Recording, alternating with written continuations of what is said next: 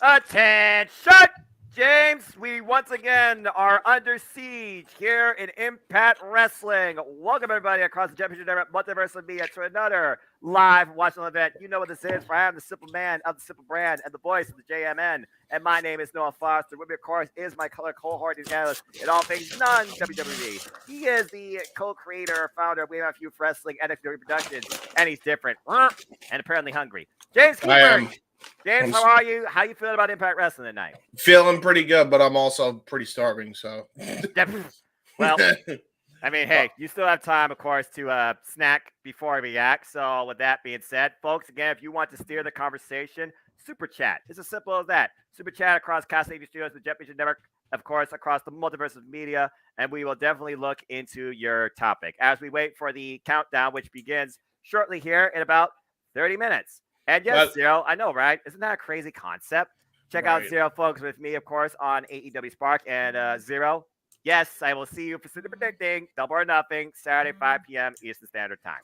Now, real quick, this is a members only event, so I should probably stream this on Discord, correct? Well, I mean, again, it's YouTube. Remember, it's YouTube. But that's why I'm recommending that we do that now. I would, just in case.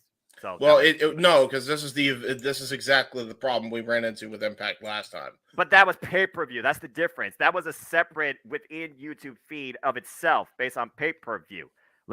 Before that, man, you never had a problem with the Impact Plus specials. You know that. Yeah, well, but isn't it for members only also? And you're a member. I assume that's how you're watching. Yes, I am. Yeah, so that's why I'm saying, like, do what works best for you. Like last time, I don't want any problems with you. Yeah, I say do that. So there we go. Anyway, Daniel, good to see you. Can't wait for this. Plus, watching tonight's WWE Friday Night SmackDown. And for those that don't know, say yes to no DQ. Please, as always, we encourage you to remain spoiler-free. Keep on the conversation and the company at hand here across the reactions. And if you are engaging on SmackDown, we will engage in it post-shenanigans. Please be respectful to the content that is at hand. I thank you. Otherwise, the producer in the green room will put the band hammer and timeout on you. That's a simple, encouraging warning. And what just happened to James? All right, well, now I'm solo. All right, so here we go. And again, folks, tonight we are discussing Under Siege. We have 10 matches, 2 on the countdown. Oh, there we go. Hello. And and this is, of course, an Impact Plus monthly special for Ultimate Insiders on the YouTube channel or those that are on Impact Plus. It starts officially 8 p.m. Eastern Standard Time, and the countdown is free for all on Impact Wrestling's YouTube channel, 7:30 p.m. Eastern Standard Time. And again, right now we are just shooting the breeze as this is our first live watching event on a, oh, good Lord Almighty, streak of 3 this weekend. So again, folks, stay tuned as we bring you into the week of the Professional Wrestling Madness Night with Impact Wrestling. Raymond with a thought right here. What will happen with Mercedes Moné? Well, that remains to be seen. Apparently, from what I've read, originally she was the one to win the championship. But based on the injury, an audible was called and Willow Nightingale was the victor. I say they're going to run it back. Now, whether or not it's Forbidden Door or Ring of Honor, which I imagine this would be more strongly showcased between Ring of Honor and New Japan Pro Wrestling, that remains to be seen. So Mercedes Moné is complete unknown. What is not unknown is her former tag team partner, Trinity, who are making her Impact Plus debut tonight against the quintessential diva, Giselle Shaw. Giselle Shaw looking to once again steal the spotlight, make it all about her after falling short at the Multiverse United and against the Virtuosa. And James, we talked about a bit verbatim. It seems that Trinity has a whole new glow with her since being part of the Impact Wrestling's Knockouts division. What did you think? I think so, yeah. I think she definitely is a lot happier for sure. Yeah. And I think she needed to change the scenery. Well, I mean, it's one of those things we talk about in the wrestling industry sometimes. You need to, either change the scenery, change something in your character, change something in your wrestling style to redefine, recreate, re-innovate, reinvent yourself is how you stay relevant. Hello, Chris Jericho. And, of course, we'll be talking more about AEW Double or Nothing on City Predicting tomorrow, 5 p.m. Standard Time. And, of course, live watch event on 8 p.m. or, 7 p.m. Standard Time with buy-in, chat, and reactions. Speaking of which, as we wait on the countdown, of course, in the countdown, we now have 2 matches booked. We have the Digital Media Championship defended by Joe Hendry. He takes on Dirty Dango, the former Fandango, one-on-one in what is one of the most random matches on YouTube I've ever seen booked in my life. Right. I mean, again, during Dangle, he literally got this match because he attacked Joe Henry, and he also is the guy that attacked Santino Marella. Now, Santino Marella comes out tonight and uses the Cobra. I wouldn't rule that out, but Joe Henry ain't losing this title. Right. That's all I got to say about that. Let's see here. Daniel says, I say Trinity will be in Impact Wrestling Knockouts World Champion for the end of 2023. Well, as we talked about on City Predicting, I do believe a lot's going to change come close 2023 into 2024 in the entire wrestling industry. Not just talent, but presentations and outlooks. And yeah, that's true. See changing championships. One in particular that needs to change sooner rather than later, another company. But I digress. By the way, we're all set because thank God for Owen. Apparently, Owen Finch has Impact Insider, so I'm good. Nice. I mean, again, dude, it's like it's cheaper than the WWE Network or Peacock, whatever the hell you want to call it. Yeah, I know. I'm $5. I'm already strapped for cash. That's where I'm at. But I mean, luckily, Owen got me covered. It's a build time. It's a holiday weekend. It is what it is. I understand that. Elizabeth, good to see you. Happy Friday, you guys. Ready for some Memorial Day fun? Be watching your reactions while listening to Braves baseball. Big wrestling weekend upcoming. Indeed, my friend. Always appreciate your investment, interest, and spirit.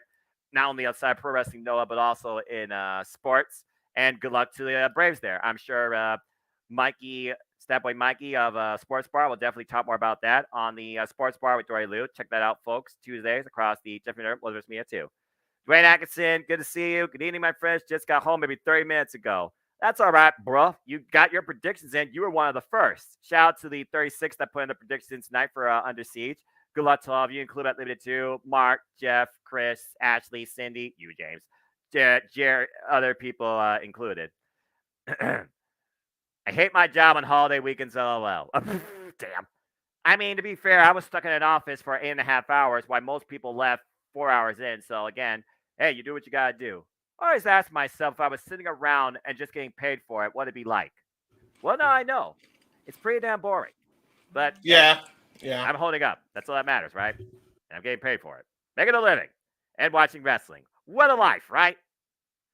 Anyway, so again, we talked about the matches on the countdown. The other match on the countdown is Knockouts Tag Team action with the current Knockouts Tag Team champions, the Coven, Taylor Wilde and Conan King, taking on sick duo Death Dolls, Jessica, and making her Impact Wrestling debut, Courtney Rush. For those that don't know, this is the living being that became the one you know as Rosemary. Back to her original form. So take that for what you will. How's that for messing with freaking forces beyond your comprehension? Still don't understand it, but you know. Well, the thing about Impact Wrestling, they love to go outside the box in this creative outlet of brouhaha. Because that's really what this match comes down to. Taylor Wilde's a witch, and Rosemary went to the other realm. Didn't come back out. Courtney Rush did. So take that for what you will. Wants to have some doppelgangers play as Rosemary and Taya and Jessica, like just to fight them. And your freaking Spider-Man meme, like, you! Wait, you're not me. You! I'm me. You! Spider-Man! If you know that fucking meme, if you know those memes, you're an OG of YouTube, by the way. Hey, that's the truth. Let's see here. Speaking of wrestling, unpredictable Best Super Juniors 30 final this Sunday at Ulta. Can't believe Desperado's out, but today is about Impact Wrestling. Let's go Under Siege. Yeah, I cannot believe this final, what the actual setup is. What an incredible tournament. And yes, Dwayne, you are correct. Courtney Rush was Rosemary's name on the Indies. Courtney Rush, I first saw her work back in Smash Wrestling, where she was probably known for. She's been involved, of course, in other promotions across Canada. She was trained by Johnny Devine and Scott D'Amore. She's a former tag team champion and singles competitor in her own right. Been in the ring with Candice LeRae, Casey Spinelli, and of course, one of the most prolific feuds of her entire professional wrestling career. One might know her as the Bunny, aka Allie, aka Cherry Bomb. So there you have it. And Dwayne, this is not for the titles, and I really think people didn't read that graphic correctly. It does not say knockouts or tag team championships. It is a grudge tag match, which means it could lead to the titles being defended, but they're not being defended here on the countdown tonight. It's standard. Simple as that. So now you know. As we go into the main show, again, there's so many matches that could take tonight, but again, we talk about standouts in the industry. Impact Wrestling has always been a unique alternative. It doesn't get more alternative than the X Division, James, in my opinion. Yeah, I agree. But before I can really comment on that, I have to call Casey. I think you guys know the reason why. If Yeah. JJ wants to step in, he can, but I'll come back like No, you're momentarily. fine. I just want to give him a call real quick and just I make sure completely he's good. understand. Again, I talk about it all the time. Family, friends is forever. For those Yeah, that yeah. don't know, I'll be we right have. back. Yep, no problem.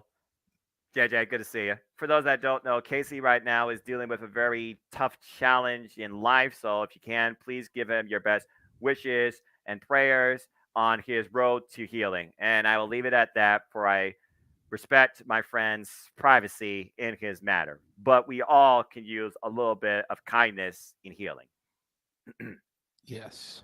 So JJ, I know you don't know. I know you don't know much about Impact Wrestling when it comes to, like, the environment, the storytelling, the card, the structure. But you see the I know graphic. I don't believe in Joe Hendry. Blasphemy! Blasphemy! That is the Blasphemy! one thing I do know. You are a fool. Say Do not. yes to the Jarretts and say No, no no, to no, Joe no, no, no, Hendry. no. Jeff freaking Jarrett almost ruined Impact Wrestling when it became. Jeff freaking Jarrett is the reason why they almost went out of business. Not just Eric Bischoff. Jeff freaking Jarrett is a curse that Danhausen cannot uncurse on this industry. Jeff freaking Jarrett does not belong on my screen in All Elite Wrestling. Jeff freaking Jarrett does not belong to be a challenger for any sort of championship in 2023. Jeff freaking Jarrett and Karen Jarrett especially do not to be involved in any creative capacity in the professional wrestling industry. But I digress. Ugh. Anyway, Matt Helms, good to see you. Let's see here. Hello, fellas. How you doing tonight? Everybody, yeah, smash that like button, folks. Make an impact tonight here with the viewership. Let's see here. I fought, so that's why I picked the dogs. Good move, Dwayne. Rosemary and Jessica Havoc had a rivalry like Trish and Lita in the Indies. You are absolutely correct. In fact, it was one of the earliest matches of Courtney Rush and Jessica Havoc, where at one time they were still, getting their foot again. Jessica, being the veteran, was helping Courtney. Courtney got injured. That messed her up not only physically but mentally, and it also gave extreme concern for Jessica as well. You gotta look at both parts here. You don't believe in suntan lotion either, do you, JJ? Hey, is that a dig or is that just like a skin complexion compliment? You know what? I wasn't going to address it because I felt like that was unnecessary, but y'all got to keep in mind what I do for a living. I drive for Lyft. I usually have sleeves on. I literally just came back from the pool a little bit before going on to do this with you guys today. Where, yes, I did put sunscreen on before I went outside. We don't want to get But, sunburned. when you've got one arm out your car window and you've got sleeves on, you're not going to get tan up here too, just saying. Well, I mean, the sun hits the body in different spots, different ways, whether or not it's exposed or covered. So, I mean, I also think there are other parts of the body that are more easily vulnerable to ultraviolet rays than, the anatomy perceives. Okay, this is not a freaking science expose. I'm going to stop right now.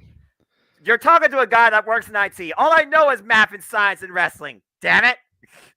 I like Jeff Jarrett, but signing with Noah when it comes to him and TNA Impact held their world title and W nearly hostage. Well, that was way in the day, and you know that. Jada, you could talk more about that. That was a silo. And you know what? A lot of people like to give Jeff Jarrett shit for being basically the reign of terror in TNA as Triple H was in WWE. Right. But the situations were slightly different. What you've got to keep in mind, everybody, was Jeff Jarrett was an owner of the company at the time where the talent wasn't locked down to long-term contracts. So who are you going to rely on to be there on a weekly basis? Yourself. Big difference. Big difference. And Jeff Jarrett gets way too much shit for that, but who else could he really rely on back in those days when the people weren't locked down to long-term contracts? That's fair. Different time, different age, different financial structure.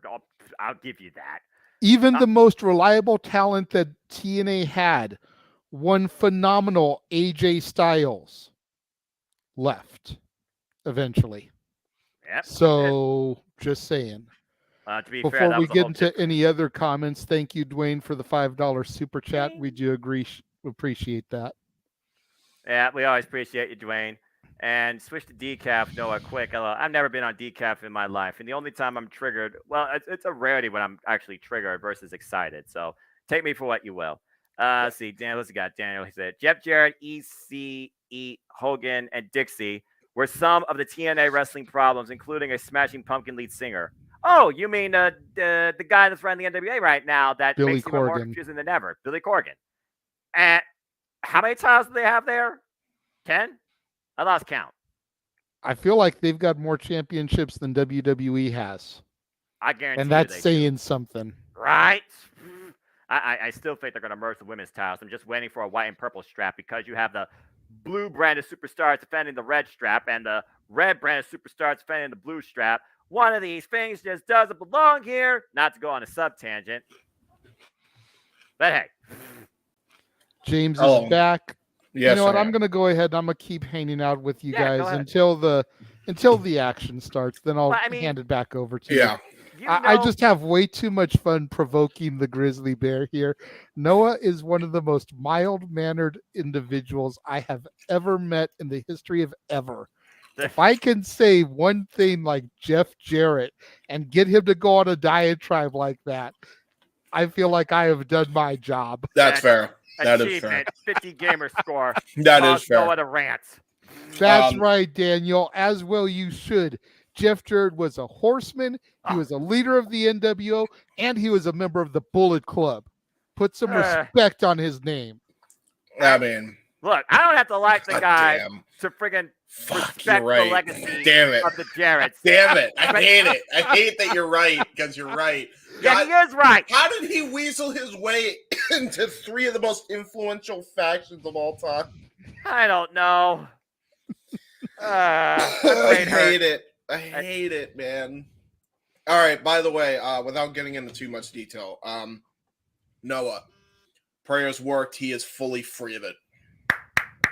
So, it's good. Amen. But yeah. Casey, good to know, man. I hope to see you for our usual annual, 2-panel spectacle. Yeah. Apology. G1 Climax. Hey, you never know with Zero and Kuzan being New Japan strong as well.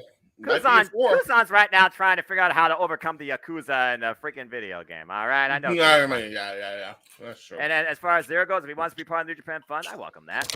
Let's see. Going downstairs now for some supper. Be back in a bit. Tonight is pizza night. Well, Fridays are usually pizza nights, so there you go. I literally just got done eating a couple pizzas from Marco's. How much to hear Noah sing with my You know what? $25 super chat to Jeff's channel. What? Jack?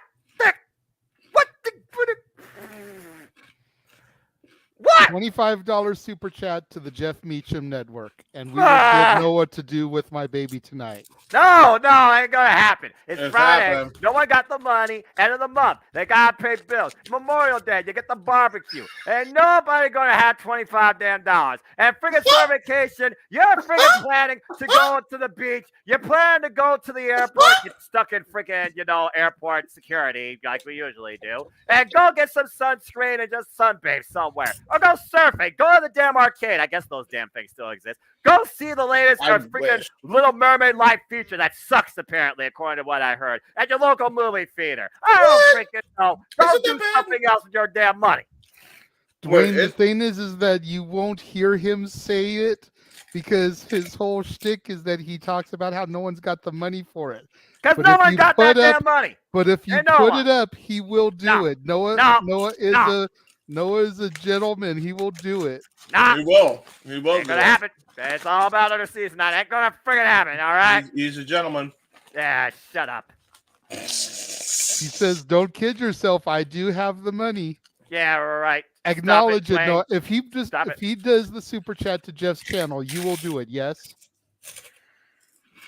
You're lucky I appreciate all you crazy people on this chat and this freaking panel. Yes, I will do it. There you go, Dwayne. You just heard him say, yes, Jeff's channel. Anyway, back to friggin' Under Siege.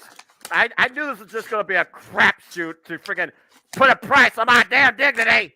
Dadgummit. But I freaking digress.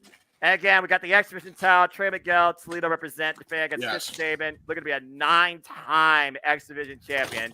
Hell, Sabin. Your boy, Frank Kazarian, has another chance to become number one contender now for the Impact World Championship. But he's got to go up against Moose, Eddie Edwards, Uya Yamera, Jonathan Gresham, and freaking Alex Shelley, who I'm sure wants his second ever chance at the title. And then, of course, we have Long May She Reign. Deonna Purrazzo defending the Knockouts World Championship against the Juggernaut Jordan Grace. The fourth singles encounter with these two. Jordan Grace loses, though. She cannot challenge for the title as long as Deonna is champion. We have the Real World Champion, Nick Aldis, taking on Kenny King. Obviously going one step closer towards challenging for the Impact World Championship. ABC, Chris Bay and Ace Austin, which I sometimes screw up their names, defending the Impact World Tag Team Championships against Subculture. NXT UK represent Mark Andrews, Flash Morgan Webster, and Danny Luna. Of course, we talk about Trinity's we're gonna fill the glow tonight, and we'll see how the quintessential diva handles that spotlight or gets starstruck. I don't have a damn clue who's gonna be on Callahan's side in that 6-man tag. Get Lance Storm. Who else is from Canada? Who else is in Impact Wrestling? You can't say Eric Young. He's in WWE, unfortunately. And then, of course, we got the main event where I'm going to see how much mayhem Steve Macklin can dish and how much PCO can endure. Yay, more hardcore wrestling. Because he's not human. So there you go. So that's our Impact Under Siege card for tonight. Again, there's some names JJ. I mean, again, because he's your boy. Alex Shelley, you guys were on the edge of your seats at one point for that match at Emergence. You saw Deonna Purrazzo get crowned Knockouts World Champion against Jordan Grace at Rebellion. So you know a few of these names, JJ. Yeah, I mean, there's definitely people that I know. I'm not taking anything away from that, but Impact is the one show that I never get to watch on a weekly basis. Either I forget it's on, or when I do remember that it's on, I have to watch something else for my regular, movie reviews and something. It's like, crap, Impact's on, but I got to watch this for a review, on Saturday, so I got to get my stuff in. What do you It's always one of those things that always happens to me and just kind of gives me that hiccup. Right. Well, what are you going to do when you got to add AEW Collision to your weekly agenda? That's not going to be such a big deal because Saturday is usually a chill day for me. That's it. And the fact that it's going to come on at 5 o'clock and for me at my time. Right. And so that would go to about 7, and then 8 o'clock is open mic night for me. Usually. It's just kind of like a nice little watch it, then make sure everything is set up in the studio for open mic night, and then go on and start talking, Yeah. Which that makes sense. By the way, thank God some shit's fucking finally back to normal. I'm saying there. I mean, again, what is normal? James, let's honestly, be honest here.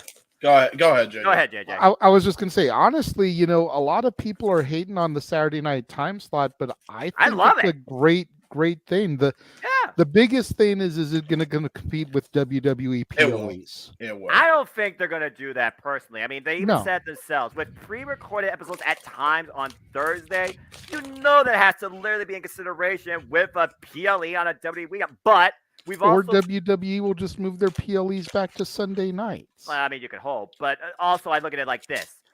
It's one of those things where I think Shawn Michaels even said at one point, he doesn't necessarily want to compete with us because he feels that's better for them. Why Tony Khan's like, I don't think it's unethical to compete against others. I mean, I encourage and welcome that because it just means there's more options for the fans. So it's almost like one's like not bothered by it. The other one wishes there was less of it. So again, take that for what you will. Hang on. Dwayne, you've only got about 5 minutes, Dwayne, if you're going to do it, because once the action starts, Noah's going to have to be focused on calling the action. So I was about to say. I'm just saying, like, he seemed so gung-ho to do it, but he ain't done it yet. So to be fair, if he has never used the fucking super chat system before, that could be kind of hard to navigate first time.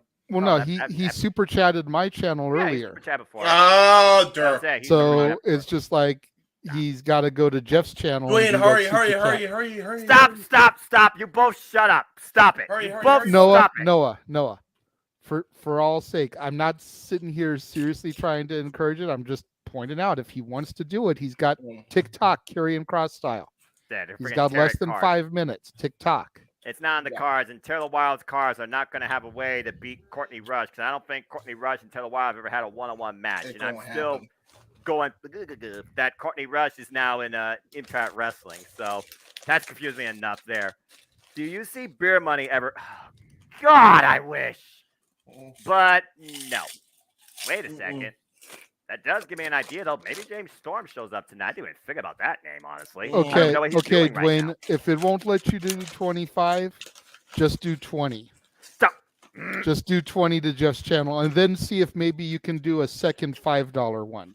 There you Yeah. go. Because But- sometimes, because of the iPhone, it messes things up that way. Or So if go you can do a $24.99. $24.99 might probably work. iPhones tend to do super chats in 99-cent margin. That's I what will it say is. that. Yeah, $24.99. So is try what you wanna do. $24.99, Dwayne. See if it'll Right. work it that way. Right. If But- not, then see if you can do 20 and then 5 to Jeff's channel. That way it still equals the 25. I miss the it factor of professional wrestling so damn much, and my glorious NXT champion, Bobby Roode, because I think he's still out on surgery.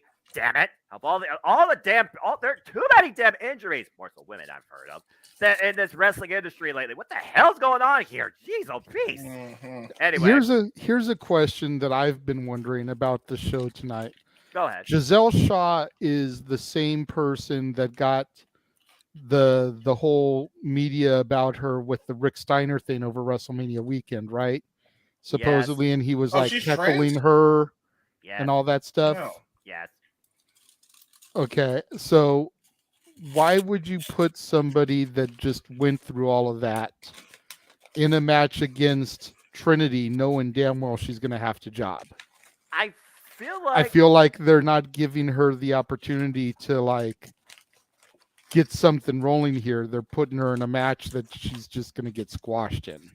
The thing ahead, is, James. though, she's win or lose, she's still going to be a main fixture on TV. That's the thing. Like that, Giselle Shaw's too important right now for that women's division. Right, really but is. isn't there somebody else on Impact that if they got squashed by Trinity, or bring in an enhancement talent or something so that you don't kill somebody that is as prominent as you just said on the TV? I think that will change when I think Jordan's turning heel and joining Holy yeah, shit. exactly, because the way I see it Noah? is Oh my! Giselle Shaw is Giselle Noah? Shaw. I'm trying to speak here, guys. We're about to go up to the countdown. Giselle Shaw is one of those that kind of really owns up to what she is. She is the quintessential I diva, guess, but she does own the spotlight. She's had great matches for the Knockouts World Championship against Mickie James. She's also hung with the likes of Deonna Purrazzo and even Jordan Gray. She's one of those that really has become a mainstay, like you said, and Trinity going over somebody like that's only going to further raise her stock in Impact Wrestling as the countdown's about to begin. So there you go. I'm looking forward to this. I don't think it hurts Noah, at all. Noah, before the countdown gets underway, you want to look at the screen. Why do I want to look at the screen? Just look at the screen. What the fuck? Start singing, buddy. I gotta detest you people sometimes. You got to do it quick, bro. It's about to start. I'll do it after the damn show's over. All right, yeah. There you go, Right. everyone. Stay tuned. He's gonna be singing with My Baby tonight after the show is off the. No, but, oh my god. To be fair, Noah, he did donate 50. So if it's allowed, I will do it with him. Just so he's not doing it alone. It did pay technically for two people almost. So I was about to say, just cash at me that $25 because I'll just buy me a new video game. there you go. God damn. Okay, so Do what? So everybody, make sure you tune in at the end of the pay-per-view since we're going to be doing the countdown is getting ready to start. Video package So on screen. unfortunately, it's too late to get him to do it at this moment. But as soon as the broadcast is over this evening, we will make sure that Noah fulfills his obligation, and it will be sung. There you go. By the way, JJ, if you want to watch it, I am streaming it on the Discord, so you can keep it up. Keep And up the to date with us. countdown's underway, James, and we are inside London, Ontario, Canada, where the women are taking center stage. It's Knockouts tag team match, and kicking us off is Kylan King and Taylor Wilde of the Coven make their way down to the ring. Hello, everybody. Welcome officially to the kickoff as we are in the countdown under siege on the Championship Network Multiverse of Media live watch-along event. Again, I am the Simple Man, the Simple Brand, and the voice of JMN, and my name is Noah Foster. With me, of course, is James Hebert at JHebertside95, and, of course, the Renegade, JJ Williams. And we are kicking things off again with the Knockouts and tag team action. Of course, the Coven's been holding down the Knockouts tag team division for 89 days since beating the Death Dolls in February. But this is not the same Death Dolls they've been dealing with that they face tonight. No, they're just dealing with punk rock chicks now. Full on. Well, here's your favorite theme, though, James. Oh, wait, hold on. Okay, so I'm about to see. They're doing the thing. And then. Turn around. Okay, they do the turnaround. Oh, this is actually pretty cool. Okay, yeah. The Death Dolls bringing neon. Pause. What's up? Pause. Yeah, I got you. And unpause. All right. If I'm still sick, I'll let you know when the bell rings. And the Death Dolls are bringing back neon the 80s and punk rock in the 90s, all back in 2023. I kind of like this. WrestleMania running wild. Courtney Rush making her Impact Wrestling debut She's with super Jessica. She's going to go Russian, you know? Well, I mean, this is going to be a different form of a rush. That's not LOD, if you know what I mean. Anyway, what a rush. Anyway, Courtney Rush, for those that don't know, she actually has been involved in wrestling since 2010, evolved across primarily Canada, Shimmer, and Smash Wrestling. She's hung with the likes of Casey Spinelli, Kimberly, of course, Jessica. At one point, they were in a rivalry, and also, of course, one Cherry Bomb, a.k.a. Allie, a.k.a. The Bunny. But she is also an accomplished tag team champion. She's tag team with the Danger Zone, Casey Spinelli, and even Sarah Del Rey in Shimmer. So, honestly, we could see future challenges here for the Knockouts Tag Team Championships in Jessica and Courtney Rush. Bell rings are underway. Bell rang for me. All right, then we're good. So I got a couple of cents, so we should be fine. No, yeah, I think it's like, okay. As they're in the corner right now. Don't expect no binding of faces here anymore, by the way, folks. This is not Rosemary. This is Courtney Rush. Just your average, everyday gamer / professional wrestler, you know? All right, she's clapping. Tap again in the middle. She clapping. So she clapping. Man, this is a stiff Continental tap. Back in the corner again. Again, got a 5 count. Haven't gotten to the corner yet. I'll let you, just let me know, man. You're good. Nice. All right, now they're in the corner. All right, and then the referee. Ooh, that referee is making sure she admonishes her. Ooh, got caught. Over? The head scissors, the counter. All right, we're good. All right, I think we're good now, man. So again, James, I mean, look, we talk about all the time, you know, hoopla and blah, blah, and all the dark arts and all this nonsense about, you know, mystic-based stuff. So Rosemary apparently went to the Undead Realm, and when the time ran out, Courtney Rush came out. So take that for what you will, but I got to ask you, Matt, what do you think of Courtney Rush so far, just from a presentation standpoint? Courtney Rush is actually pretty good as far as we know it's going to be the same competitor regardless. You may be able to take the witchcraft out of the witch, but you can't take the wrestler out of the woman, and I think Courtney Rush is definitely going to show that. This is still Rosemary, former Knockouts Impact World Champion, so you can't sleep on her just because of the change of appearance. To be fair, well, here comes the Mother effing King, Kylan King at the tower. Tried to go for an arm drag that time. And the funny thing is, Kylan King is the youngest in experience in this match, with literally only 4 years in the game. Oh! Uh-oh. Well. That's a stiff shot and a half. And to be fair, as I was trying to say, Rosemary's not a witch dude. She's a demon assassin. Again, take that for what you will. Tad to Jessica, because she's sick. Hey, you know what? She did dark magic too. I'm just saying. You know? Oh! Yeah, I think that just fired her up. I don't think that's helping your case, Kylan King. Your woman's not doing too good. May I remind you that Kylan King is effing crazy herself? Oh! Oh my God! Okay. Oh fuck! All right. The jab. The jab. The jab. Burn like a butterfly, sting like a bee. That's a lot of jello Whoa. waving. Oh! Bionic elbow. A sick elbow, James. That's not Dusty. That's fair. Tag to Courtney Rush. If anyone missed the 80s, here's your throwback. There you go. A nice splash in the corner there. And another Crashing one. again. Good tag teamwork here. Because they're sick. Whoa! Trash. Oh! Oh no! Oh dear. Face first, the witch goes into the brew of her partner. Yeah, she does. And it looks like Courtney Rush. Is she looking for a sharpshooter here? Well, they are in Canada. Yeah, Oh! she went right in the cooch. Ooh, good German, though. Denied the sharpshooter. Caught in the German. Kylan King still the legal competitor. Again, the Knockouts division, all about that unique diversity and presentation. I'll be honest, though. You know, I'm wondering if this witchcraft, when it comes to the Coven, has actually been something somewhat against this team, because you got to imagine, look at the way the team is dressed now. They're both dressed the same way. They both think alike. I think they may have inadvertently hurt their chances for future reigns with the Impact World Tag Team titles. So you're saying, that Courtney Rush and Jessica cover a hook of the leg and a kick out at 2. You're saying that Courtney Rush and Jessica have a better chance as this version of Death Dolls to defeat the Coven for the titles down the line than the original Death Dolls did? I think so. I mean, look at this. I mean, there's a lot more synergy.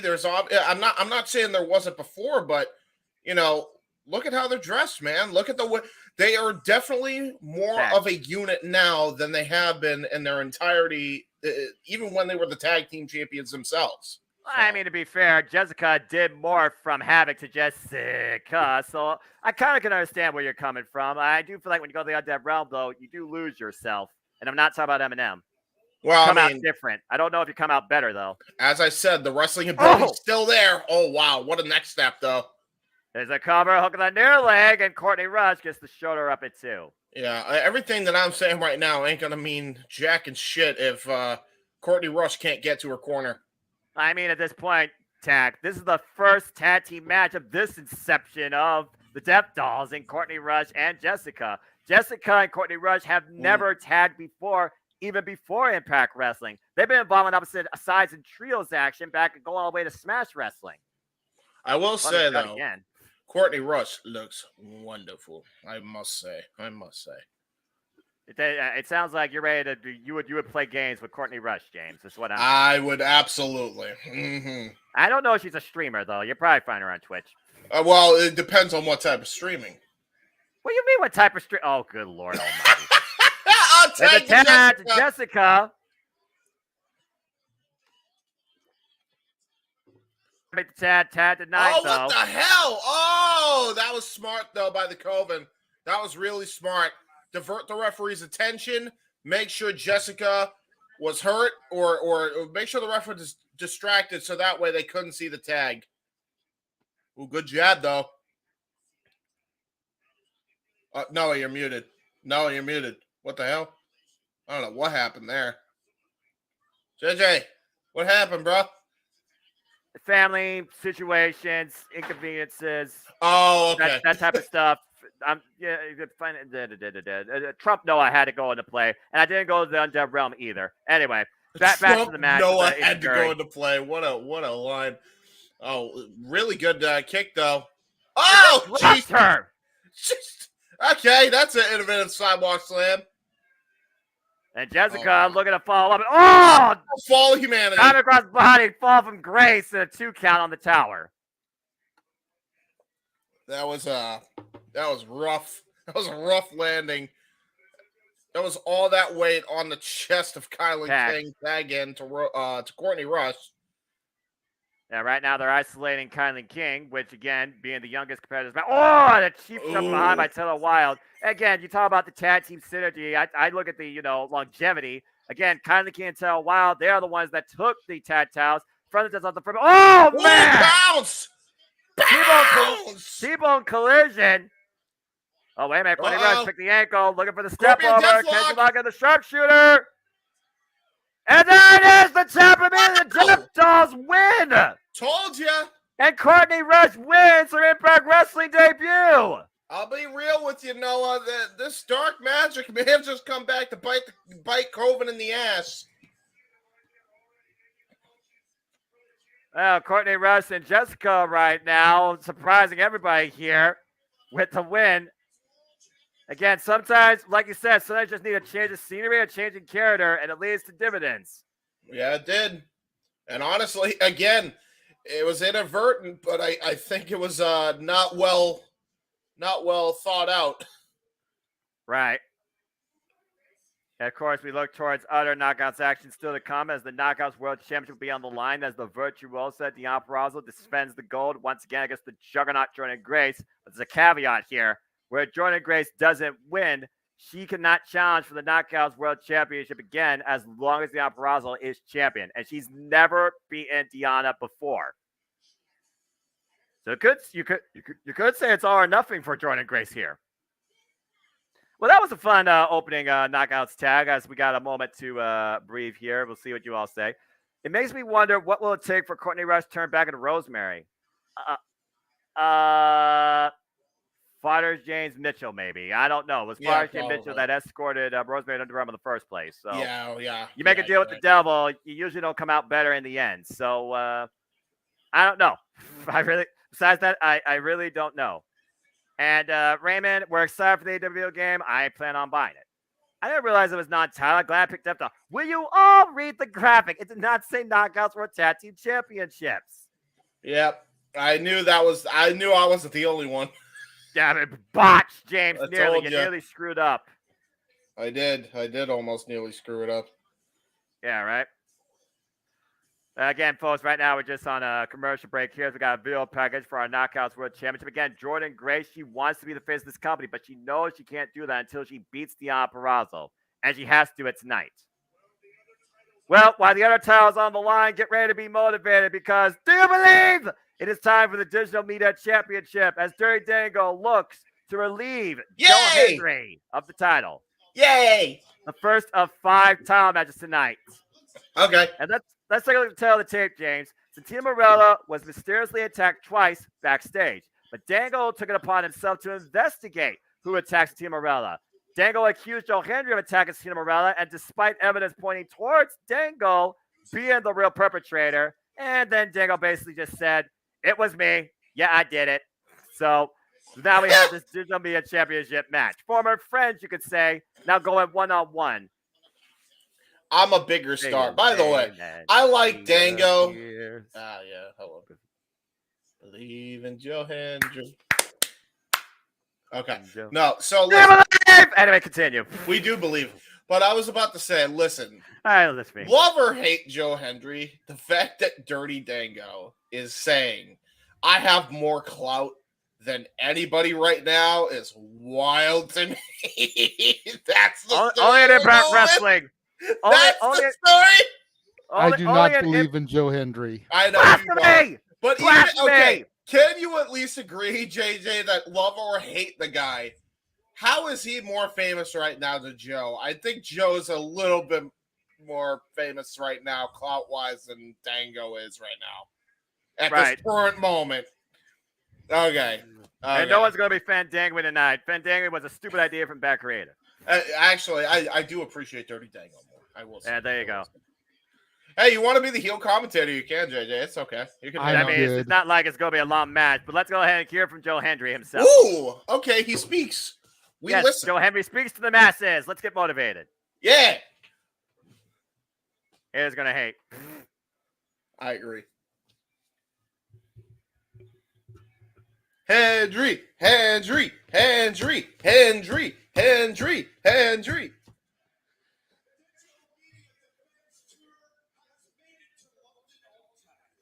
Yes. Damn right.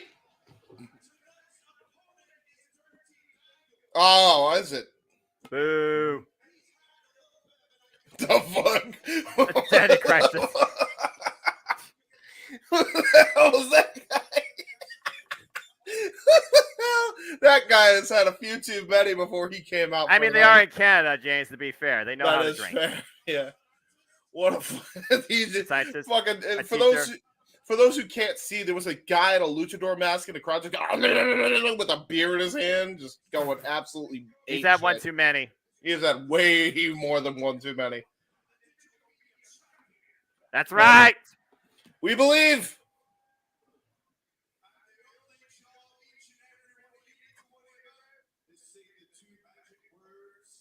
We believe. I believe. I believe.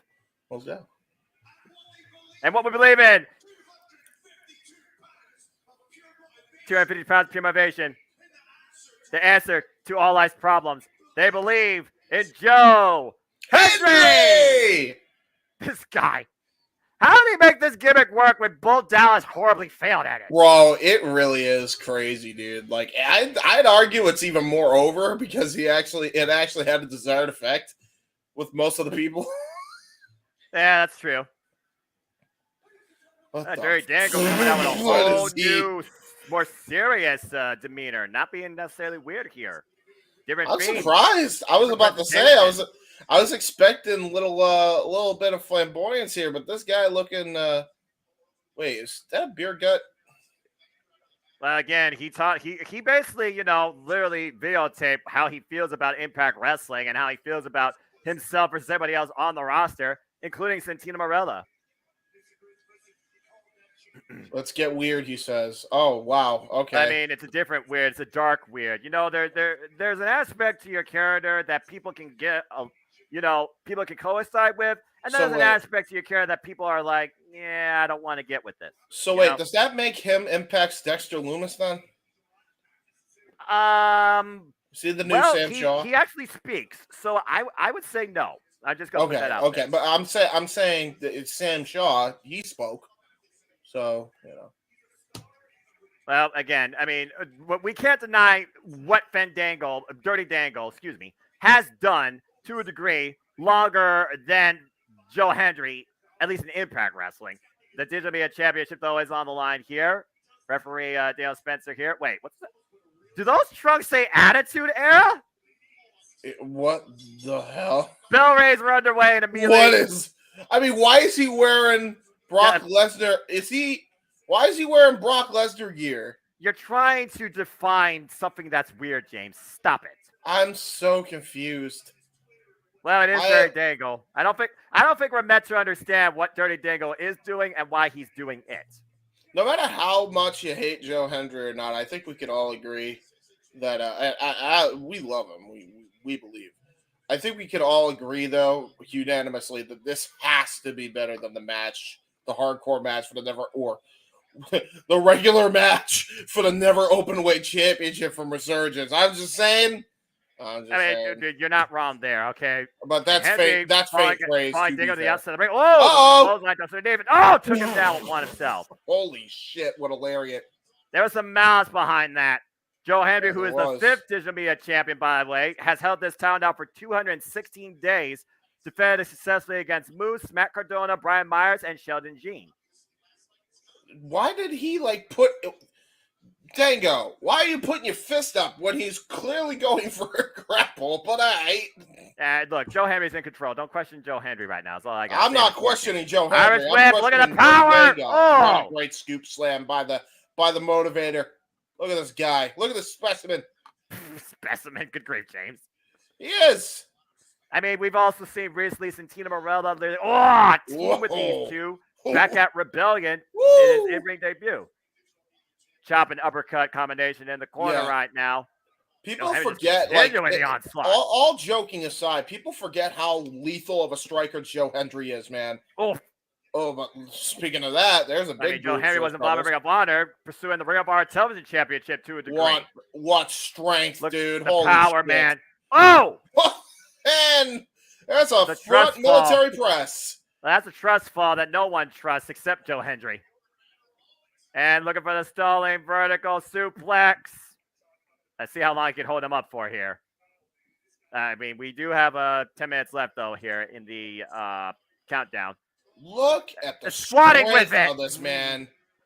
Look Bro, at this, man. the deadlifts with a huge human being. And look All at right, this. Joe. He's just, Oh! there is the suplex. Oh, my gosh.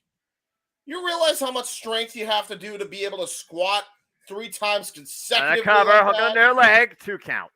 That's ridiculous. Again, 252 pounds, man, versus Dirty Dango, who might be, I would think, somewhere near that. Oof. Yeah, he's no slouch. He's definitely shoulder first into the post, though. The shoulder first, though, into the steel ring post. And that could definitely hurt Joe Hendry when he tries to go for that standing ovation finisher, as we know. The one arm like choke slam or power slam. And Dirty Dango right now picking his spots here. Oh! Taking some WWE 2K14 strategy here. He didn't even stop by. He drove his arm into the elbow while it was bent. It's a cover, lateral press, and a 2 count. Really good by Dirty Dango there. And look at this. Wow. Double wrist lock. Huh. Dirty Dango is not being weird. He's actually being a wrestler here, which actually does surprise me. This is the most serious I've seen him since coming Impact Wrestling. And it's actually he's actually got a really good game plan. But what a great fireman's carry takeover. Damage still done though to that left arm. Joe Hendry feeling that the arm bringer down to the mat is not going to help.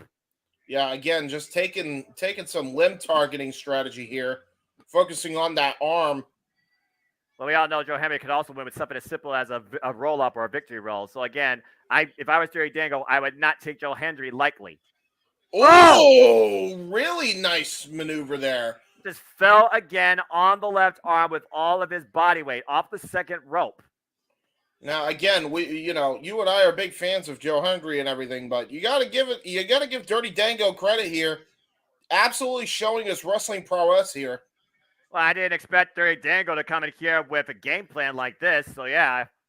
And once again, attacking the arm, isolate Joe Hendry in the corner, adding pressure, elevate off the great counter. Great counter into the Ace Crusher.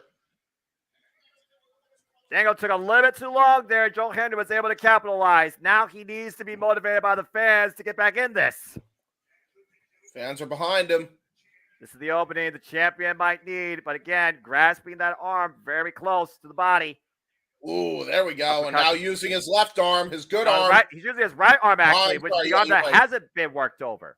That's right. You're right. Oh, get to the midsection. Dirty Dango off the ropes, though. Joe Hendry falls in over the elbow. Great elbow strike. The Digital Media Champion trying to mount some momentum in offense here. Once again, the power coming into play. The faraway slam.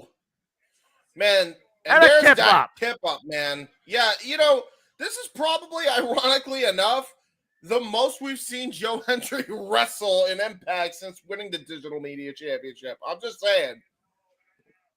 And Joe Hendry right now ready to rock with Dirty Dango. He is. As again, the audience, they believe. Once again, the referee, though, coming into play. Oh! And a disqualification! A blatant low blow. Joe Hendry retains the title.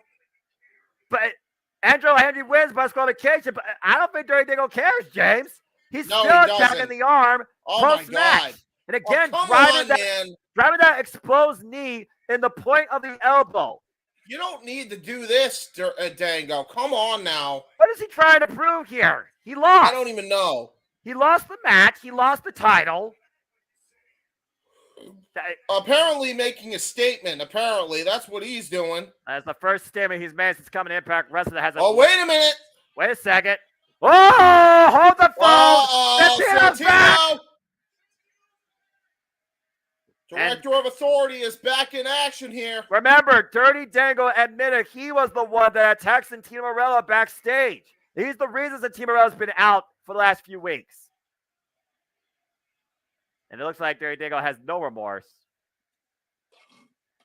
Well, the Director of Authority is back. That's a pleasant sight. Thank God for Santino, man. And it looks like he's ready to fight that son of my gun. Son of my gun. You son of my gun. He is a son of my gun. Checking on Joe Hendry's arm here.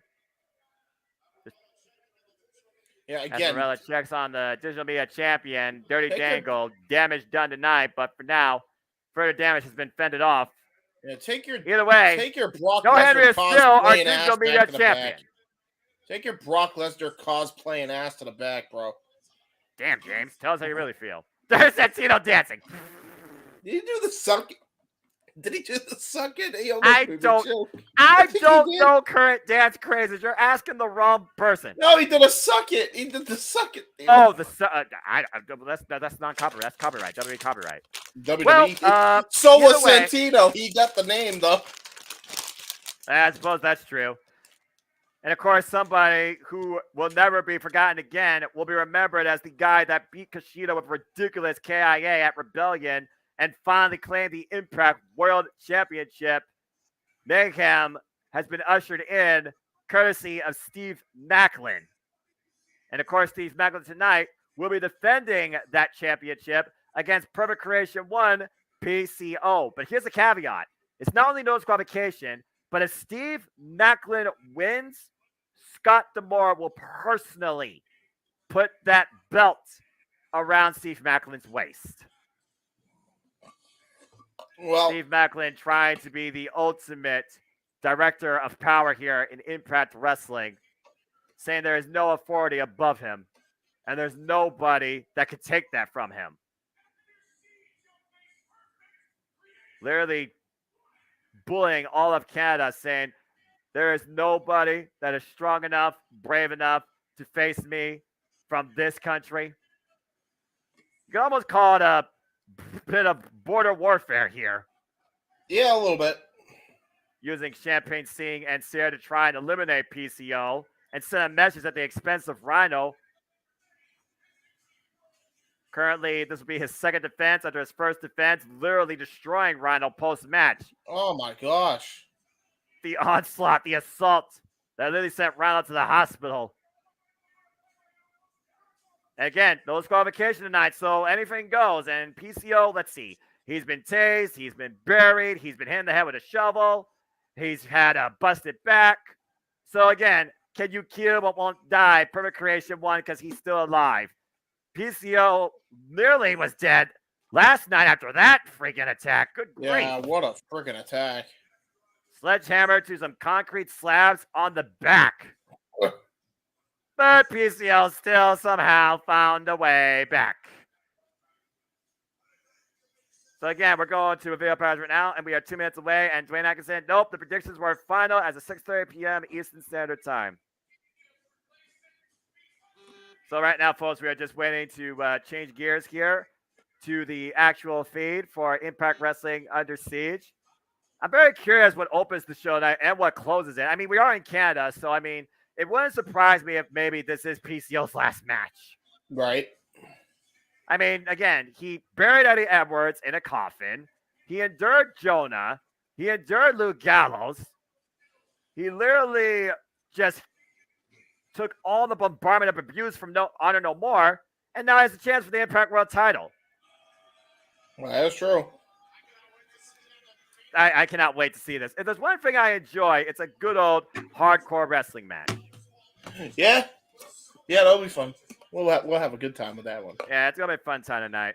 Again, this card tonight is stacked. We have Michelle Shaw, the Quintessential Diva, taking on Trinity, looking to take the spotlight. Kenny King goes one-on-one with Nick Aldis to try and set up Nick Aldis' way for the Impact World Championship. The design is six-man tag team action. Take on Semi-Con, Rich Swann, and a partner of their choosing. Who could show up with these guys tonight?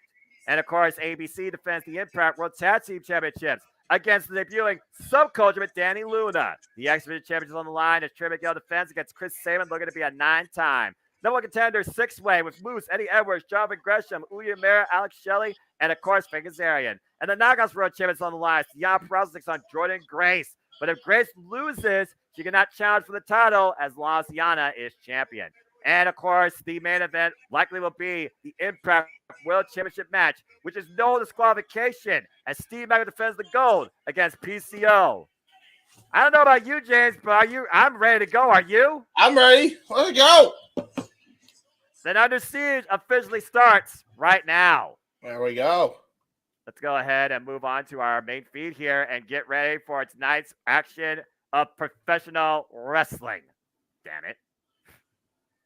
That is true. Because right now we're waiting for it to shift gears, as it usually does.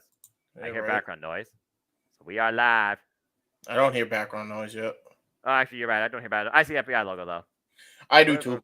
Federal law provides for service. We will find you if you do anything negative in any capacity. There's something like that. Full-blooded Italians?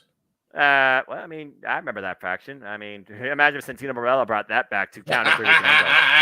Oh my God! Look, That'd be hilarious. Santino Morello, oh, Jesus The Christ! director of authority for the FBI. Oh my God! As we get our usual intro via package. So again, folks, welcome to the JMN Network Multiverse of Media live watch live event special tonight for Under Siege. You know what this is, for I am the Simple Man, the Simple Brand, and my name is Noah Foster. With me tonight is James Hebert. He is my color analyst and cohort in all things non-WWE as we bring you our reactions, our coverage, our thoughts on all things tonight strictly Impact Wrestling. Again, James, there's a lot at stake tonight. There's a lot to be proven by many people, and we could see some very interesting, shocking moments in history made tonight. Wait, sorry. We're going to fill the globe with Trinity. We're going to see a Chris Sabin humble as Trey Miguel. We're going to see what Mayhem is unleashed by Steve Macklin. Is there a friend for Sami Callihan? And so much more. All right, this is going to be fun tonight. Again, I'm looking forward to that. We hope you enjoyed the reactions, the conversation. Please subscribe, comment, tell a friend. And if you haven't already, super chat across the Jeff Meacham Network and Cast Lady Studios. Support my friends. They monetize you. Give them a super sticker and become part of the ride. And if you want to steer the conversation as we particularly only focus and talk about Impact Wrestling, not SmackDown tonight, super chat. It's as simple as that. But please, if you can, avoid spoilers for SmackDown. We appreciate your attendance for our watch-along event. Because later on, I'm sure we'll all look at SmackDown in some capacity, particularly JJ Williams. So again, no spoilers for SmackDown, or the producer in the green room will put the band hammer on you, or put you in timeout, whatever comes first. Mm-hmm. I like that promo. Promo was fun. Yeah, these promos are always great openers. Oh boy, who will rise above the pressure? London, Ontario, Canada. Impact Wrestling is under siege. Hey, good Coca-Cola. I mean, Coca-Cola's all right drink. I don't know if Coca-Cola is a premier drink in Canada, though. Anyway. I need a bank card. Just use that. What is this? Because I was going to use that. Hold on. Yeah.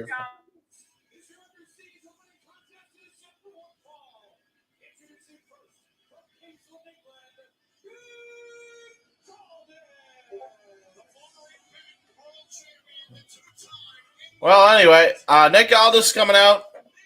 NWA free from those shackles, I suppose. Even though he's the one who created it.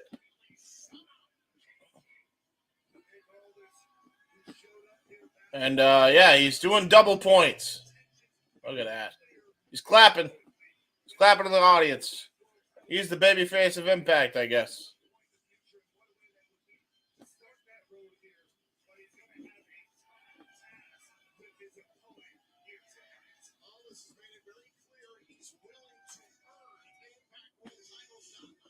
And we got Kenny King now coming out. So this is how we're opening it up, I guess. We're opening it up with Kenny King and Giselle Shaw. Listen to me. Nick Aldis versus Kenny King. Now, Kenny King, a Ring of Honor veteran and Impact veteran. Nick Aldis, an NWA and Impact veteran. We got two veterans of the industry going to be colliding here, one-on-one.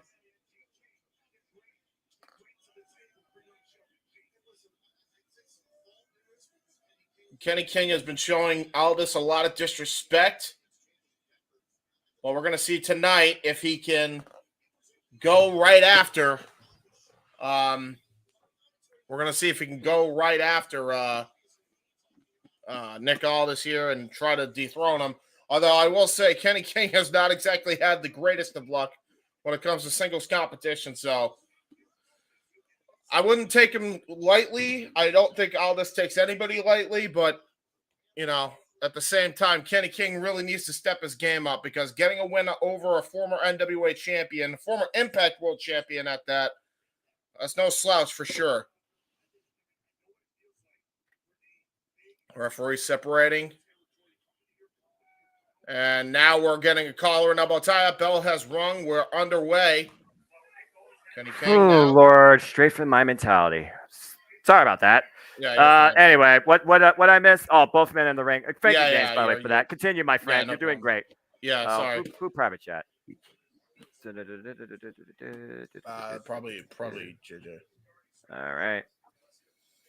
Oh, son of a.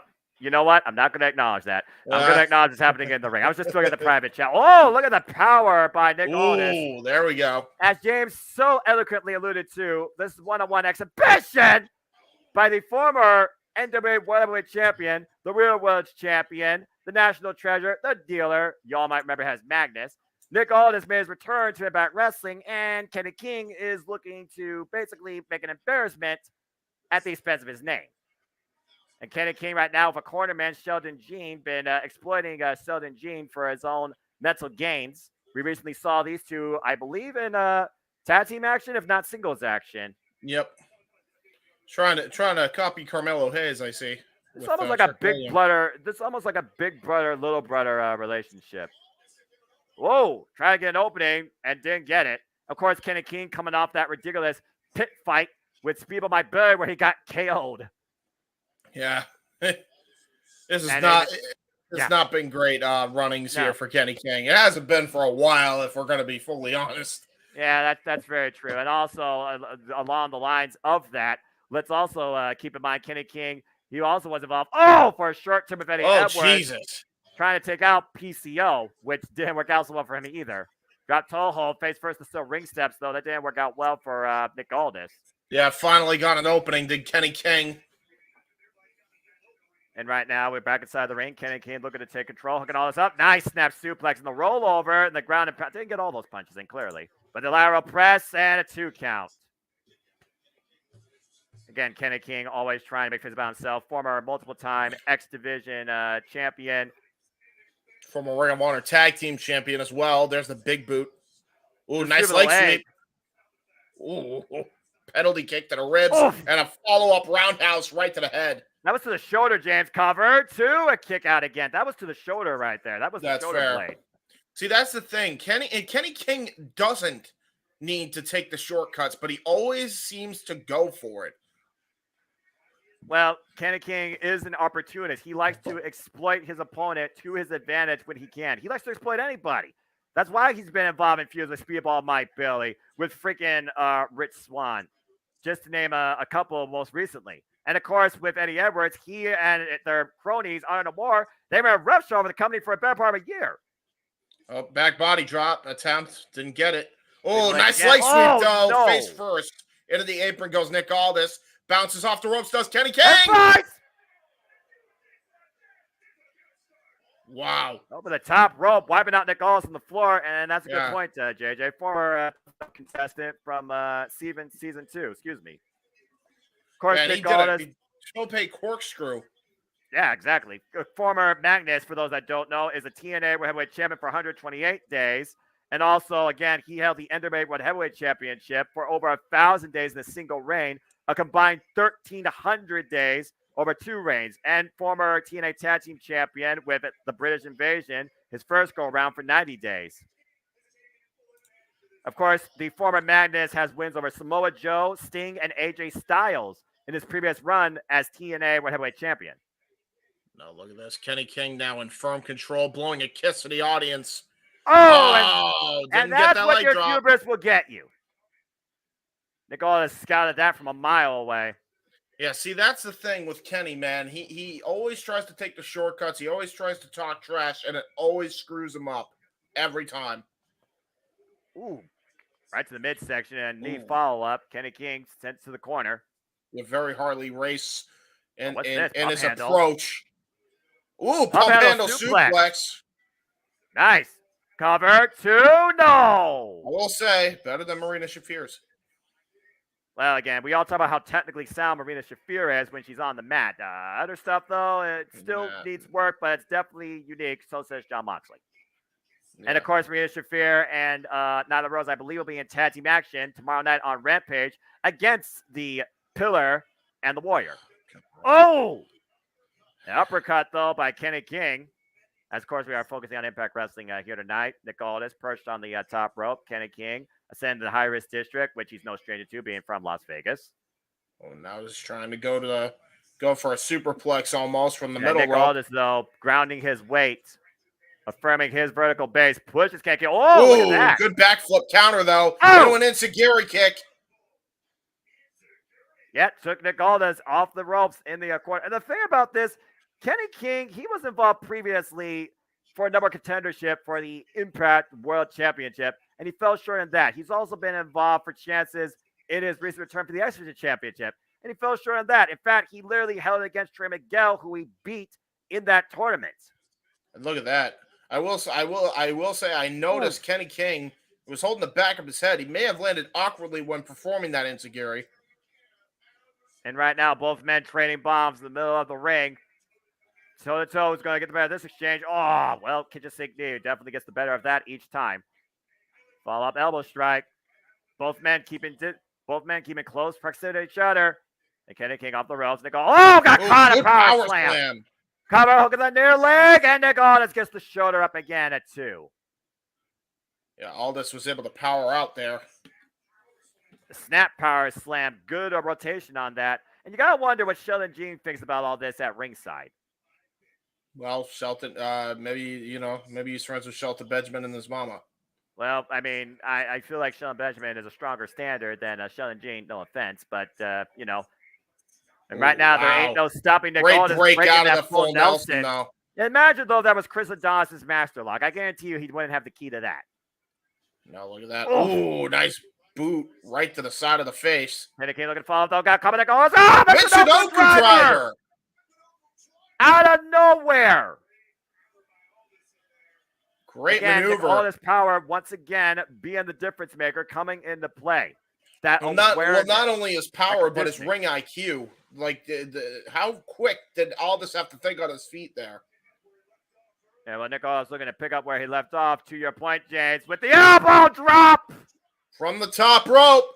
The Sheldon Jean, though, distracting the official. Turn around. There is a 3 count in play. And Nick Aldis looking to follow up. And there's a shot to Sheldon Jean, taking him off the apron. I would turn around Aldis. Kenny King looking to take advantage here, though. There's the double leg. There's a cover. Got caught. Got caught before he could steal the match. He could have had him if he put some pressure on the shoulders. Position for that. Ooh, scorpion kick. And a spine buster. Plants it. Hook on their leg too. No. Aldis able to stay in it. Again, he takes the shortcuts, but I almost wonder if he even needs to with ability like that. The way he was able to transition the scorpion kick into the front spine buster. Like, I question the tactics of King. I have for years. I mean, he's not the only one who apparently has so much potential but fails to live up to it because he believes he has to take shortcuts. Oh my God! What a power bomb into the cloverleaf! Yeah, that was just a release power bomb, dude. He didn't even catch him. He just literally touched him and dropped him, turning him over in the cloverleaf, further exaggerating that back high angle. Yeah. I think he has to tap out. Nick Aldis with the win. You could have counted to 100 off the power bomb in and of itself. No, Nick Aldis was here to send a statement tonight. All the jaw-jacking Kenny King's been doing, he was going to make sure that Kenny King realizes who he's in the ring with. This is a former TNA World Heavyweight Champion looking to become an Impact World Champion, a restarting his career, and Nick Aldis off to a great start. That's some unbelievable shit. His goal in the near future for the national treasure. Yep. Again, he's here to earn everything, and he earned that victory tonight against Kenny King. Big win. Momentum is key in Impact Wrestling. Nothing is given, everything's earned, especially nowadays. Congratulations to Nick Aldis. And I gotta wonder though if Kenny King's gonna shut his mouth now or try once again to embarrass Nick Aldis.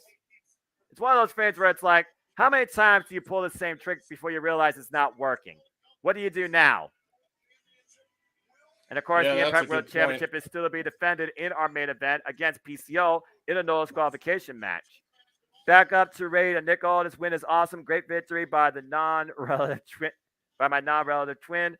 Nick and I, same age, same birthday. Oh wow, the more you know.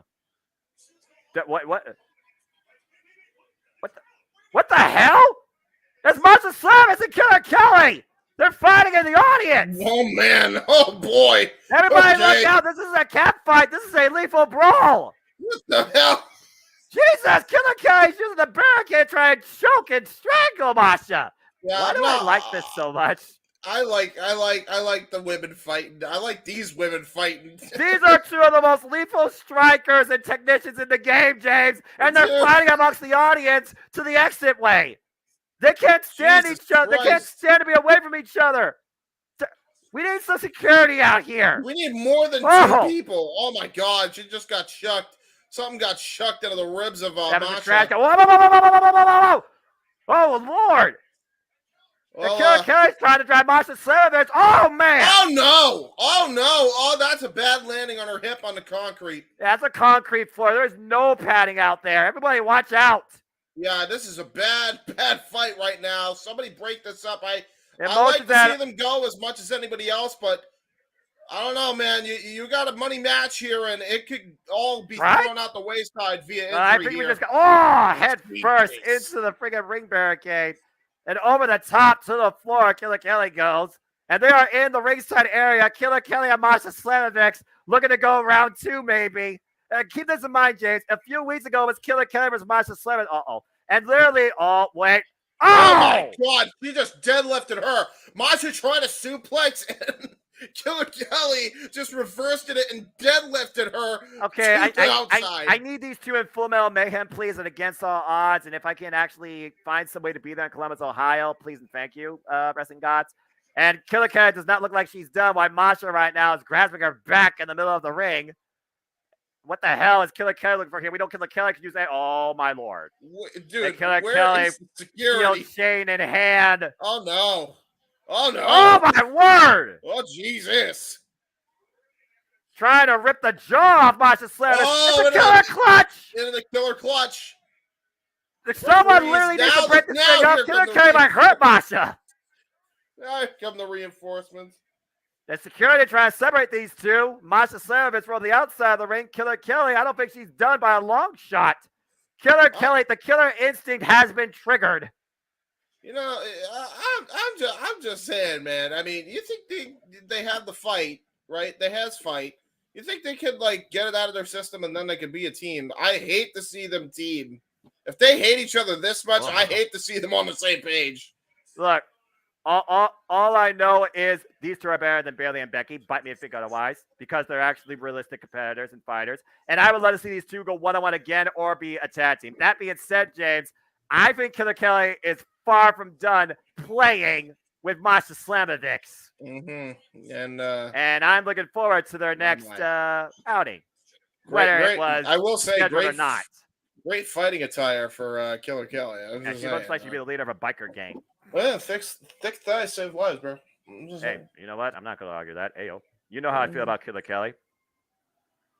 And speaking of killers and fighters, thighs, bodybuilders, we're with Gia Miller backstage now with Jordan Grace. There you go.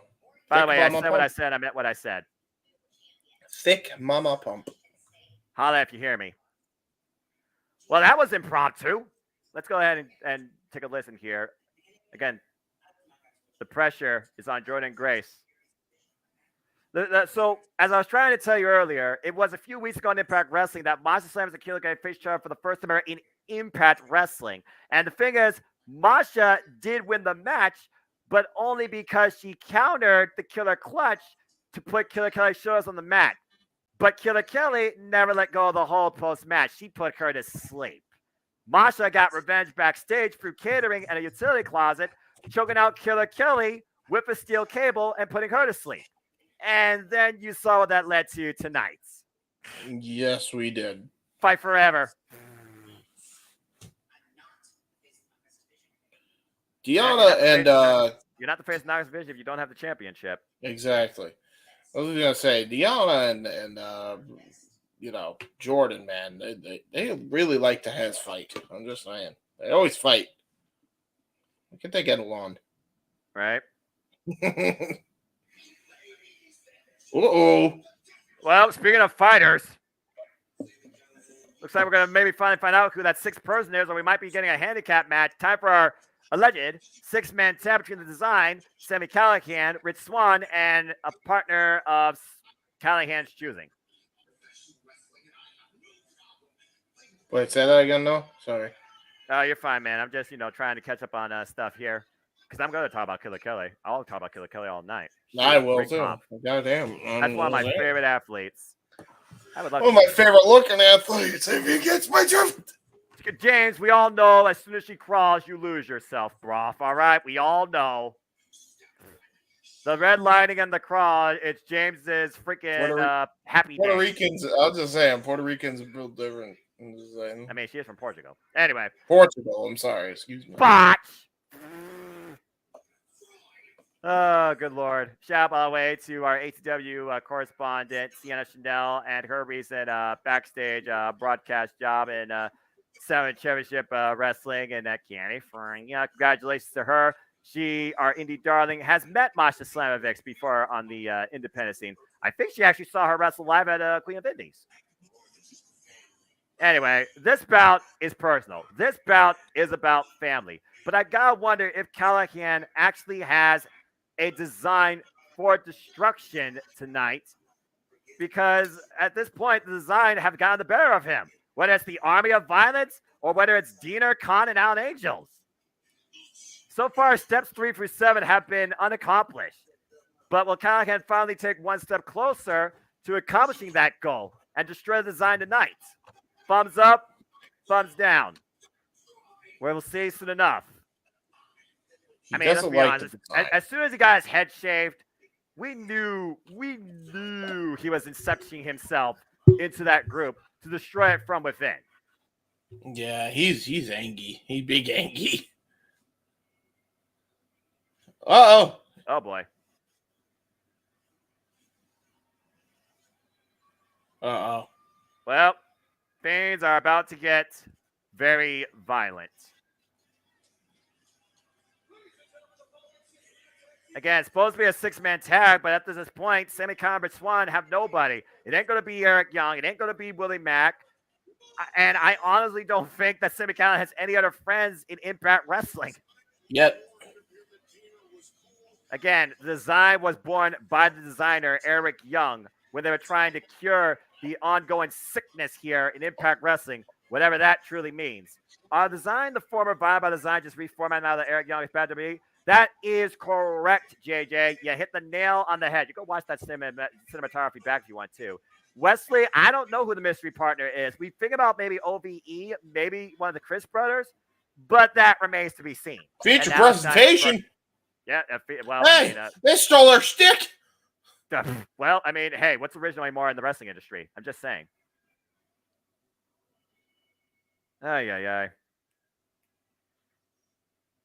Uh-oh. Dead machine. Yeah, boy.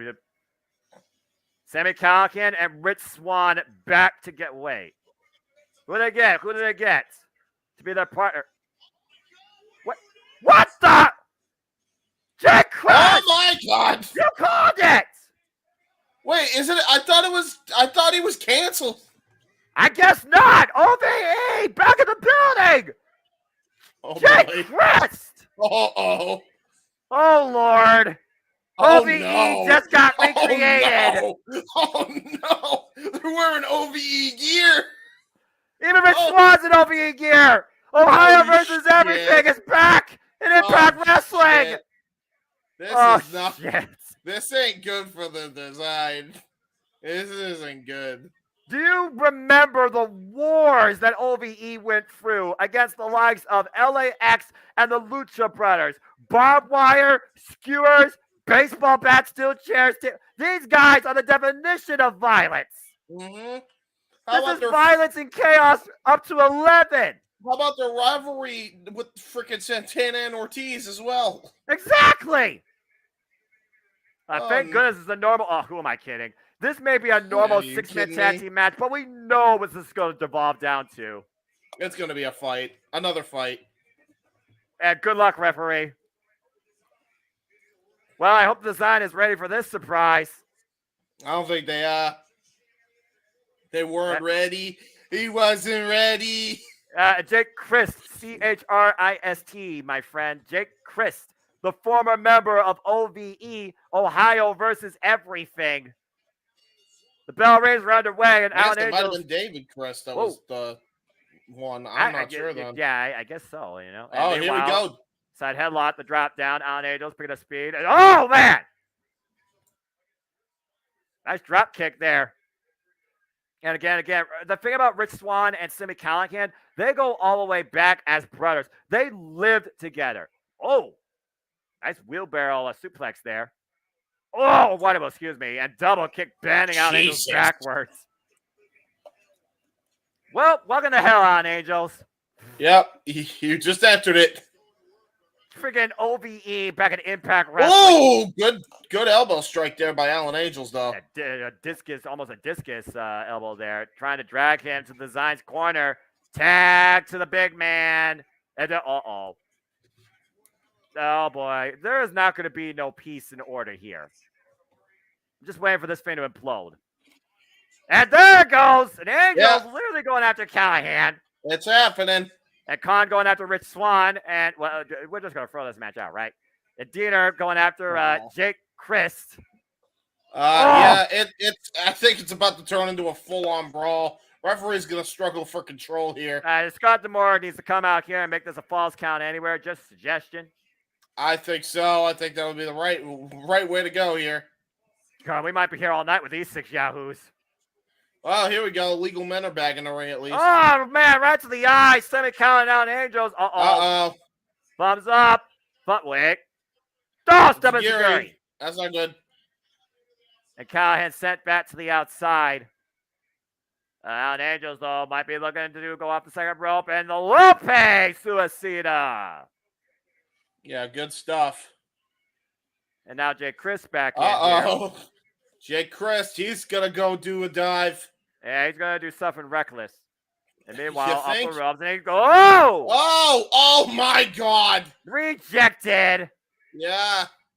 Oh, and one for Rich Swann for good measure. And finally, Callahan gets a shot in on Khan, who's still up on his feet. Yeah, Khan is just clearing house here. But what the hell is Jake Chris and Sammy doing here? Tag. The second! That was a tag made to Jake Chris, I believe. I believe that was legal. I don't know how, but... Well, I mean, the tab rope is there. I don't think he grabbed the tab rope, but I guess so. And right now, Sami Callihan in full control. And what Sammy figured here with his maniacal... Oh, great dropkick counter. Oh, God! Fucking wow.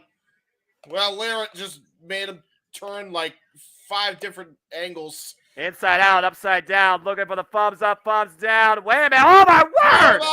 I guess you can call him Alan Angles now. The power bomb to the floor, and Sami Callihan takes a bow. Dwayne Atkinson, the mystery partner, is former OVE Ohio vs. Everything running mate, Jake Chris. Yeah, OVE is back with new member Rich Swann. And in fact, Rich Swann and Sami Callihan went to war against each other over the X Division Championship at one point. Yep. But again, they even said, we may fight, but we're brothers for life. And right now, what are they doing here? Swann and Jake bring in the big man in the ring, who I believe is legal at this point. Yes. And right now, Chris is legal. Or Chris, excuse me, you got to put the T out there on the end. It's not silent, folks. All 3 of these men right now isolating Khan. This might be a design for victory. Oh, Jesus. At the expense of Khan enduring an injury. Oh, no. Oh, what? Oh, boy. Khan is very not happy. Oh, boy. He's still on his feet, absorbing those super. What the hell are they doing with Swann here? And meanwhile, up on the shoulder, a sleeper. And now, double super kick.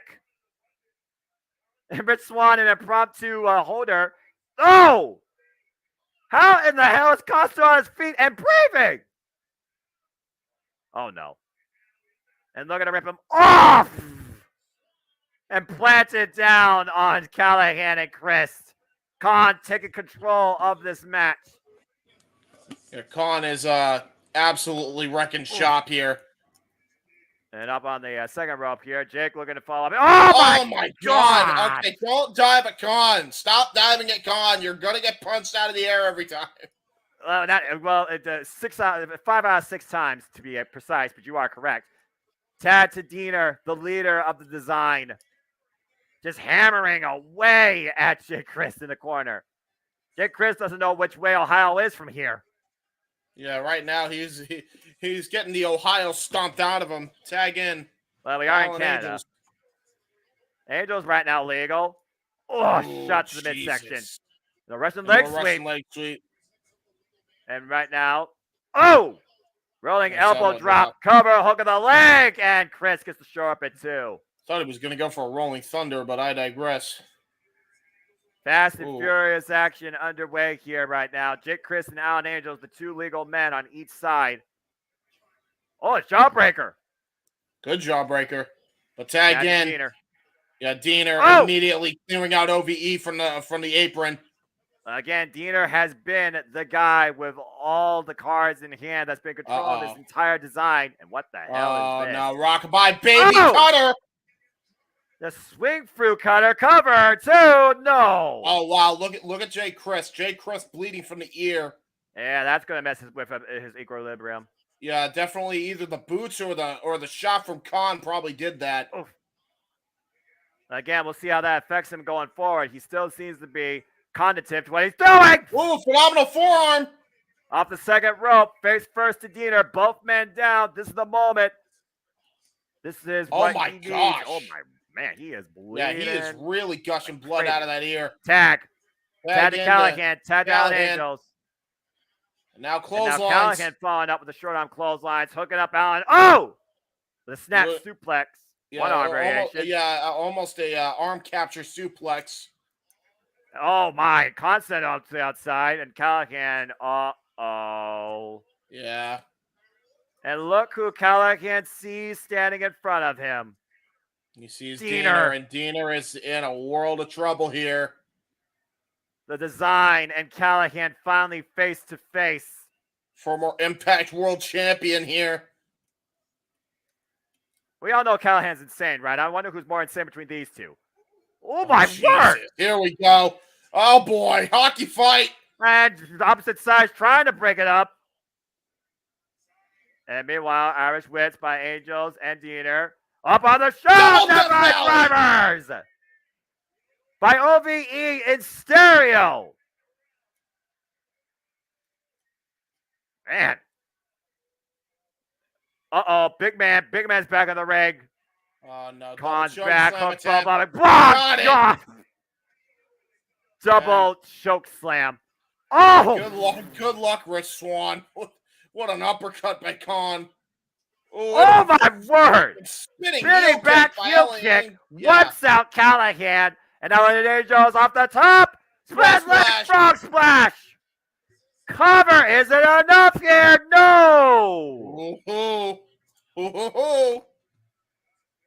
Callahan gets the shoulder up before the 3 count in the nick of time. Yeah, in the nick of time is right. I feel like that bounce off the splash was just the moment Callahan needed to survive that fall. Now going for a back body drop, countered. Elbow strike. Here comes Diener. Whoop. The top to the apron. right hand. And in the corner again with the elbow. Tagging to Rich Swann. Again. Swann now. Oh! What a super kick. Button on the chin with the super kick. And everybody wipes out Angels. Constant on his feet though. Yeah, super kick fiesta here. Can you handle it? Can you handle this is the question. Handstand, springboard, double counter! How about that? Lethal injection, shades of Jay Lethal. Trying to go for trouble in paradise. Got And now the countered. Angels, a Discus clothesline. combination, concluding with a clothesline. Trying to go Action for it fast again. and furious. All Ooh. parties wiping out everybody. Ooh. Spinning back heel, get back. Ooh, what a Oh, tiger jeez. suplex by Jay Chris. Yeah, the double underhook high on the shoulder blades and neck. Once again, going for the spinning back heel kick. Up on the shoulders, Ooh. though, of Diener. What the hell is Diener looking for here? Oh! Jumping him face first. Yeah, reverse burning hammer there. Callahan, thumbs up, thumbs down. Kenny, contest driver! Way out, Angels! PK! It is absolutely fast and furious right now. Eat your heart out, Vin Diesel. And the half and half! Oh, Jesus. Very Rich Swan inside out. Come on, Boom! Paradise! He got it! And now the handstand springboard. Oh, got caught. Wait a minute. The roll through, cover, two. Got him! OVE win! And Rich Swan gets the win for the team on Out Angels. Good grief. What a match. Well, that was ridiculously violent and furious. OVE, Ohio versus everything, reunited tonight, gets the victory over the design. Callahan had a plan, and it worked. Jay Chris, man. Somebody check on his ear, poor guy. Yeah, that's my what I think Lord. Chris is used to that, ironically. But either way, quite the return for Jake Chris to Impact Wrestling. You wonder, though, that's a one-off or for the long term. Yeah, honestly, probably for the long term, from the looks of it. It's going to be a hell of a trio to deal with here in Impact Wrestling if these three stay together. Yeah, and honest to God, Chris Bay and Ace Austin might have some challengers in Jay Chris and Rich Swann. Just saying. Well, speaking of challengers, we saw tonight a whole different side of Dirty Dango as he got blatantly disqualified with a low blow and continued to further assault the Digital Media champion, attacking the left arm and the point of the elbow at any point he can. And as he was looking to exact... Two power loser. Yeah, I mean, you know what? It is what it is. But also what it is, it's Santino Marella is back. And Santino Marella protecting Joe Hendry, the director of authority. Brock Lesnar cosplaying, bitch ass. Yeah, it is what it is. Oh, doggy. Yeah, she's all right. I didn't know you had a dog. Shit. My mom does. Look, I'm just good. Look, I'm different. I'm not what I once was, but I'm as good as I'll ever be. My days of four-legged creature ownership are far behind me, but she's all right. And at the end of the day, it helps my mom, so it is what it is. Anyway, we go backstage to Anthony Corelli, and we'll hear what Santino Marella has to say. Oh, and he does not look happy. Yes. If it's from behind. How you spell that? I'll get back to you. Google can't freaking give me that. How do you spell jumping? Jumping from behind.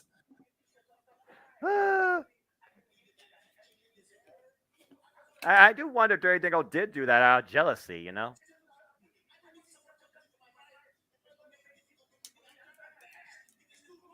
Yeah, he is. Dirty Bear, the new role. What's the matter, you?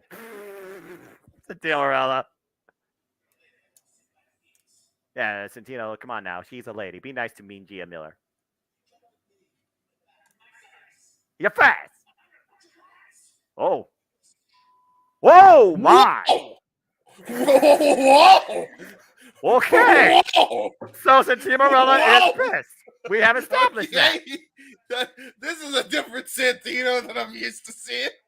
I like it personally, if I'm honest with you. Piece of shit. I'm gonna punch you face. You piece I'm gonna put your of shit. face. I'm gonna put your face. I'm gonna be on that all night. Piece of shit. Holy, I gotta pee my pants, but don't go now. Oh my god. All right, well, how about you just dance because the Impact Zone just got turned into a rave. Time for Trinity. I'm gonna dance for a little bit. Here we go. No dancing. All right, jeez. Yeah. Bubbles, what the world? Bubbles. I like Bubbles. Trinity's all right, my favorite. Impact Wrestling, you're having too much fun here with I this. like I'm just gonna Bubbles. say that for the record. All the Bubbles. Trinity She's bringing a whole bubbly. new glow to the Trinity bringing a whole new glow to the Impact Zone tonight Oh, I in get her it because one-on-one Impact Plus debut. against the quintessential Ooh, diva, I like Michelle the hair. Shaw, looking to make sure she's starstruck. That hair is pretty cool. By the way, also, I get the bubbles because she has bubbles. You know what I'm saying? You know what I'm saying? All right. So James is a fan of the rear view. We now know this. I'm a fan of rear view or front view. I'm a fan. I mean, fair enough. And so again, is Jay, traded from a what whole I hear. Traded with a whole new leash on life, being part of the Knockouts division here in Impact Wrestling already with a tremendous debut against Kylie King under her Ooh. belt and a victory. And it's already made her intentions known. She is here to be the Knockouts World Champion. So you know she's watching Jordan Grace Prazzo very closely. I am too. I mean, what? Well, here's the spotlight. The quintessential diva has arrived. And Michelle Shaw, apparently on behalf of Jay Vidal, has called out Trinity, saying the spotlight is only big enough for one diva in this division. Ouch. But of course, she has her entourage with her, and Savannah Evans could be the difference maker she needs here. And in fact, we haven't seen Michelle Shaw since she lost the Prazzo at Sacrifice, lost to Tasha Steelz in Impact Wrestling, and lost that fatal four-way at Multiverse United for a chance at the Knockouts Championship. But if there's one thing we can say about Michelle Shaw, she always makes sure that the spotlight is on her. She is the talking point. I'm gonna wait to go pee because I like seeing me some Trinity. James is gone, folks. Stay tuned for the next 5 minutes while he tries to recover himself and say something intelligent. What? Oh, good Lord! Intelligence gone. Eyes. Damn it, James! You freaking idiot! Oh my! All right. Oh, here we go. No rings are underway, and we'll see who gets the better here. Michelle Shaw and Trinity in one-on-one action. I do wonder what Michelle Shaw actually thinks of Trinity and her prior accomplishments. Is she a Teen Titan? I mean, if she was, it'd probably be a better way to put the series back on the CW. I mean, she's got the T on her chest, where the that area is, and then she looking like Starfire. So is she a Teen Titan? Well, I know she's not facing Raven tonight or Blackfire, but to put it in perspective, she is definitely a star, and Michelle Shaw believes she's the bigger one. And meanwhile, in the corner, oh my. Oh my. Well, that's a certain view Michelle was not expecting tonight to get. Oh, nice short arm lariat on top of that. Oh, what a great knee. What a split leg drop. Cover. Immediate kick out, though. I was a fan of all of that for various different reasons. I had a lot of information just kind of thrown at me. In the span of 15 seconds. Yeah, pretty much. I feel it's safe to say Michelle Shaw right now has been one-upped and does not like it. Well, I don't see the mushroom, and I don't see Mario. I'm pretty sure that's Chris Pratt's role. Well, you know. That's true. Pop culture reference. Mario Ronaldo style. We are in Canada. Oh, yes. Yeah, no, keep going. Trinity, no, don't stop. This is not Las Vegas, James. You want showgirls, wait till Double or Nothing and see if someone puts a photo out there. I'm sure Hook will. And meanwhile, back inside the ring. Hello, Hassan. And meanwhile, wait till and a takedown. Wrestling takedown. Just some dirty face rubbing on the mat. But Michelle Shaw is about as mean as they come when it comes to a mean girl in the Knockouts division. Yeah, let's not sell her for anything short than what she is, James. Great. Again, great she even said herself. She calls herself the Black Widow. Tara would disagree with you of the Knockouts division because their spotlight cannot be shared by anybody else. It is. Oh, what a great stinger splash! Too big for anybody. And a monkey flip deep into the other side of the ring. And meanwhile, take over to Harris. And Michelle Shaw once again driven to the outside of the ring. Michelle Shaw has not gotten out of the gates since the bell's rung. No, she hasn't. This is not good for her. I'll tell you. Might need to resort to Savannah Evans, not only for her confidence, but for insurance. And Trinity looking to follow. Trying to go for a baseball slide. Denied. Whoa, Trinity. Savannah Evans is a cannibal. Be careful. Wait a minute. Jesus. What? Whoa. What the hell?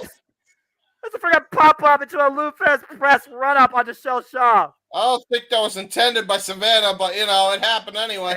It worked out for Trinity's favor. Well, we know that Trinity ain't fearing no woman in this division. Yeah, but look at the ref being distracted by Jay Vidal. Watch the dynamics on the outside. And there's a receipt. And I told you that could be the factor. That could be the difference maker. The heavy, the bodyguard, the muscle, whatever you want to call it. Freaking Kevin Nash or Shawn Michaels. Oof. To stop in the midsection now. Michelle Shaw firmly in control. My daughter, wait a minute. Correct me if I'm wrong, but isn't that Naomi? Yes, that is correct. You are correct, WWE fan. That is the former Naomi, who was somewhat amazing, but was heavily underappreciated. There, I say. Yes, I agree. And I'm very much former SmackDown Women's Champion, former Women's Tag Team cover by Michelle, and a 2 count on Trinity. I like stars. Again, we keep this in mind. Trinity with 13 years of experience. Michelle Shaw, 8 years of experience. Michelle Shaw, who's been in the ring with Mickie James, Jordan Grace, Deonna Purrazzo, and of course has had chances at the Knockouts World Championship already and came up short. It's true. But now we're going to see how Trinity handles the climb uphill. Oh, what a body shot. Oh, the striking. At this point, these body shots hitting their mark. Of course, we've seen Trinity train in Mexico. Oh, my God. And hooking her up. Ooh. Yeah, what a suplex, and just dropped her on her elbow back. Hook of the leg and kick out. Full Nelson suplex. Regalplex almost. Good grief. And then she acknowledged her. Well, there you go. That's true. I do acknowledge Trinity for sure. I acknowledge Trinity a lot more than some other people I'm not going to mention here because I don't want to start anything. Ooh, nice elbow strike there. And meanwhile, follow up again with the elbow strike in the corner. And gets herself off the ropes. Oh, man! Nice corkscrew uppercut. Cover again. Deep hook of the leg at 2 counts. Yeah, shades of Devon there with that corkscrew elbow.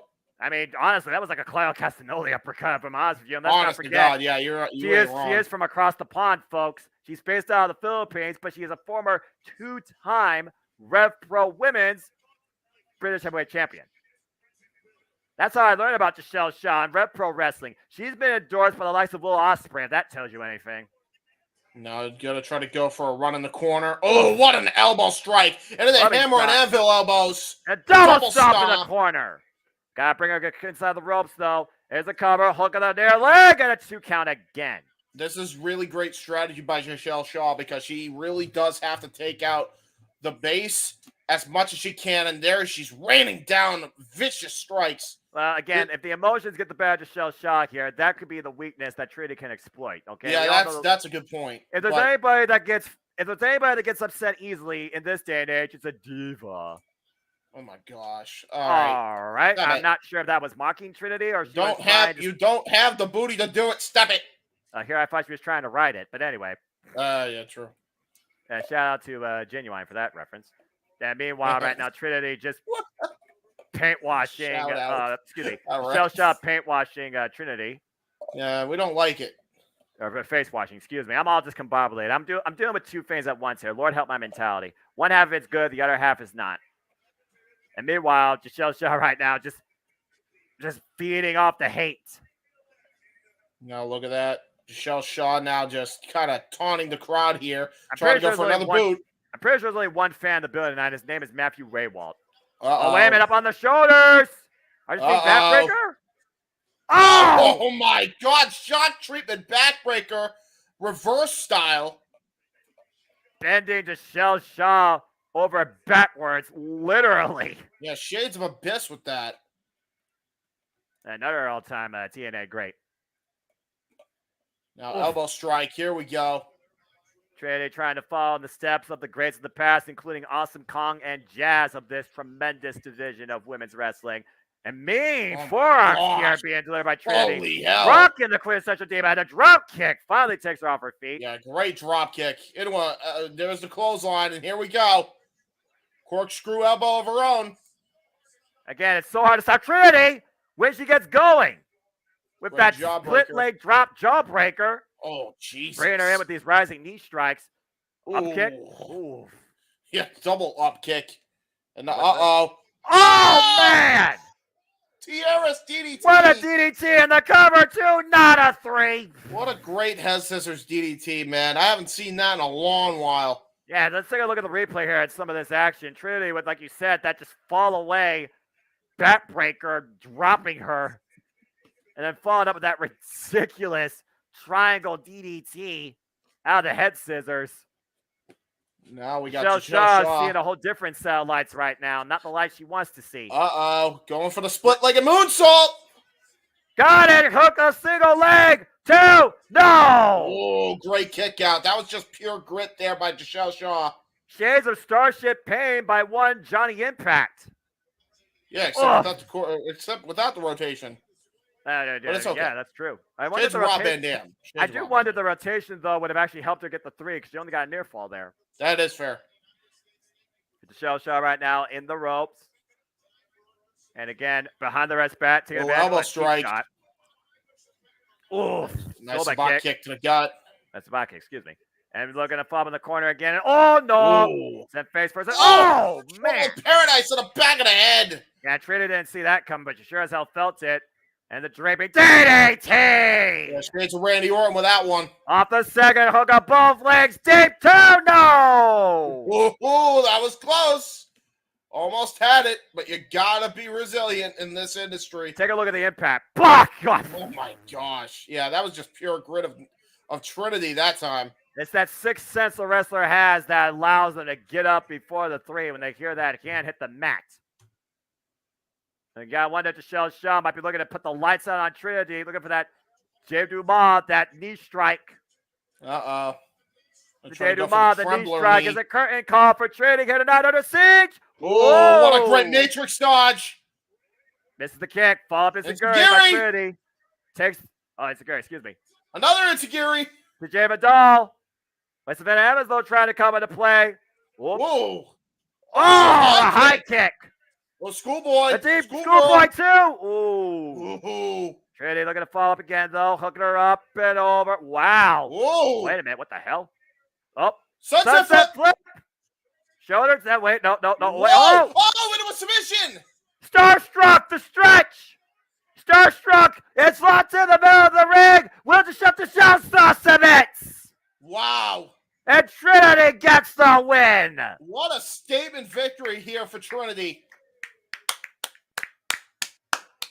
Tremendous showing of endurance, resilience, and innovational offense by Trinity here against the quintessential diva. The spotlight was bright on both these women tonight, but we're feeling the glow of Trinity following the match's conclusion. Love it, man. Again, Jay Vidal and Savannah Evans, they definitely played a part to give Michelle Shaw an advantage throughout this match. It came very close. If that Dumas knee strike would have hit, I think Michelle Shaw could have had Trinity here. But for now, Trinity still shines bright at Under Siege. And the Cannibal looks hungry and angry. She does. I don't like it. It scares Let's me. go to Gia Miller right now, who's backstage. All right, you go deal with this. I got to pee. All right. Hey, Subculture! Flash Morgan Webster, Mark Andrews, and Danny Luna. Little Modfather. Been a long time since I've seen him. That was good. That was a good match right there. Subculture. And Mark Andrews, of course. Subculture all about that adaptation of fighting to the top.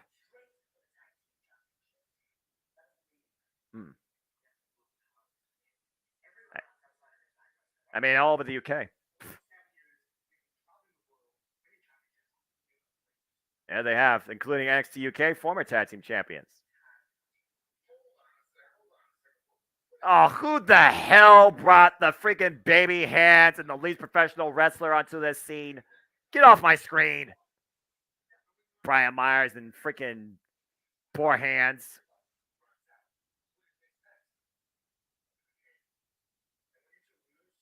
Oh, good Lord Almighty.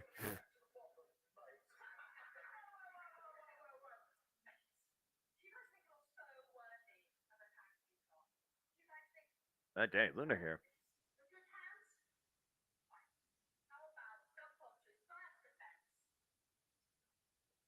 Huh. Danny Luna with the confidence in her boys. While Brian Myers looks to stir the pot.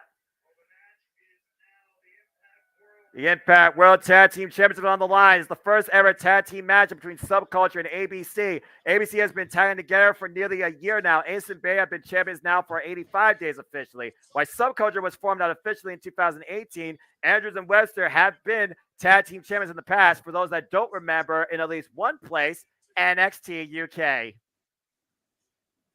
This is going to be good. Mark Andrews is back, and Subculture is alongside him. Hey, they still have their original Titantron and theme. Nice. Oh, do they have Mark? Do they have Mark Andrews' theme? No, it's not the. No, dude. Remember when NXT UK was the thing and Subculture was formed with Danny Luna, Flash Morgan Webster, and Mark Andrews? They have that Subculture theme. Remember, 3 different walks of life that fought their way from the bottom to get to where they are.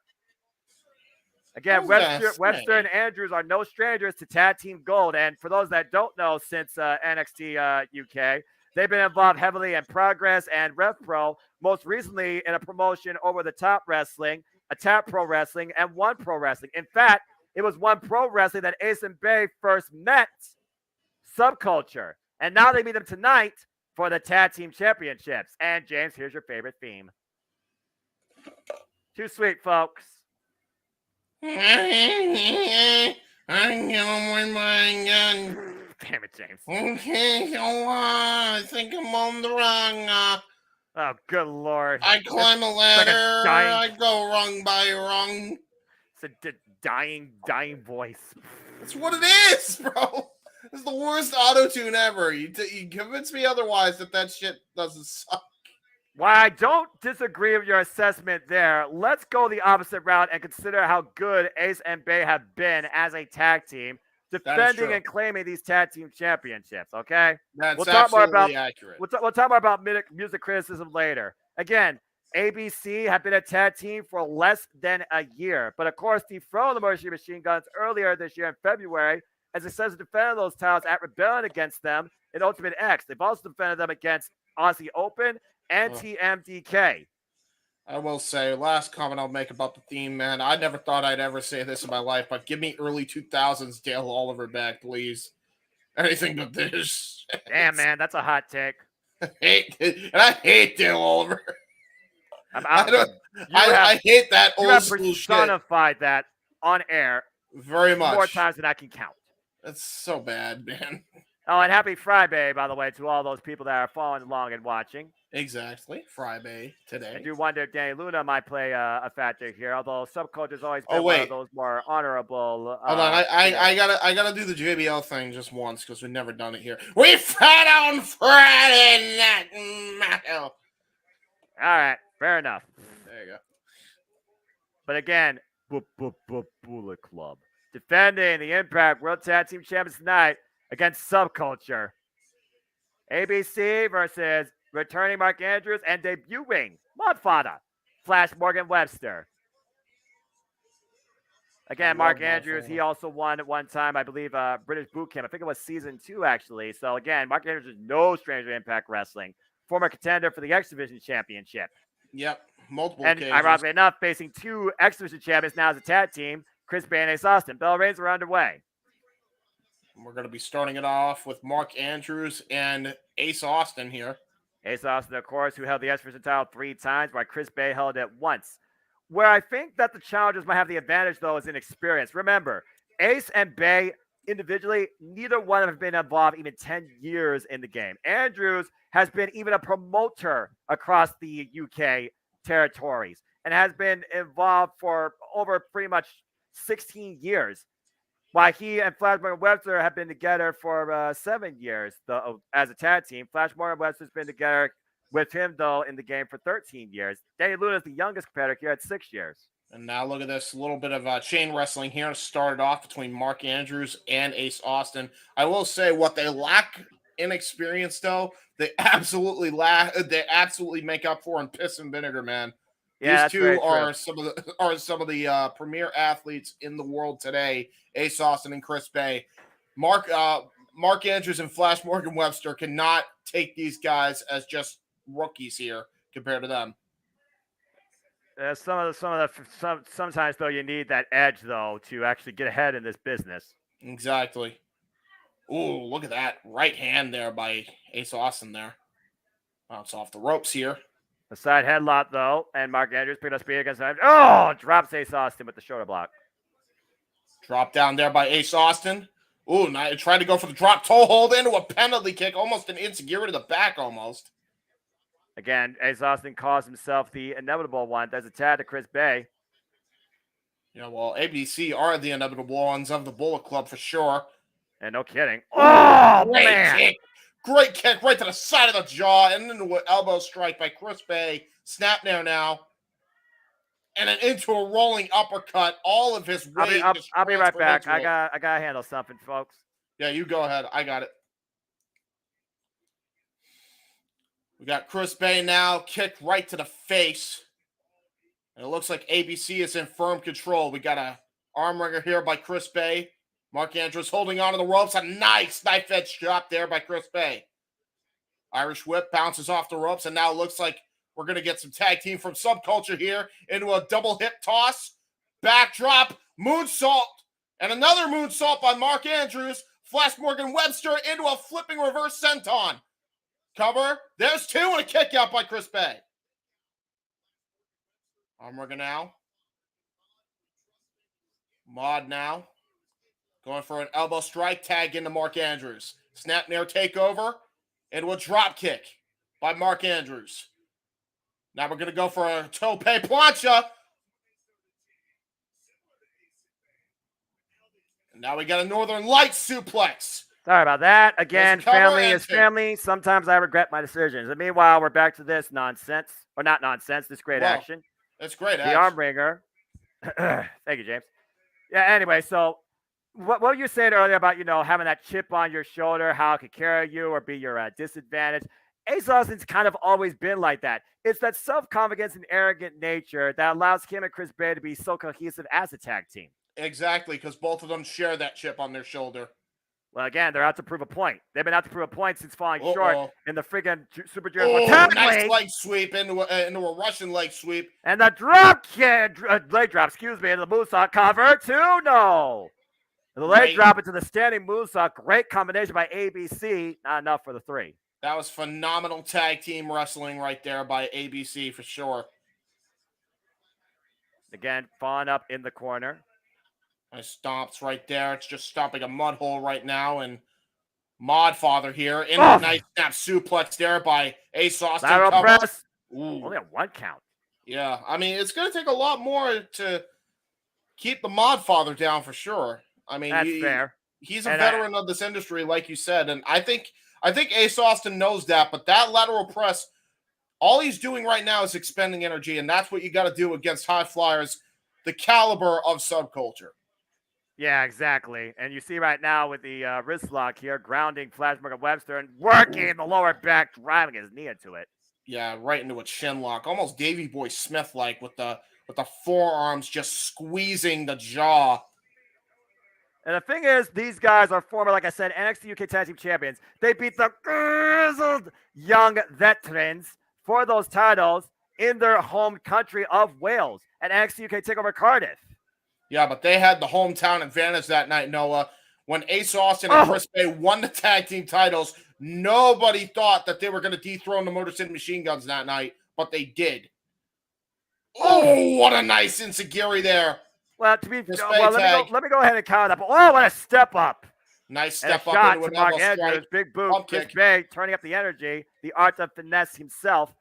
To follow up that point, though, James, I want to just say this. When FinJuice made their debut in Impact Wrestling. Wait a minute. Meanwhile, the blow, man! Oh, Tope con hello, as you were saying, good sir. Well, hold on here, because Ace Austin, I think, is getting ready to fly, and I don't think he's going to fly as high as AJ Styles, but he's feeling something here. And Ace Austin, the card collapse cover, 2, no! You almost forgot that Ace Austin and Modfather were the legal men here. Yeah, literally. As you were saying now. The thing about, a tag team debut, let's put this in perspective. When NJPW started reinventing Impact Wrestling, all right, it was FinJuice that came in and got the surprise win over the Good Brothers in their debut for the Impact Tag Team Championship. So I would not rule out Subculture surprising us against ABC if ABC gets overconfident. Yes, we have a tag here to Chris Bay now as he's working over Flash Morgan Webster here. Ooh, Oof, and a right to the stomp to the shoulder. arm. Oh my God. And meanwhile, Chris Bay isolating Flash in the corner, working that arm. Yeah, this is exactly ring in what half. Bullet Club's known for. Just isolating. The Bullet Club isolation effect, man. It is a real thing. Cut it again. What do I always say about tag team matches? Isolate and dominate. Cut the ring in half. Always stay on your opponent. And that Now, goes to, again, the experience level that Ace and Bay have gotten since being a tag team. Ooh. Oof. Oh, look what at a that. great, Lesnar over the top, underneath phenomenal Bay. roll Andrews. And now Andrews is in. Elbow That was strike to Bay. Elbow strike to Austin. That was almost like him navigating an obstacle course just to get to his partner. Exactly. There's that slide. Reminds me of Double Pele back kick. in the day. Double When Mark Pele. Andrews stops for a split second and you pause yourself, you should know what's coming. Elbow strike, and another one to Bay, and another one to Austin. Double knees to Double Bay. knees that time. And again, Mark Andrews on the move. Ace Austin trying to slow him down. Yeah, Ace Austin trying to slow him down. Up and around. Double DDT! This double tornado DDT by Mark Andrews. Talk about innovation. Again, Mark Andrews, man. And Mark Andrews over the top on the apron. Jumps up to the second. And the moonsault to the floor, wipes out Bay. Yeah, triangle moonsault from the middle turnbuckle. Again, could this be the moment that Subculture needs?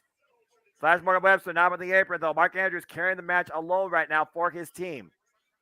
At this current moment, absolutely. But look at this. Wait a minute. Woo, Code Red! Code Red, Jeff Nucho! Got him. Wow. That was close. Again, shout out to Amazing Red right there. Beautiful Code Red for the near fall. And right now, wearing down Ace Austin. What's he looking for here? Gonna try to go for it. Looks like a brain buster. Got countered. Up and over, though. Mark Andrews lands on his feet. Blind Ted and Flash Morgan Webster is Ace aware, though. Back elbow strike to Andrews. Up and over and around. Got hooked. Didn't go to the DT. Meanwhile, both of them got hooked. Oh! Assisted Michinoku driver. And Falcon Arrow, actually, James. And two yeah, count. you're right. Yeah, you're right. Falcon Let's Arrow. not be Michael Cole. Michael Cole already fucked me up enough on one of my streams. Apologies, folks. Botched that. Yeah, that's a Falcon Arrow, bruv. Bruv. I mean, we are talking about Brits here, so I mean, bruv makes sense. No, and right now, Mark Andrews, whoop. Ooh. Up. Ace Austin able to get out of the way, though. Ooh. What's he looking for here? In the opponent's corner, might I add. Chris Bay trying to go for a clothesline. The springboard. What a drop kick! Yeah, what a great missile drop kick, but keep an eye on Ace Austin. He may have hit the back of his head a little bit worse for wear here. And his chest definitely felt the effect of that one. And his lower back for that matter. He's grasping all sorts of parts of his body, but Bay is up in the corner, and Andrew's very close to his own corner. Both men need to make a tag here. Looking for it. Ace got it. And Flash Morgan Webster got it. Here we go. Now, oh, wait a minute. Look at that. Off the boot. Oh. Discus. Back of the head. Up on the shoulders. Oh, Jesus. And down goes Webster. Coming to retain. No. What a great revolution kick into the tornado neck breaker. That was brilliant tag team innovation there by Chris Bay and Ace Austin. And friggin' follow up like just float down, just drop the man from the shoulders. And right now, it's a headbutt. It flies in with the shot. Bay does. Andrews to the floor. There's that piss and vinegar advantage that I was talking about earlier, Noah. Oh, wait, watch Bay. Oh, wait a minute. Flash Morgan Webster drops Ace from the apron. Remember, Flash Morgan Webster and Chris Bay are legal. Bay dropped to the outside. And what's Flash Morgan Webster thinking here? We've seen him do this before. Yes, we have on the top. Swanton bomb from the post. A step up from the top rope to the post. Beautifully executed by Flash Morgan Webster. Wiping out both champions. Look at the heights. That was brilliant. Look at the hang time on this. Good Lord. I thought I was going to go in the front row. Oh, my God. Clothesline into the reverse Frankensteiner. He got a new champion. Ace at the last possible second with the save. Wow, I have never seen anything like that. Clothesline from hell straight into the Poison Rana. And somehow Ace Austin gets broken up by Chris Bay to keep the titles just for a little bit longer. And crowd, this is awesome chance. The Southwest Connection, super close, becoming Impact World Tag Team Champions in their debut. Yikes! Drop the face jaw first on the apron though. Chris Bay now. There's a Sobot kick to Mark Andrews, hooking him up and over. Oh, and as Jerry Slow would say, the number one thing you don't do is put Mark Andrews in a vertical position. Oh, Jesus! This one's out of the back. They're coming deep under the leg, too. No! Wow! We were that close to new Impact World Tag Team Champions. That was super, uber close. Oh! In the small of the back, all of that swanton hit, deep hook of the leg, not enough. Again, the piss and vinegar nature of this team. I've been saying it. These guys have that chip on their shoulders, and they're looking to prove why they are the Impact Tag Team Champions. They're not just a flash in the pan. Way here, though. Ace, though, coming in for the save. Ace is not legal. But Ace Austin saving his point. Oh, and a headbutt. Oh, there's a boot. And Mark Andrews will figure. Oh, double headbutts. Jesus A meeting of the minds in a different way. Oh, no! Miscommunication. The double poison rana by Beta Subculture. Wow, that was a this rare whole misstep. Match been turned a complete 180. Yeah, that was a rare misstep there by Subculture. We have not seen Subculture make that many mistakes often, and that one may have cost him the tag titles here. I have not seen something like that in a long time. Double poison rod takeover by a single individual. And a tag made to Ace Austin. Oh, the kick to Flashman Webster. And here we go. The 1, 2, 3. There's a 1. There's a 2. All right, finesse the fall. This victory is too sweet. Chris Bay is Austin retained. Yeah. Wow. What a great tag match. What a match indeed. 1, 2, 3 for the ABC. Nearly failing at one point to get the victory. They came in from underneath when we thought for sure we had new Impact Tag Team Champions and proved once again why they are the holders of the strap. Again, you see the iron finesse, you see the fold, you see the cover. That's all she wrote. That was tremendous. It was that one miscommunication with the pop-up into that rising knee strike by Flash Morgan Webster to Mark Andrews. And Chris Bay was able to capitalize with a double poison round takeover. It was all Bullet Club after that. That was phenomenal, man. What a great tag match. And again, the ABC group here of the Bullet Club absolutely showcasing why they are the number one team in Impact. Why they might be, honestly, the number one junior heavyweight team in the entire world right now. Ace Austin and Chris Bay on a roll. No kidding. But a hell of a debut by Subculture. That match was tremendous. Oh, and as we know, during the Fallout, we will see Subculture in further action, including Danny Luna taking on Jody Frett. So I hope all those people there enjoy that, and stay tuned, folks, for that on Impact Wrestling. Well, what a great match, man. That was awesome. I called that match of the night so far, man.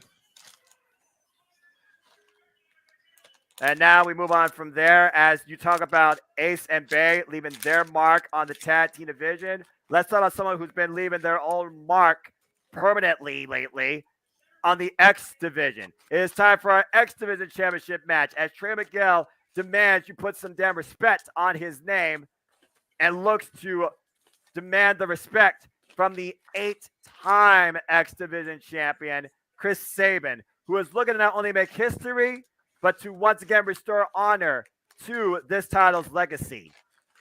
You talk about all the men that have held this championship in the past. Amazing Red, Jerry Lynn, Alex Shelley, Petey Williams, Speedball Mike Belly, Josh Alexander. You disrespect everybody before Trey Miguel that hold that title when you left your mark on it. And Sabin is here to restore that legacy and that honor to this championship. To make history tonight as a 9-time X Division champion. I know we just probably saw our best match of the night with the tag title match, but James, I'm going to call right now, this is going to be match of the night. Because the X Division is truly no limits. Oh boy, get ready to see if some history will be made. And let's see here. Elizabeth would have fought James about saying ASOS and Chris Bay being the best junior tag team in the world. That might be debatable considering how the tag team scene is right now all pro wrestling. To that, let's go ahead and talk about the tail of the tape. Saban pinned Miguel last month among a 6-man tag team match, but Miguel hasn't been pinned one-on-one in Impact in 10 months. These two have wrestled once before in 2021, and Trey Miguel got that win over Chris Sabin. But it wasn't about the X Division Championship. This time, Sabin comes in as a challenger looking to dethrone a champion. Hail Sabin! Straight out of Michigan. This is going to be good. And still consider Aussie Open to be the best tag team in the world. ABC, 2 Sweet are in my top 10, just not number 1. To be fair, Elizabeth, he said junior tag team. So, like, different classes. And that double poison round at the end made my jaw drop. Yeah, right? I found another tag team that did that crazy nonsense perfectly. Chris Sabin, of course, holds the record for the most times having the X Division Championship at an astonishing 8. He has held the X Division Championship a combined 426 days. His longest run was 154 days with 10 successful defenses during his 4th run as X Division Champion. And a former, by the way, TNA World Heavyweight Champion here. Yeah, that's the biggest thing.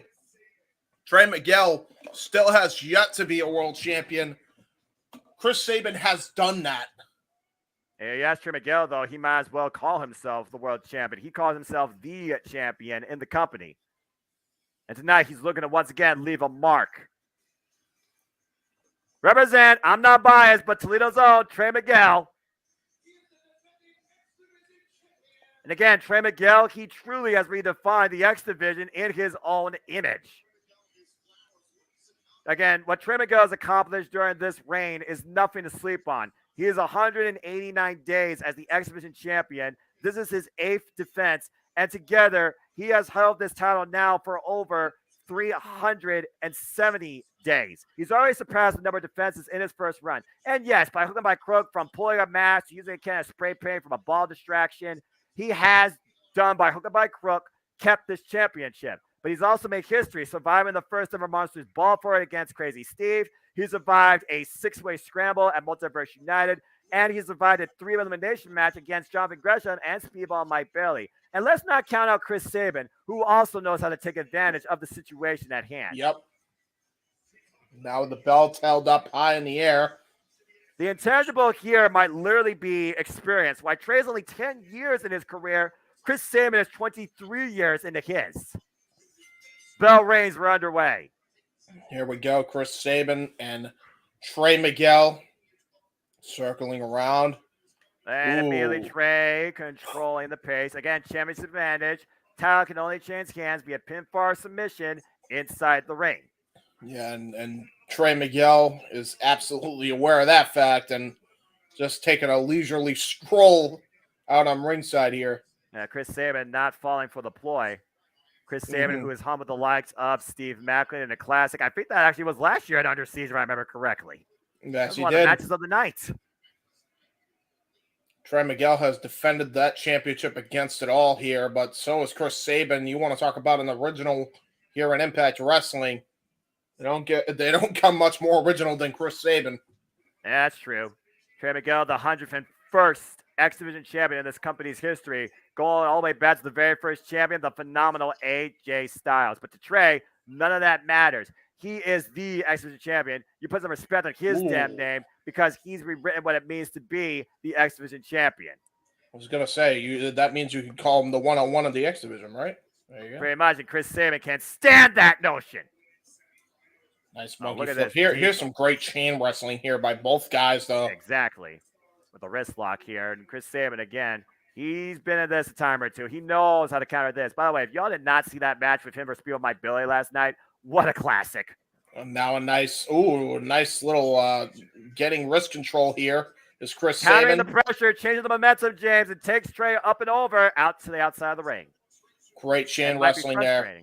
Might be frustrating the champion a little bit there. Again, think of Owen and I just did Unbreakable 2005. Chris Sabin taking on then very young upstart Petey Williams, part of Team Canada. So Chris Sabin has absolutely been around the block or two. And Chris Sabin doesn't look like he's lost a step when it comes to the mat game department. I would say that people think Chris Sabin still, though, is defined as a tag team competitor, considering what he's done with Alex Shelley against the likes of Generation Me, Team 3D, and Beer Money. But honestly, I think Chris Sabin might even be more stronger as a singles competitor. Yeah, absolutely. Considering the fact that he's had actually a lot more success than his tag team partner, Alex Shelley. Well, we'll see if Alex Shelley, of course, is successful tonight in that six-way for the comment. Wow. He's picking up speed again, and Trey once again slowing down the match. Uh-oh, Chris Sabin, though. Chris Sabin, watch your back, Trey. Whoa! God. Oh, my God, PK. I think he may have caught the toe right under the jaw of Trey Miguel. There's no way he's not loopy after that. You see Chris Sabin holding up the 9. Again, there's history to be made tonight. And again, since losing the tag team titles, both Chris Sabin and Alex Shelley have decided to take different ways in Impact Wrestling, both towards championships. Chris Sabin looking to make history as a 9-division champion, and we'll see if Alex Shelley tonight gets a chance once again at the World Championship. Second time ever. Now look at this basement drop kick. Jesus. Yeah, and think about the number of people that have held the mid-card or workhorse championship 9 times. You know, you think of another Chris name. There's a cover. And you think of Chris Jericho with the Intercontinental Championship. He held that in WWE 9 times. Chris Sabin looking to do the same. Look at that turnbuckle drop kick, the hesitation drop kick. And Chris Jericho, who's been a king of reinvention for the last 30 years, while Trey has reinvented his ring style and his character since becoming the X-Division champion for the second time. And right on Sabin's. Yeah, that was a bad landing right there. That will definitely take you out the base for a moment. Well, they do say it's high risk, so he might be high risk of not having children. I mean, we already know how much of high risk he is of double knee surgery once he's done, when he chooses to be done with wrestling. Ooh. Arm wringer off the top rope. Oh, nice tiger feint kick. Leg sweep. Jesus. With Jericho being the old show, would Sabin become the Nueve? I would say C. That's all I got to say about that. Well, Jericho's actually won world titles 10 times and the Intercontinental Championship 10 times. I'm just saying. Yeah, but let's be honest here. World Championship versus mid-card championship. That's the Jericho mentality. Well, wait a minute. Oh, Jesus. The side slam spine first into the apron by Trey to Sabin. And now Trey up and over. Oh! Yeah, nice slingshot Tierras into a knee. Drop the knee on the chest. That's a lackadaisical cover right there. Once again, wearing down his challenger. We all knew Trey was going to win there, but Trey firmly in control. Chris Sabin, to me, legendary in Impact, been a part of that company mostly since 2013. Still remember his original theme song, Hail Sabin. It's now in my head. Well, when Sabin's on your screen, you do Hail Sabin. The shot to the smallest spine. Yeah, forearm shiver just drops Sabin, and now go for it again. That just literally collapses a man's body on impact, pun intended. This is your boy from Toledo, huh? Yeah, exactly. Good cover, hook the near leg, and a 2 count. Involved in IWA, Insane Wrestling Revolution. He was involved in a promotion that was started up here in Toledo, Ohio, to a period of time. Chaos Wrestling at one point. He's been all over, but he is Toledo grown and born and proud. Wow, what a great combination maneuver here. Goes up and around. Yeah, look at this. Rolling back into the guillotine choke of sorts here. Yeah, almost with like the body firmly on the mat. Almost like a dragon sleeper, if you really think about it. Like, that was tremendous combination offense. Backbreaker into the reverse suplex into a dragon sleeper or camel clutch variation here. I'm not sure how much of that he actually has fully in, though, when it comes to how his wrists are like. You see it slot by the fingers. That allowed Sabin to make his way to the ropes because he didn't have full pressure on the hold. Yeah, but he's still wearing down Sabin, and that's exactly what Trey Miguel is going to have to do, because he knows that Sabin isn't going to go down without a fight. You're damn right he won't. Whoops, meant to say 2003 about Chris Sabin. I apologize for my blunder in that sense. That's all right. Also, botch. Snap there into a chin lock, by the way, into a definitely something I'm not used to seeing Trey Miguel do. But again, Really smart strategy when it comes to a veteran like Saban. Just wear him down. If you're gonna beat Chris Saban, you need to ground him. You need to wear him down, like you said. Again, this guy has hung with the likes of everybody you mentioned before earlier in this day and age of Impact Wrestling and beforehand. Again, 1 year ago today, he hung with freaking Impact World Champion Steve Macklin and beat him. And now we're Irish Whip in the corner. And last night he had a 15-man opening classic. Sunset Flip. Great Shoulders sunset down flip. two. Whoa. Great transition into the sunset flip. Trey Miguel runs into a boot now. I went for the Bulldog. Trey ducks underneath. Oh, DDT! Wow. That was just brilliant. That was just the veteran instinct kicking in for Saban there. Saw that he was vulnerable and went right for that short arm DDT. Both men right now down. See if anyone takes advantage. And again, just last night, he was in one-on-one action against Speedball Mike Bailey. Truth be told, it was a few days ago. In a 15-minute opening classic. While Chris Saban's continued to basically constantly do the work in the ring, while you should hail Saban, Trey Miguel's kind of been coasting for a bit. And again, taking the easy way out. He ripped freaking Laredo Kid's mask off his face. Yeah, he did. And now here we go. A little bit of some jabs here. Irish Whip reversal. Up Saban, up and over though in the corner. Trey falls in though, gets caught with a forearm. Saban now going to the high risk district off the top rope. Looking for a big missile drop kick. Got all of it. Rods Trey Miguel to the other side of the ring. Up and over, head first. And meanwhile, Saban, big oh my God. Haluva kick. Hello. Yeah, Jesus no kidding. Christ. Hello, Generico. Where you been? Up and over on the shoulder. Oh! Stormbreaker. Turnabout's fair play. Here's the cover. Hook up both legs. Almost had a new champion. Wow. That was close there. Torque on the Stormbreaker there. One rotation versus 3 or 5 of them. But yeah, I definitely get what you're saying. Maybe a reverse power slam of sorts, if you want to call it that, from the shoulder position. Trading it up and over all different ways tonight. Now that I think about it, it was probably more of a full throttle. Yeah, about to say, Motion Machine Guns. We're not even thinking about that type of. But though we haven't thought about this. Can Trey Miguel survive the cradle shot? We haven't seen him take that. Well, he was about to go for it with Saban, but there was Trey Miguel absolutely had it scouted that time. Well, Trey obviously knows that that's the most dangerous weapon in Chris Saban's arsenal. And there was those, that's New Japan Strong Style coming into play there. Up and over, though. The flip, the roll through Saban, though. Oh, PK denied by Trey. And Miguel able to catch the leg. Once again, got caught, though. Whoa! Oh, straight jacket German suplex with authority. Whew. Hell of a mat exchange here right now. Great mat exchange. And let's not forget who also helped train Trey Miguel in some sorts. Alex Shelley. Yes. Chris Saban's tag team partner. Now going for the cradle shock. Oh, wait a minute. They'll roll for a double stop. Ridiculous. The way that Trey Miguel was able to shift his weight into our Hurricane Rana position to be able to roll through into the double stop absolutely took some serious core strength and agility. Unlike any other we've seen in the X Division. Holy shit. Did you see the hype, by the way, on that double stop? The spring he got on it and the impact on Chris Saban's ribs. Yes, I did. If there's one thing that's hard for a wrestler to deal with, is incapacitated ribs, because that compromises your breathing, your core, your strength, everything.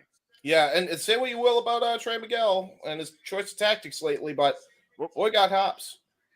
There's no doubt about that. Oh, combination kick. And a double stop to the high of the spine.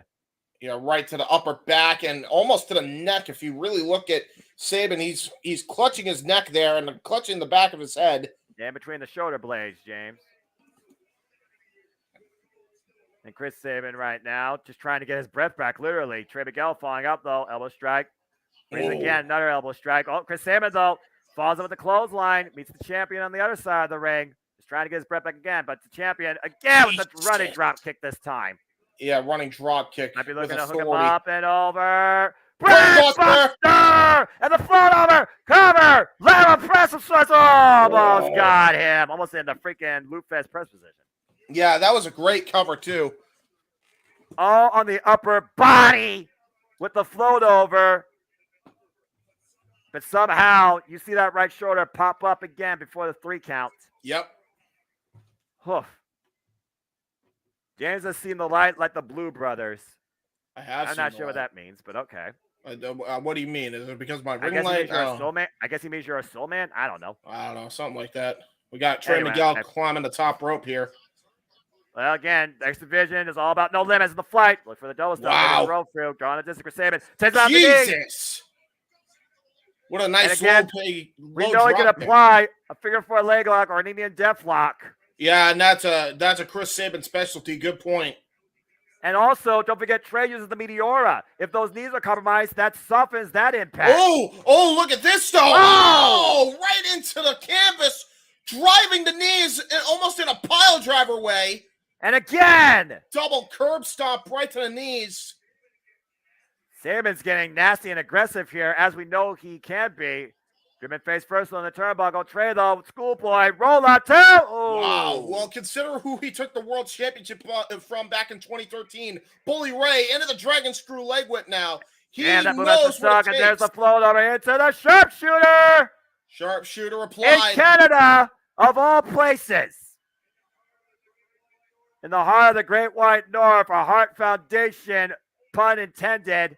The sharpshooter in play, but Trey able to make it to the ropes. And you'll notice. And again, how much pressure was Saban able to apply with the compromised ribs?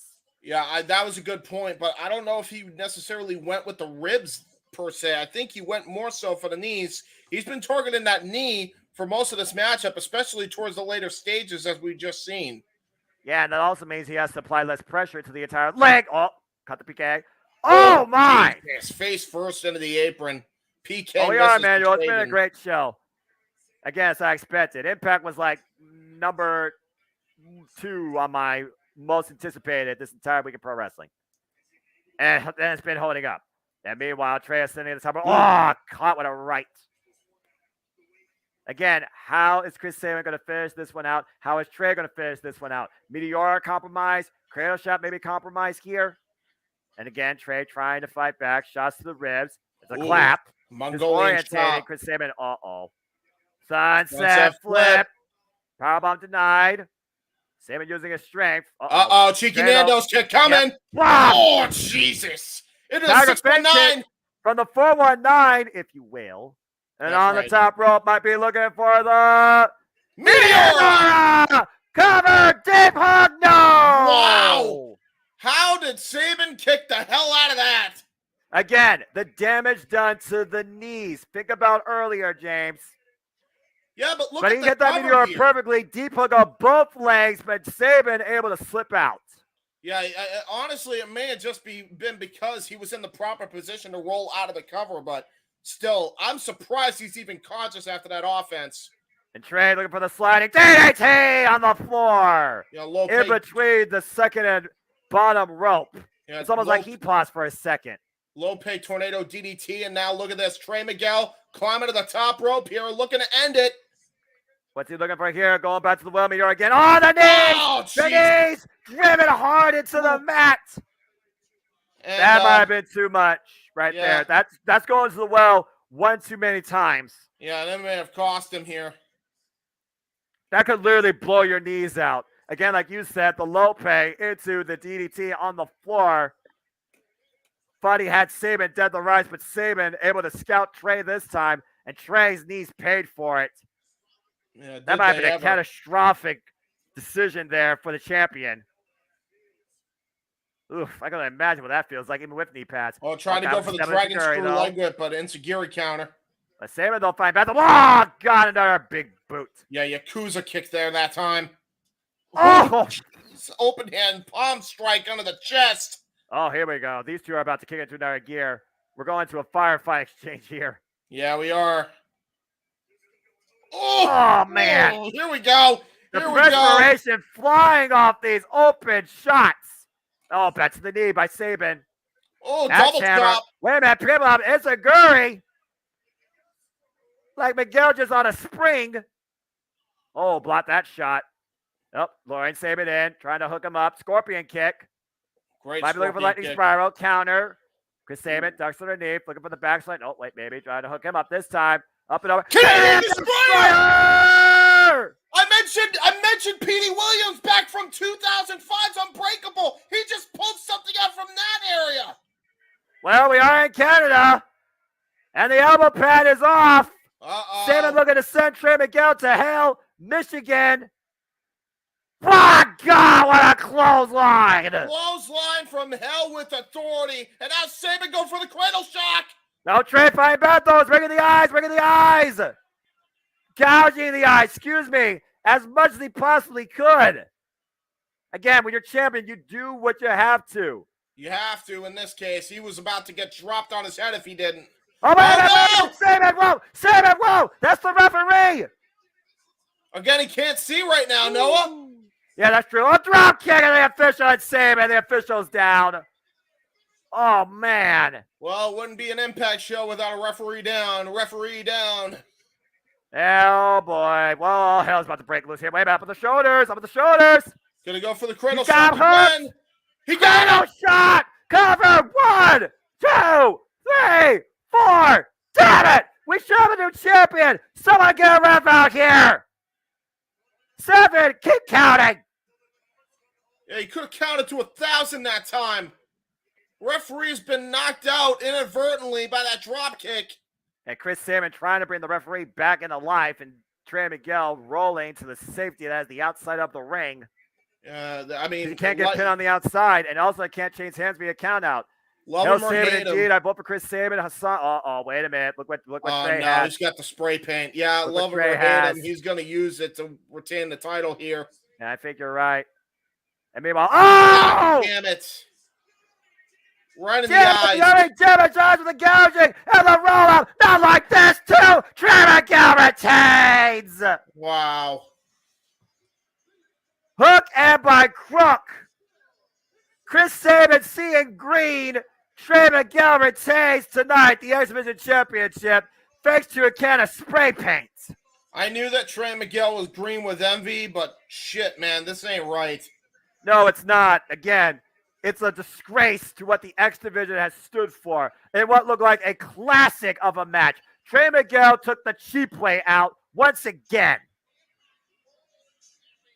Either way, Trey Miguel is still your X Division champion. Yeah, I think Cass with the comment. That was some bullshit. Yep. You know what that just tells me, though? We got to run it back. We got to run it back somehow. Yeah, of and course. have That was a great stipulation match, play. I will say. Yeah, it was an incredible match. Saban is going to be a non-dimensional champion for the years out. Mark my words. Well, as we go from one championship to another, this will be our first contest for quite a moment. That is for not a title, but a chance to challenge for the Impact World Championship. 6 men, each with a destiny in mind to become the number one contender and then claim the richest prize in Impact Wrestling. Eddie Edwards, Uya Yamera, Moose, Alex Shelley, Frankie Kazarian, and Jonathan Gresham. It is a 6-way challenge for a new number one contender for the Impact World Championship. Yeah, you want And to talk the about first pinfall submission will win. You want to talk about a clash of styles with this matchup? You got it tonight. Yeah, no kidding. You got youth, you got potential, you got experience, you got hunger, and you got those on a road to redemption, and you got one looking for a continued legacy. Either way, we are about to see somebody take one step closer towards that very destiny. Yeah, It's the opportunity of a lifetime as the new number one contender following this match will challenge for the Impact World Championship at against all odds. Next month right here in Ohio. Columbus, Ohio. Moose, Eddie Edwards, Jonathan Gresham, Uya Yamera. Oh, and speaking of which, here comes a very angry former Impact World Champion. And somebody who failed to capture the Digital Media Champion, if we're going to talk about history. Yep. Moose said that he's been looking for the proper opportunity, felt he's been denied it, called himself the self-proclaimed greatest Impact World Champion of all time. That's just your hubris talking right there. But to be fair, Moose did hold the title for 182 days, cashing in his call your shot win at Bound for Glory 2021 at the expense of former Impact World Champion Josh Alexander. It wasn't until literally a year later at Rebellion that Moose lost the title to Josh Alexander and hasn't had a chance at the gold since. 2021, also, he had a hell of a rivalry with one Eddie Edwards. So I do wonder if Eddie Edwards and Moose will actually be on the same page now, considering their mentalities, even though they know what's at stake here. Moose is hell bent. Moose is the giant of this matchup for sure. He is the 5-star, 5-tool athlete. But then you talk about this man, Eddie Edwards. He calls himself the living, breathing embodiment and spirit of Impact Wrestling. Ride or die, coming back from a coffin match alive, Eddie Edwards is looking to take one step closer towards the Impact World Championship tonight. And Alicia Edwards will be in his corner. And we saw Alicia Edwards work out pretty well against Jordan Grace, right? Yeah, exactly. About himself. All right. Of course, Eddie Edwards is a 2-time Impact World Champion, winning the title back in 2020 and losing it there. Hasn't had a chance at the title since. Or, excuse me, hasn't had the title since. It's one of those things, though, where Eddie Edwards, ever since, he chose basically his wife over his past and tries to move on from it, Eddie Edwards has a different mentality. And it looks like finally PCO is behind him. And now he's looking to get back at the top of this company. Well, PCO might not be behind him, depending on if he wins the Impact World Championship tonight. When he gets tied up by this man. Yeah, that's true. Jonathan Gresham, who recently came on the Impact Wrestling scene, coming off an incredible trilogy of matches against Speedball Mike Bailey, getting the better at 2-1. He redefined Ring of Honor, though, as the Ring of Honor Pure Champion for 317 days, and the Ring of Honor World Champion for 224 days, and his Ring of Honor Tag Champion for over 400 days. But he's now looking for his first chance at redefining his legacy in Impact Wrestling and trying to become the Impact World Champion. Again, he and Eddie Edwards, they had that incredible match just this year, James, at Hard to Kill, and Eddie Edwards won. That is true. And you talk about youth, experience, potential. You got to talk about Uya Romero, who's been on excursion, particularly in Impact Wrestling right now as of late. Coming off that crazy hardcore war on the winning side of things, part of Team Dreamer. He has 5 years of actual wrestling experience. And also has a win over Kenny King, who we saw in action earlier tonight.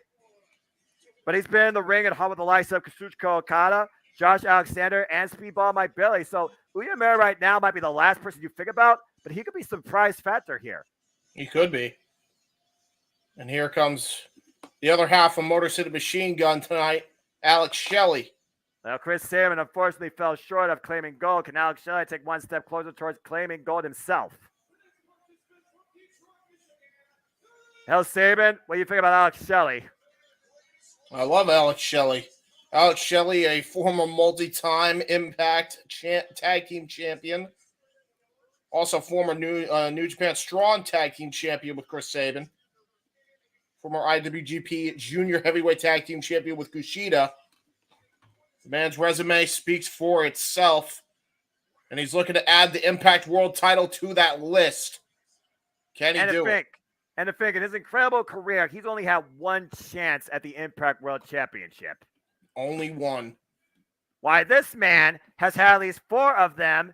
You guessed it, the Full Metal Rebel, Frankie Kazarian. And you talk about Frankie Kazarian, he wants to take this company to higher limits. He talked about in a 3-part sit-down interview with Gia Miller, he is here to finish what he believes is his legacy. His legacy will be Impact Wrestling, but he also wants to be the Impact World Champion. He's never had the big one in this company or in, honestly, his professional wrestling career. And after that ridiculous 32-minute clock. Oh, here we go. Going right after Eddie Edwards. Now I knew this was going to happen. The double leg takedown. I knew Eddie Edwards and Frankie were going to immediately go after each other. And again, all hell's going to break loose here. It's first pinfall submission wins. And right now, I got to wonder who's the biggest threat here. It's got to be Moose, right? I would think so, just from the sheer size and athletic advantage Basement drop kick there by Alex Shelley. And Ouya over the top with the fake out up the plunger. And oh! Yes! There goes Got- Umera. Yeah, got the leg sweep out from underneath him and dropped face first on the apron by Gresham and Alex Shelley. Took out Moose. Yeah, In the Moose moment time spit being, face first on Shelley the and apron. Gresham working together. Kazarian, who of course had a chance to win the Impact World Championship at Overdrive last year, fell against Josh Alexander in a 32-minute classic, while Alex Shelley had his first time Jesus. ever opportunity at Emergence last year, fell against Josh Alexander as well. Right Look now at you this got a exchange. while you call that action, we got a Pier 6 brawl on ringside here. Yeah, we got a Pure 6 brawl, and we got a Matt clinic right now going on between Alex Shelley and Jonathan Gresham, two of the purest wrestlers in the world. Oh, dropping the knee. Now they're Jumping double out the knee teaming again, Moose. still on his feet. Trying to take him out the knee. Can't take down the big man. Oh, and Gresham takes him out Shelley at the knee. Stepping There's an Insecurity Insecurity. finally drops Moose. And Eric and Sarah are still fighting on the outside. Yeah, never trust Jonathan Gresham, man. Don't forget, he was rolling with some baddies at one point. Yeah, at that point. Oh, dragon screw leg whip. Eddie Edwards finally back in the ring. Oh, dragon screw leg whip to Eddie Edwards. Now Ouya getting in the ring. Oh my gosh, what a dragon screw to Ouya. Double rotation on that one. Dragon Screw City. Where's Jake Long? Damn, that move has to suck. Might be looking for the figure four lay that though, but I wonder if he saved it. I can say, oh my gosh. What a right. Jesus. And well, again, he is the Full Metal Rebel. He hits fully loaded. Oh, wait a minute. Hold though. Uh-oh. No way. Double boss half crab here, it looks like. Would that totally be a full crab because it's two men, one leg? I guess you could call it a full crab. Hey, wait. He's doing the ropes for leverage. You can't do that. It's no DQ. What do you mean? Well, yeah, I guess that's true.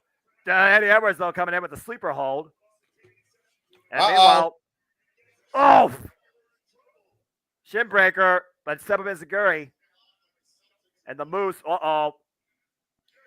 picking the ankle, and meanwhile, God! Spine buster onto the apron by Moose. Yeah, lower spine. Kazarian now following up with Eddie Edwards. We've seen their falls as that six-man tag last week on Impact Wrestling. Eddie Edwards and Proxy Tope and the Moose, though. And Cash just redirecting everybody here.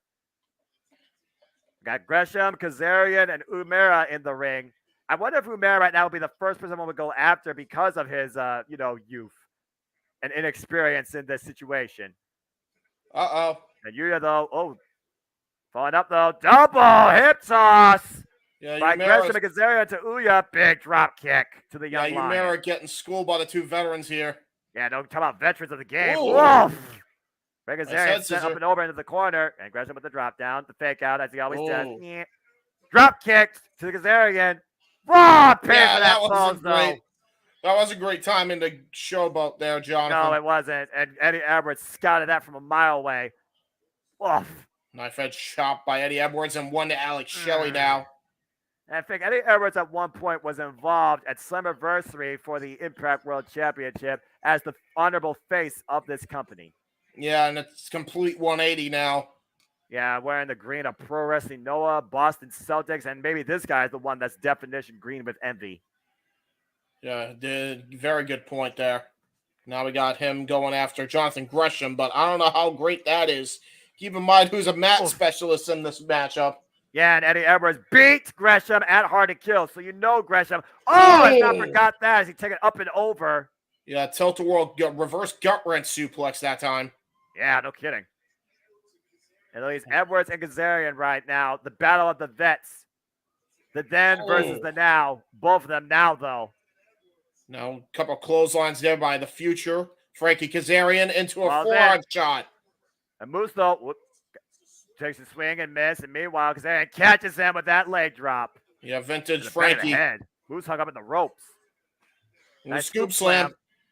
Kazarian's feeling it. I know he's going over here off the second row springboard.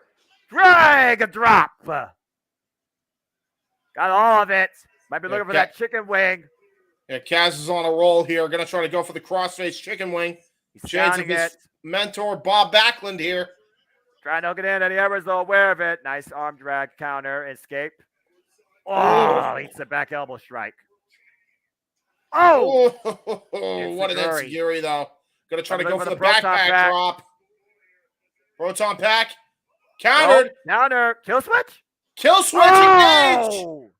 Up and over on his head. Cover to become number one contender. Alex Shelley breaks the fall. That was a great counter there that time by Frankie Kazarian, but Alex Shelley one step ahead, breaking up the pin.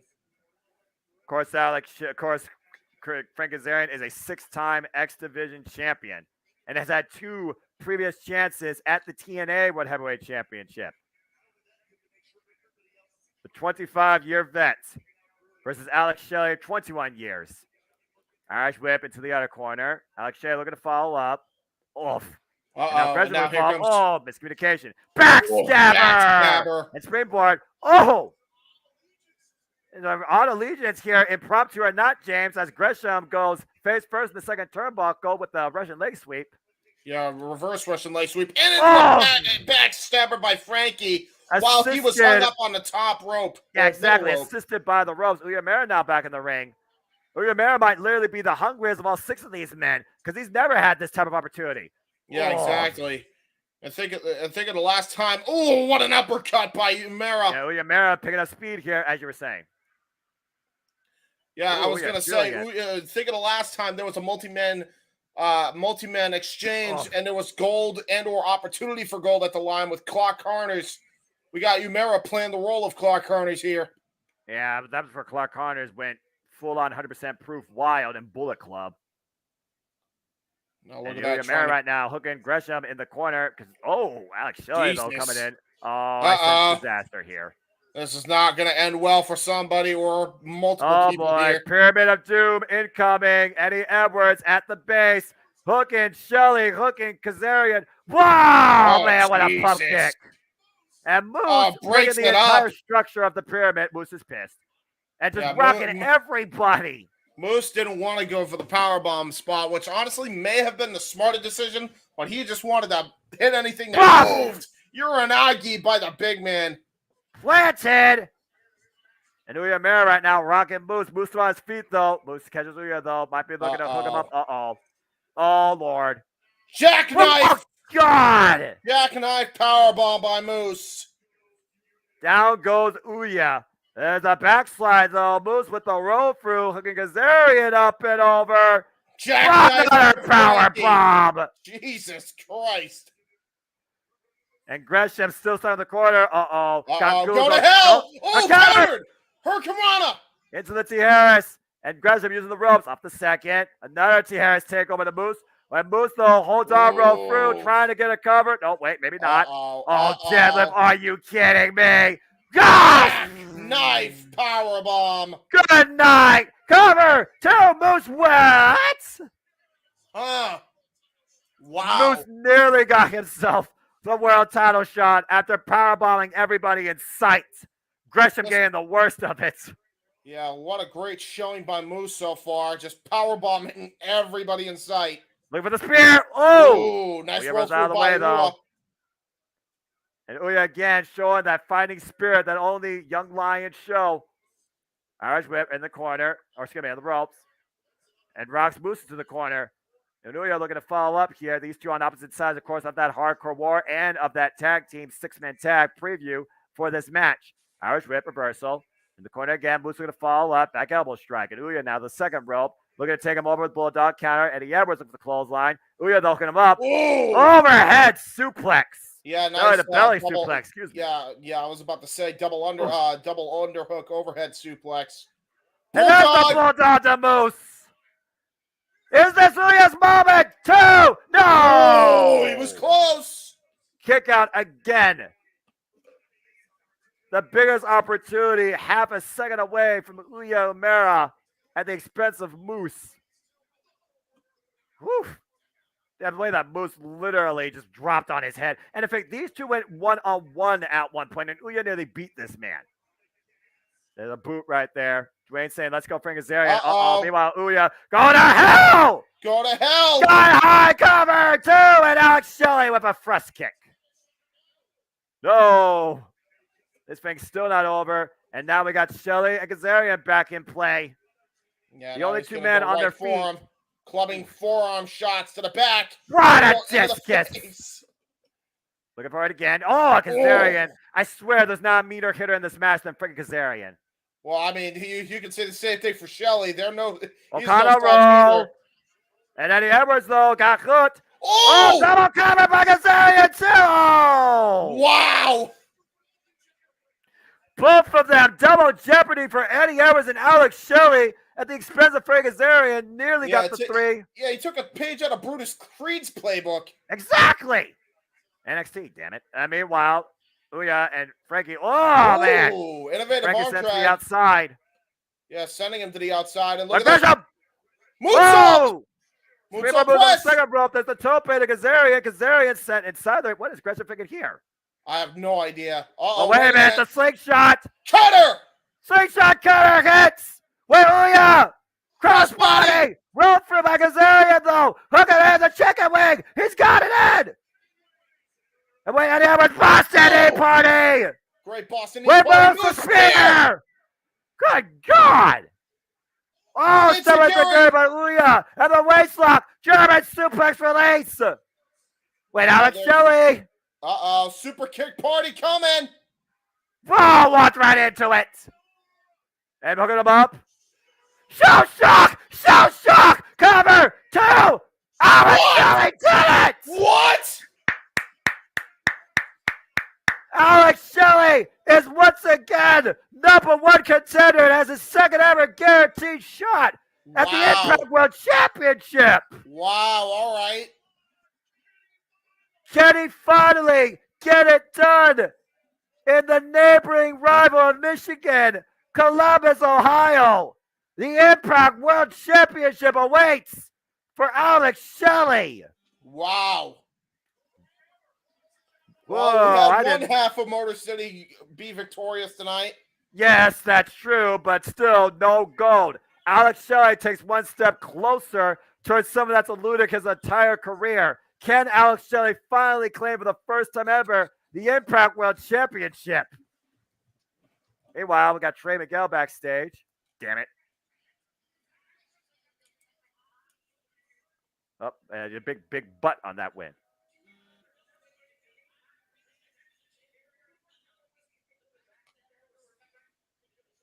I don't think you have respect for the X Division title, just saying.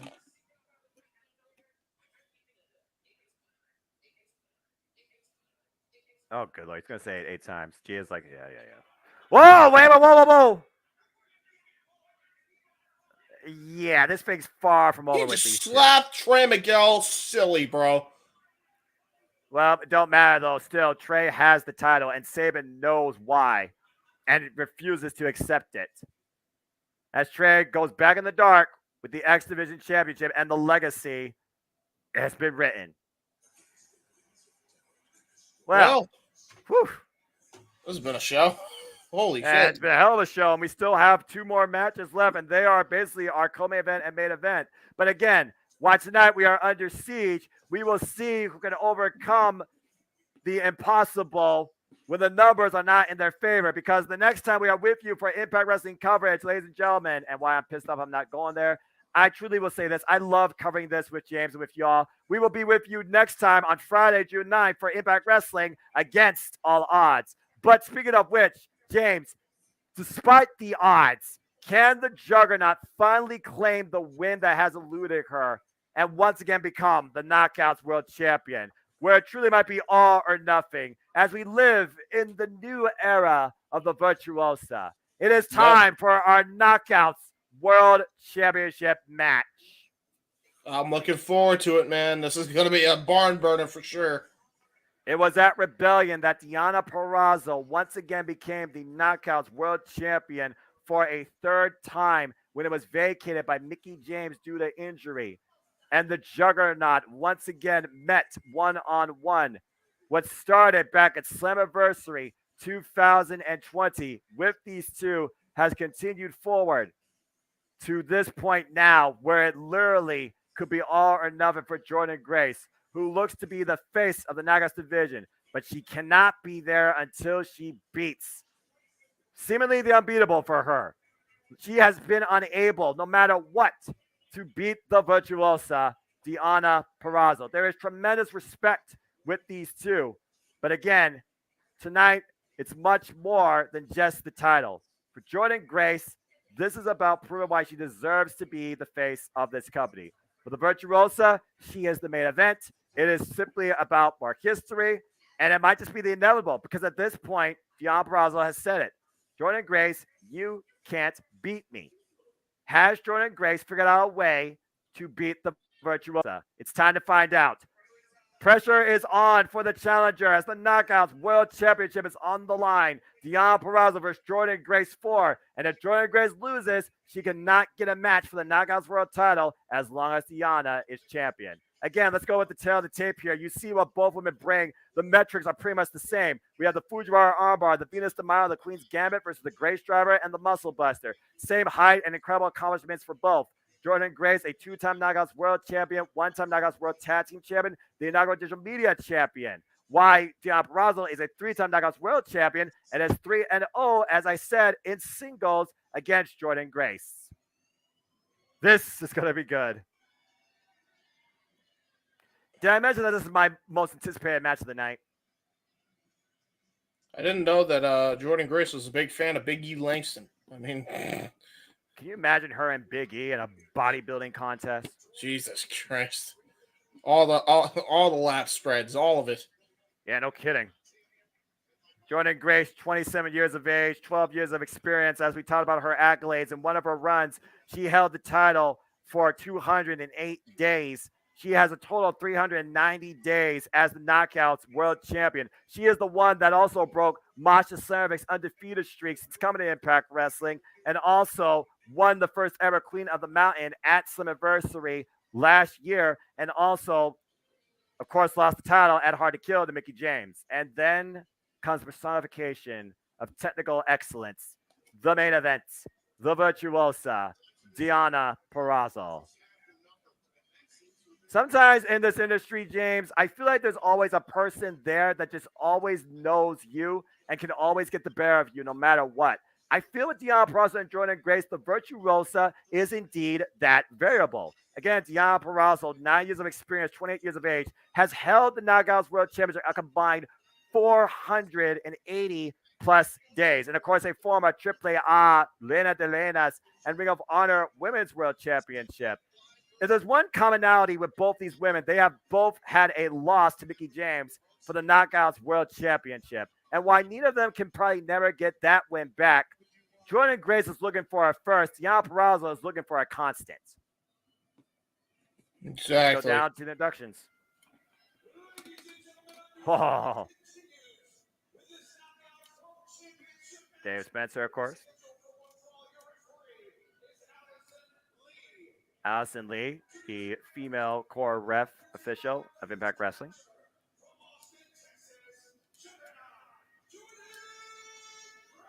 She is indeed that juggernaut. No doubt. Oh boy.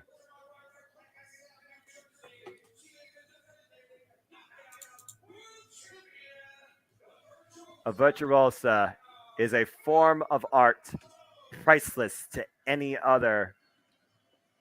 When it comes to this wrestling game, absolutely. Damn right. James, I know it's not the actual main event, but I feel this is worthy. You know what to do. Belt tie up in the air by the female referee. Allison Lee. Allison Lee. Hands the belt off to the timekeeper. Jordan Grace, the challenger. Deonna Purrazzo, the champion. Bell rings in here. We go. Well, we obviously know the intangibles here is Jordan Grace's strength, but Deonna Purrazzo is a technical master. If she gets Grace down on the mat, she's already at a disadvantage. So for Jordan Grace, I feel that her biggest advantage in her strategy is to make sure she does not play the mat game at all with the Virtuosa. Not play the mat game at all unless she's been working on that game. Well, again, she is not necessarily a submissionist, but there is still that controversy that everyone believes, especially Jordan Grace, that Jordan Grace submitted Mickie James in that sleeper hold, that chicken wing at Hard to Kill. Again, there is huge respect for these two incredible women.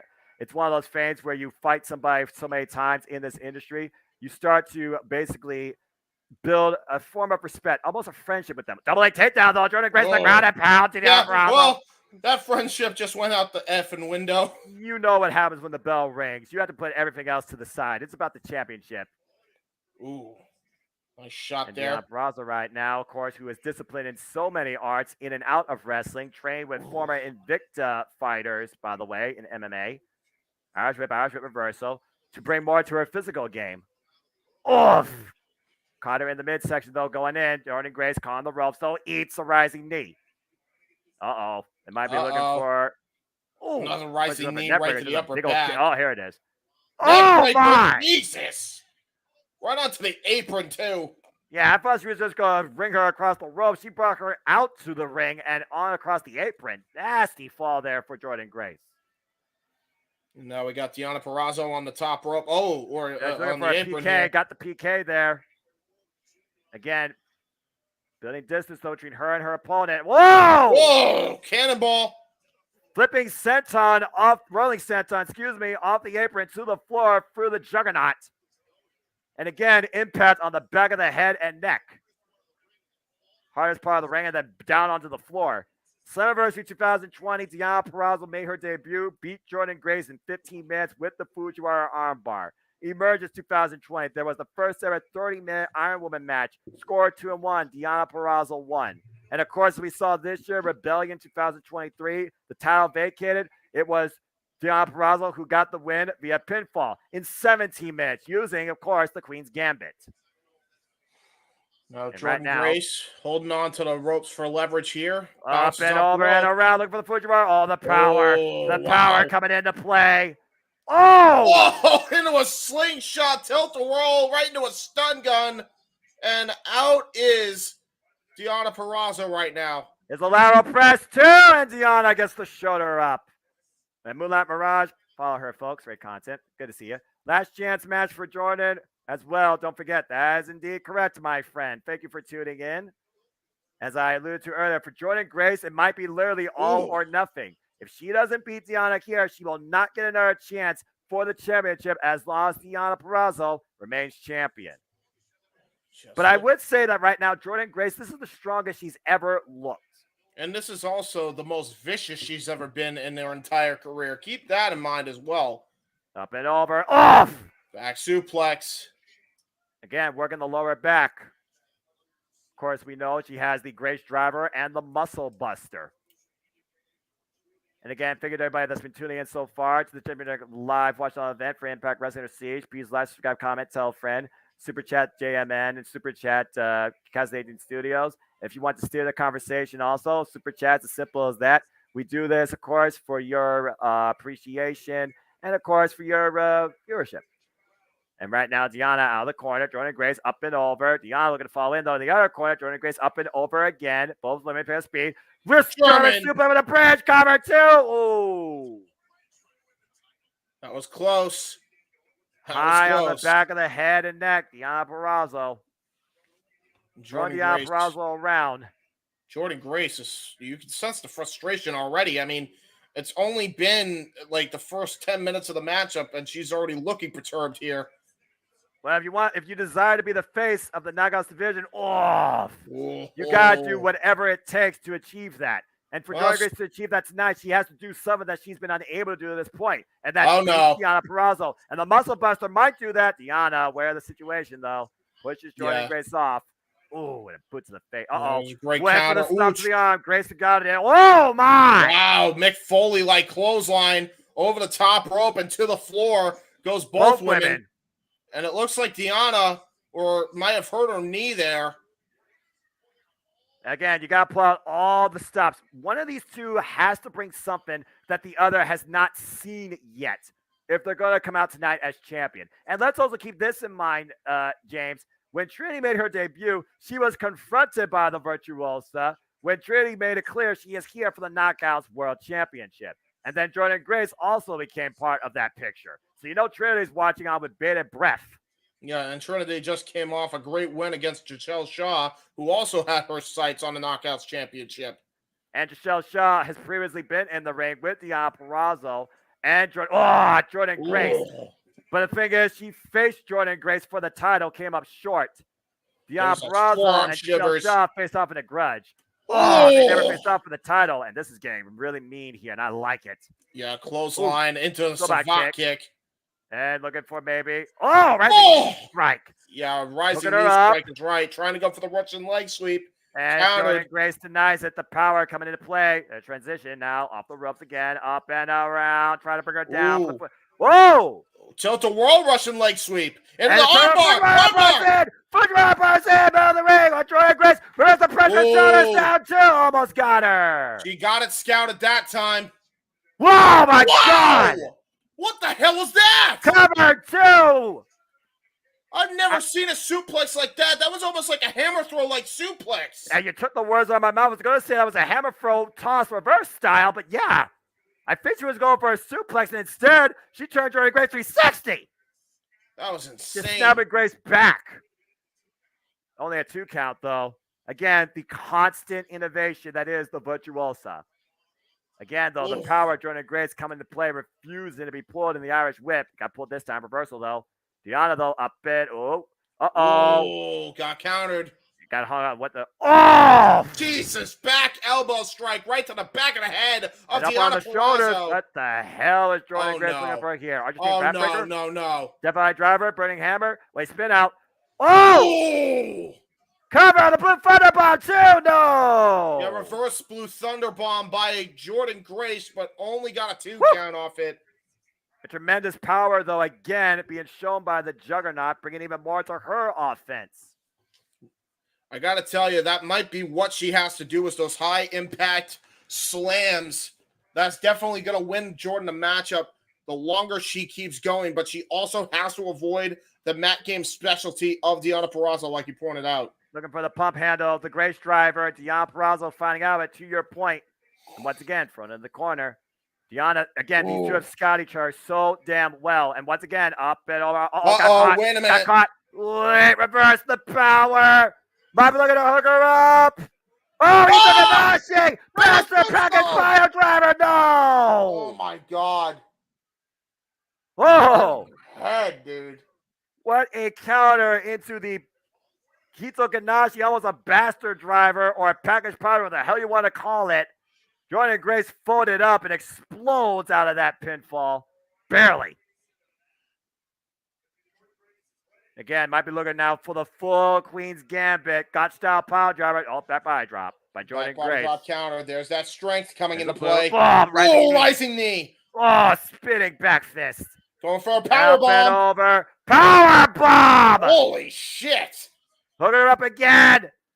And power slam, follow cover, true new champion. No. Wow, that was close. Follow through off the power bomb into the power slam, James. Still not enough. Yeah, power Jackhammer is of the word. sorts. Yeah, power is the word. She hit a power bomb, a vicious one, into a short range jackhammer. Still was not enough to get the W there.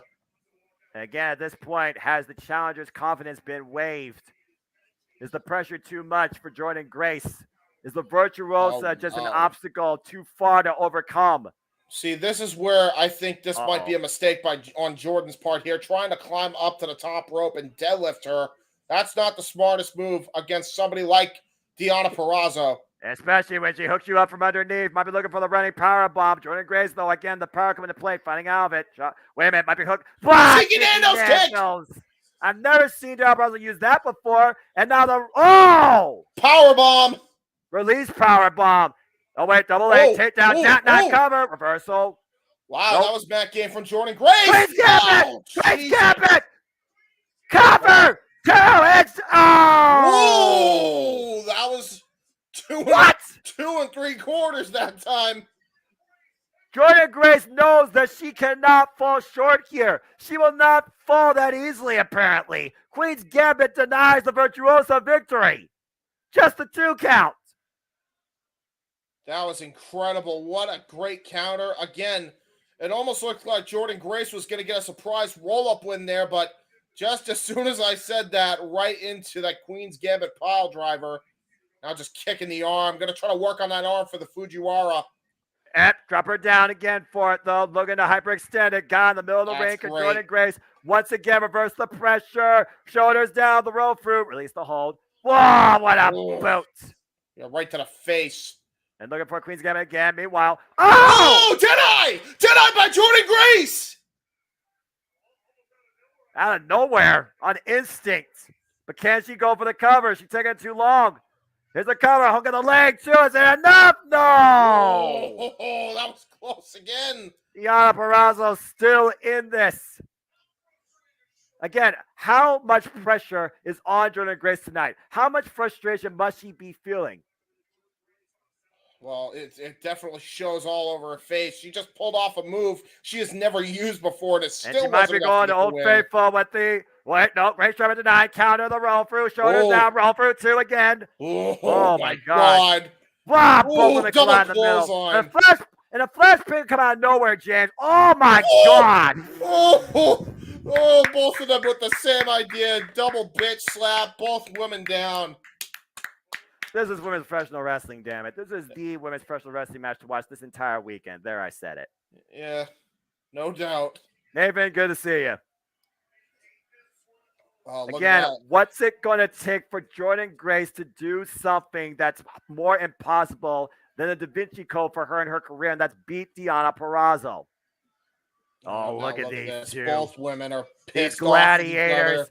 Oh, forehead boy. to forehead, fighting back up to Jesus. their feet, not giving an inch. Hey, we're talking about This is for firefights, the right? Knockouts World Championship. Ooh, Whoa! scoop slam. Jordan Grace, oh my gosh, Diana Wow. falls in though. Another Another scoop slam by scoop slam. Jordan Grace. Diana back on the feet again. Another forearm shiver. And once again, out of the back door. All Jordan she Grace needed was puts the that one corner. window. Diana falling in though, eats the boot. Jordan Grace now up on the second rope. Diana though, Ooh, and now Purrazzo hooked by the Juggernaut, fighting back though. Oh my gosh. What the hell? Jordan Grace fighting back again. What is she looking for here? Can she hook her up? Oh, wait a minute, no, going for the Grace driver on top. Oh my gosh. Ooh, jeez, that would have been Diana bad. Purrazzo thankfully finding out of that. Yeah, that would have been And awful. headbutts now. Jesus. Yeah, vicious headbutts by the Virtuosa. And meanwhile, up the No. second rope. No. Queen's Gambit! Gambit! From the second rope! Cover two. Diana's done it again. Wow. Wow. Long may she reign, for she is the main event. She is the Virtuosa. She is Diana Purrazzo, and she is still the Knockouts World Champion. What a freaking match. Yeah, no doubt. Wow. Take a look at the replay here, James. Jesus. Literally got with a BAM! Avalanche, Queen's Gambit, the entire deck used tonight to put Jordan Grace down in this hell of a fight. Yeah, that's the word. It was just an absolute chess match from the word go. Both women, man, just laid it all out on the line. Talk about turning the key for the red button and pulling out all the stops. Jordan Grace devastated. Diana Purrazzo still victorious, and her reign will continue in the new era of the Virtuosa as the Knockouts World Champion. And unfortunately, Jordan Grace has to look on simply not as a challenger to come, but a subject to stay. Look at that, man. Jordan Grace. Your heart's got to go out to the Juggernaut here. She put everything out there and more. And at the end of the day, the Virtuosa retains. Nothing to be ashamed for, but reality has definitely hit the entirety of Jordan Grace's face. Yeah, but again, now she's, Diana Purrazzo, one challenger down, but she's got a whole new one in Trinity. Again, I mean, your heart's got to go out for her, but again, respect, and that's women's professional wrestling in the highest degree. Damn it. Top that shit, women's wrestling. Well, again, as we talk about, James, I won't be going there. I'm sad, but I'll be calling this review. The next time we call Impact Wrestling here on JMN Media will be Impact Wrestling Against All Odds. And then following that, their biggest show to come on pay-per-view will be Impact Wrestling Summerversary, folks. And that is Saturday, July 15th, 8 p.m. Standard Time. Also now officially known, added to the schedule, Friday, September 8th, Impact Wrestling presents Victory Road, 8 p.m. Eastern Standard Time for Impact Plus subscribers, of course, and Ultimate Insiders. And also coming up in this company's history, congratulations, over 1,000 episode milestone. When? That's crazy. I did not know they did that many. I wonder if that's just since the Impact Wrestling branding or since the absolute beginning. I gotta check that. But again, as we've had a lot of fun, I do want to say once again, thank you to everybody that tuned in. Please let us have a comment, tell a friend. But it is time for our main event to see what mayhem Steve Macklin has planned to kill PCO once and for all, as it's time to see him defend the Impact World Championship in no disqualification. Let's see what you are saying here. Did you guys know who won the previous matches? That was Alex Shelley, Elizabeth. Didn't see the stipulation, but seeing it make me think Jordan has to win. Unfortunately, she didn't. Moonlight Rush, to be honest, I really don't know much about Impact, but there goes Jordan's chances of being champ again. As long as Diana is champion, that is correct. She is stuck in limbo. Could be a long time for Jordan and can't get another shot. Don't see Diana losing that belt anytime soon. Again, it's going to take somebody specifically special to dethrone the Virtuosa. Long may she reign. But again, nothing but respect to Jordan Grace. What an incredible match. All right, as we got a video package here, folks. James, you ready to go hardcore and to go to war?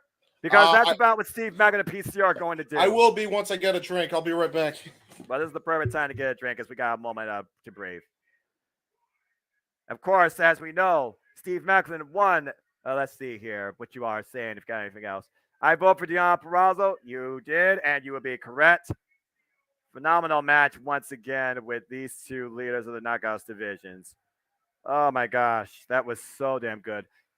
That's women's professional wrestling, damn it! But I digress.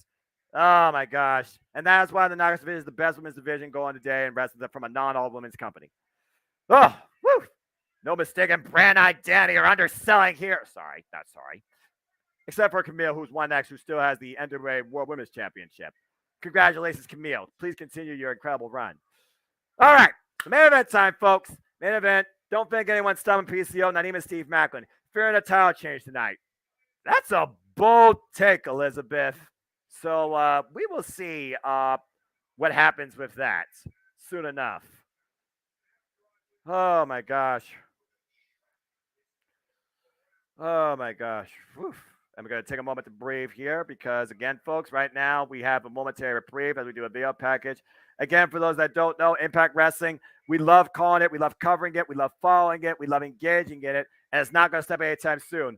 Next stop is Against All Odds, followed by Slammiversary. Then we also have, which I'm surprised they didn't talk about, added to the schedule of Victory Road. But before that, you will see us call Multiverse United in August and Emergence. And there's still so much more to come across different Multimedia too. If you haven't become a fan already of any of the channels, check out Statboy Mikey Sports Bar with Dory Lou. Check out Cast 80 Studios and all the movie reviews. Check out the Jeff Meacham Network led by Jeff motherfucking Meacham and his big announcement to come later tonight on Talk Wrestling 2. We bring you so much across the Multiverse of Media, and we're only going to continue to do so. But all the chaos aside, it is time for our main event tonight. Impact World Championship on the line and no disqualification. Steve Macklin brings mayhem to Perfect Creation 1 PCO. Let's take a look at the tail of the tape here. Both men 6'1". We have a 45-pound weight advantage for PCO. The finishers, of course, you have the KIA DDT for the champion and the PCO sub for the challenger. Accomplishments here, we have the reigning champion that went Rebellion and Macklin, and PCO is a one-time Ring of Honor World Champion. He's alive! He's alive! I had to say it. James is here. I mean, even he needs a drink. Honestly, I'm almost out of Mountain Dew, so there you go. And it was like, never mind. James is back. Surprised he disappeared and reappeared in a flash. Well, he's not John Cena. You can see him. So there you go. And James, once again, we see PCO back from the dead because he's not human. That is true. I will say, I'm going to say this right now. Go for it. As much as PCO is basically an undead monster, almost like a nightmare fuel for Steve Macklin, I'll tell you this right now. PCO has got a tough task ahead of him because this is the very event 2 years ago where Macklin had his coming out party and he showed the world exactly what the hell they've been missing. The forgotten son was forgotten no more, and he showed exactly why. We got PCO, though. We've seen extreme circumstances PCO has endured, though, at the hands of Jonah, Luke Gallows, Eddie Edwards, just to name a few. And that's just in Impact Wrestling. He's endured a coffin match. He's endured Monsters Ball. He's endured Hardcore Wars, chair shots, a shovel, a van. And somehow PCO still stands. But can Mayhem be his undoing? Because here comes the Impact World Champion. Oh, boy.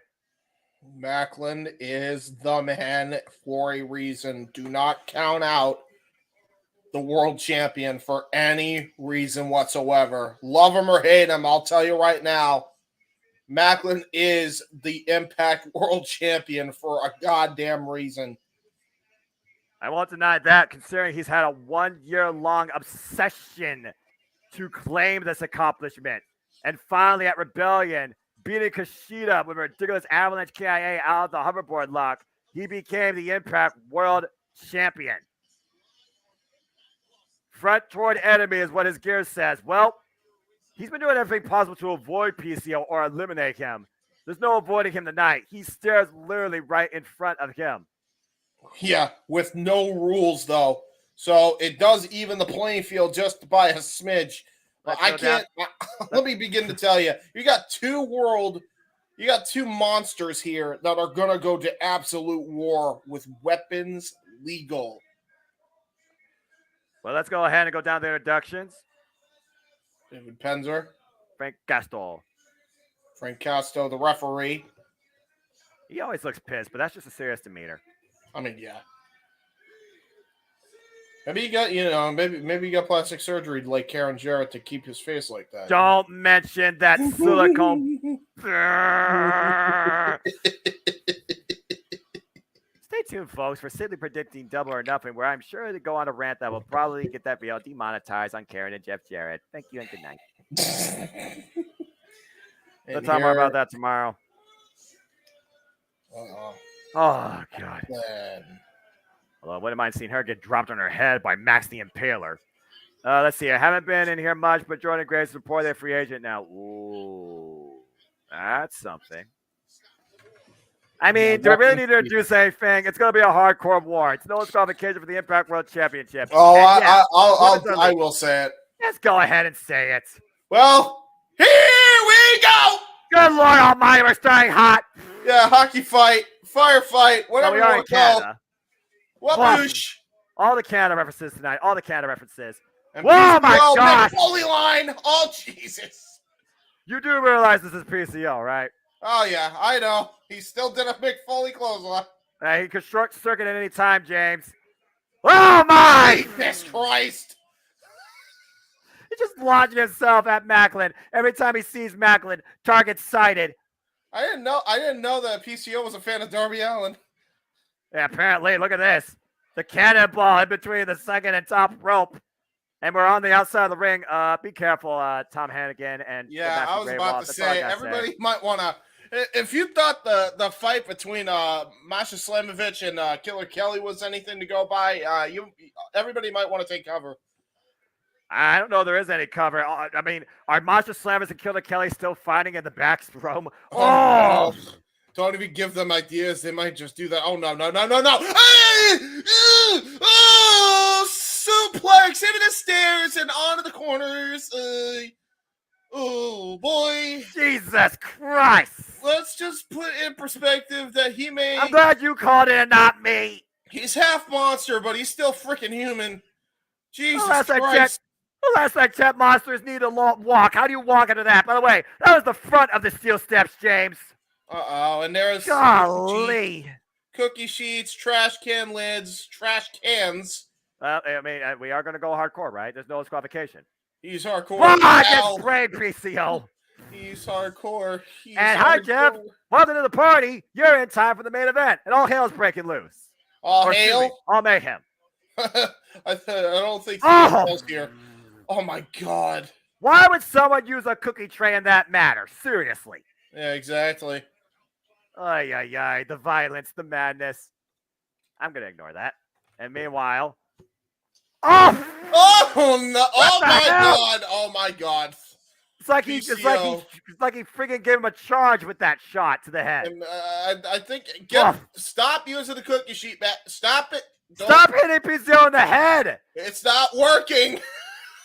And once again, Oh Jesus Christ! Okay, yeah, just toss him onto the floor. Well, I guess works that's too. one way to render a monster a bit useless. Golly. Oh boy, here we go. Uh-oh, another cookie sheet. No. Oh Jesus, Macklin. No. Whoa! Oh, right to the head. Oh, right to the head. And Macklin has concussion, and it's not fun at all. Oof. Well, hello. That's one way to stop oncoming traffic. Yeah, ding dong, dumb dick. Damn it, James. Holy shit. But you're not wrong. Look at this. Bam! Oh my god, the impact and everything. He Oh, swung for the fences on that one and scored a homer. Oh, my god, he's God. gushy. Oh, fucking Christ. Damn, Macklin is busted busted wide open. We're going to get a massacre Whoa. here tonight. Bro, this is like CCW levels of blood spill here. Oh, Jesus. I know Macklin used to call himself the Punisher. He's being punished here tonight. He's being punished. Oh my Jesus. god.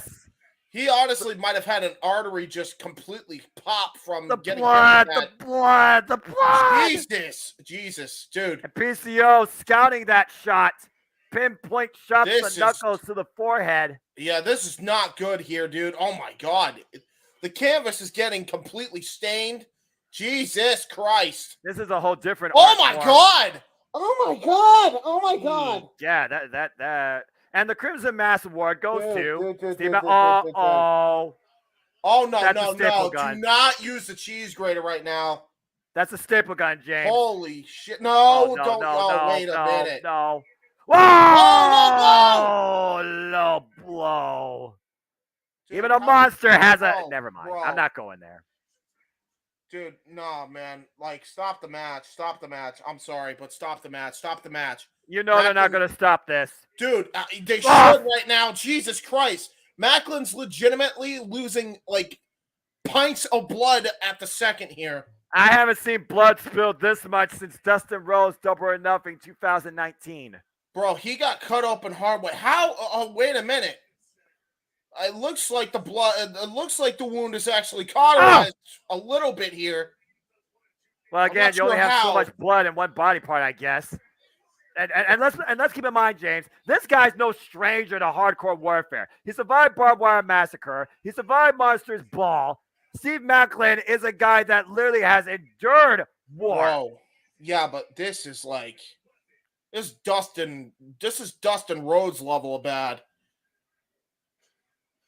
Now he's Macklin right bringing now in the still chair. conscious enough, grabbing a chair. The fact that PCO. he's even conscious right now is Right? It astounds me right now. Right? Oh my god. What the hell is he looking for here in the low corner? Macklin rearranging the ring to his own. Dude, ever since that cookie cruelty. sheet, to Oh, the no. head. Oh, what the hell? No. Oh Uh-oh. my god, no. He's gonna put him in the crosshairs. Well, bye. Oh. Who Well, cares? the trash can was You know that might be that might be in our best interest. You know, I'm just saying. honestly, yeah, probably. And now he's gonna grab the steel chair, gonna try to change plans here. Well, I mean, again, how do you break a monster? Bah! Well, God. that'll do the damn trick. You sure about that? Well, he's gonna try. Second rope chair in hand Oh by my Macklin. god. Oh man! Blood all over the crowd. Smashing a PCO cover, 2 not over with the elbow Yeah, drop chair assist. right to the head. Now PCO might be the next to get busted open here. This is not going to be for the faint of heart, everyone. Put your children to bed. Holy shit. All the blood spill between these two men. It does particularly look like Macklin at this point. it cauterized a little bit, but again, Yeah, but still. Now let's see if Oh, take no. two actually works. Trash Well, can's he's gonna firmly use a yeah, full it's firmly in place. intact trash can this time. Oh no. Uh-oh. And PCO hung up in the tree of woe. Steve Macklin looking to tag him and God. bag him. Oh boy. boy, is he ever. He's going to go for Incoming! it. Boom! Jesus Christ! And the trash can to the small of the spine. Cover 2. No! Yeah, that should have ended it. Any normal man would have been done. And look at this. Again, gushing blood. Oh, God! Every man. movement, every bit of movement that Steve Macklin gives. Dude. Uh-oh. And now it's Macklin with the Holy staple gun shit, in hand. man. Killer Kelly's so damn insane. She'll staple a man's spot Dude. and then staple herself in the forehead. So how far will Macklin go? We're about to find out. Oh my God. I'm really scared right now. I know he can handle it. I know he's a tough bastard. Oh no. Lord knows you have to be in the military. No. What the fuck? Jesus What the God! hell? Oh my God! He's stapling his whole face and chest. He's stapling his face and lips shut! Bro! You sick fuck! He's literally a mummy! PCO can open his mouth! Did he staple his eyes? Frankenstein! He literally's been turned to Frankenstein! Holy fuck. This is the opposite of surgery. Oh no, don't remove them like that. Oh my God. Oh God. He's taking tweezers and removing the staples. You Oh, can literally see the blood dripping out of his mouth, God in between damn his lips. Golly! Rev, stop the fight. Fucking disgusting! What is this? Jesus Christ Almighty! That's a sledgehammer now. Yes, oh my that's a God, sledgehammer. It's getting worse. And meanwhile, oh God, the side of the head! Right to For the the love of head. God, end this shit! Bro, dude, oh God, Macklin's still bleeding pints. Oh my gosh, this is Dude. gruesome. I did not expect I was going to watch an XPW or CCW production today. Believe it or not, dude, this is still more sensible than XPW. This is CCW. Still. What the fuck? Oh my God, that's a concrete slab. We've seen Steve Macklin use it. Again, He used these slabs before. He tried to break the man's back. I knew he was going to do anything he possibly could to retain the world title at this point, but losing as much blood as he has and then going as far as to use these slabs and a sledgehammer. Dude. Oh God, no, dude. no. No. He's going to destroy the spine no, once again. Those slabs on the back of PCO and a sledgehammer in hand. Shit. This is the not end good, of man. PCO, courtesy of Steve Macklin, if he does this tonight. What a gruesome sight of no, Macklin God, here. no, Macklin, no, man, come on, have a heart. Oh my God. Oh! All over him. Holy shit. PCO thriving in pain. Wincing. He's not human, but damn it, he is still human anatomy.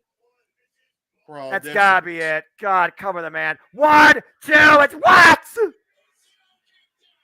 What the How the fuck did PCO kick out of that? No idea. He's freaking charging up. He's He's sitting up. He's standing vertically and training with Macklin. Once again, PCO will not die. Oh, flatliner DDT right onto the injured head. Oh my God. Dude, blood spattered on that impact.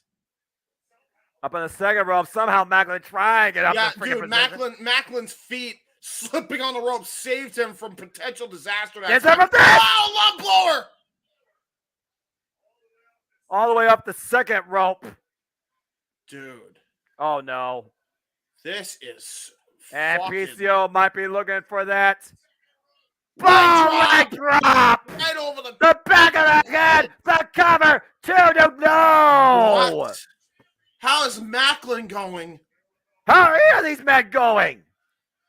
Dude, Macklin's got to be he's got to be losing consciousness by the second, dude.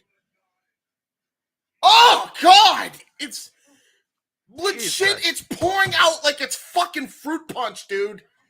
Ugh. Macklin on the apron. The Elevator! Oh, swanton bomb on the apron on his head.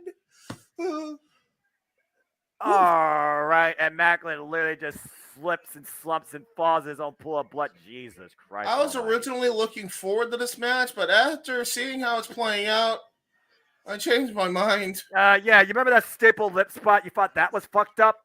Oh, Yeah, I don't think they're God. done yet. Whoa, jab to the Oh, head! boy! Hello! Yeah, this is This is Hardcore War. This is ECW. This yes, is this this is blood absolutely and guts. Oh my God in heaven! not a Macklin- power Jesus slam! Christ! Jesus on the apron, back first goes PCO. Ripped off the Oh, top and falls God. back first to the apron, to the floor. Did you hear the thud of a human being's spine? Look at the shock of the front row, Noah. Look at the shock of the front row. Oh, I saw it, James, firsthand.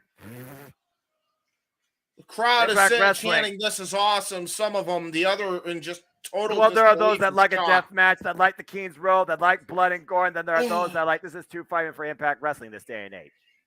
I mean, I've seen far. I mean, it isn't quite to Terry Funk McFoley territory yet, but it's Thank getting Christ. damn close. How about a cinder block? Oh, Jesus Christ! Not a cinder block. 2 cinder blocks.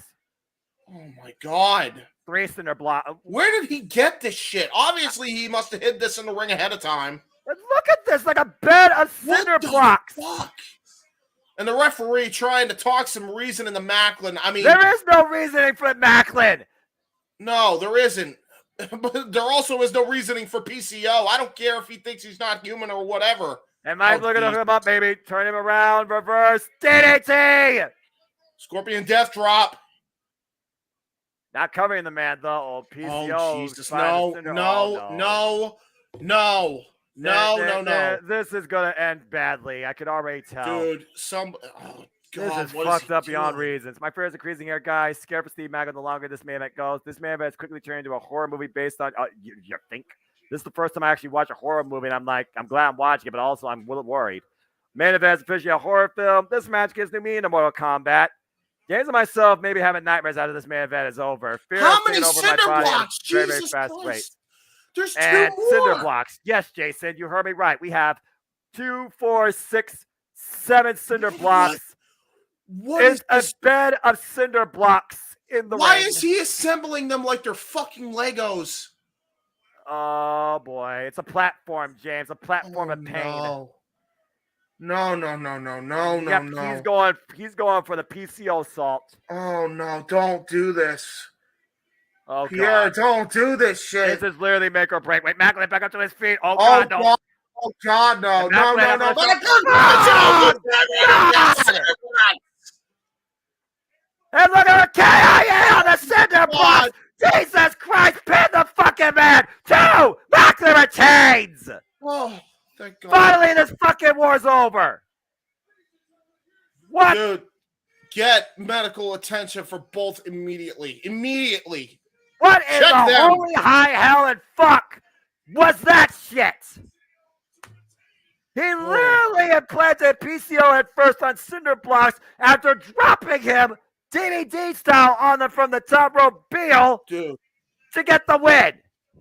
they got to close that wound up and fast, dude. Oh, my God, dude. He won't stop. He won't stop gushing now. I have no words what the fuck I just witnessed here. Regardless, though, James, that's one of the goriest things I've look ever at seen him. in my life, and also wincing things for a human spine. Either way, Steve Macklin is still your freaking Impact World Champion, and what's the other saying?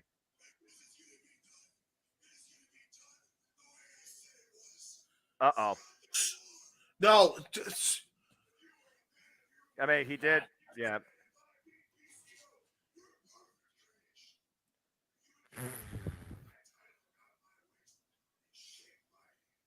So, come on, dude, seriously. Bro, I mean, I get the pride and everything, Mac. looks like dude, Scott Demore's going to be a man of his word, because here comes the Yeah, I was president about to of Impact say, like, Wrestling. I don't think that matters right now. I agree, man. But tell that to freaking Steve Macklin. Well, fuck that. Get medical attention, dude. The president of Impact Wrestling, Scott D'Amore, being a man of his word. Holy He hell. said if Macklin retains, he will put that belt around his waist and shake his hand. That was gory professional. That wasn't a fucking wrestling match. That was a hardcore clinic. Serious. I was about to say, seriously.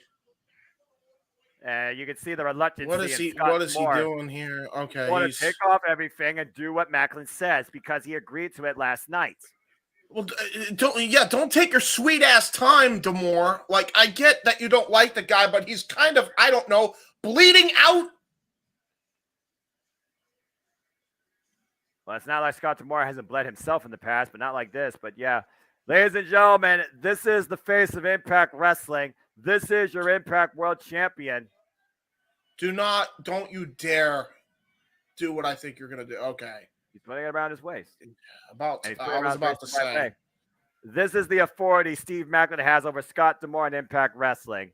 Oppose it, and you will suffer. There it is. That is one of the most gruesome shots I've ever seen. And shake his hand. Like I said, shake his hand. There's the handout. Yeah. He said he's going to shake his hand, so I mean, yeah. He honors commitment. That's what the president does. Oh my God, the disrespect for Macklin. Again, Steve Macklin. There is no authority and probably no competitor above him. He says that he is Scott's boss. The Impact World Champion stands above the president. What? Oh my God! It's Bully Ray! Bully Ray! Bully Ray! He's choking! He's choking Scott D'Amore! He's choking Scott D'Amore! What the fuck is this? This was a goddamn setup by Macklin and Bully Ray! That's the president of Impact Wrestling! There's a strap around Scott D'Amore's throat! What the hell? I can't believe this. Is Macklin joined forces with Bully Ray's crew? I don't know. All I know is. Wait a minute. Maybe not. The Macklin and Bully Ray eye to eye, face to face. What?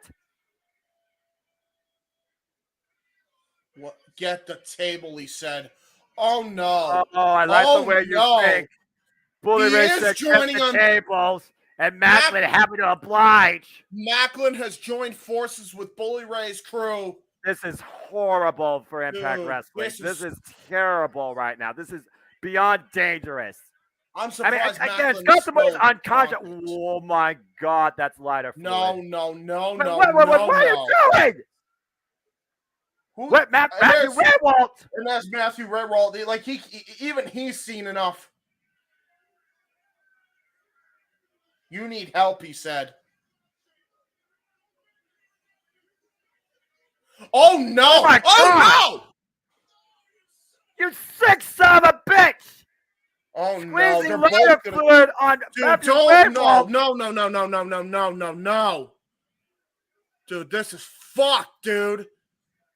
The PCO standing! PCO is standing! Oh shit!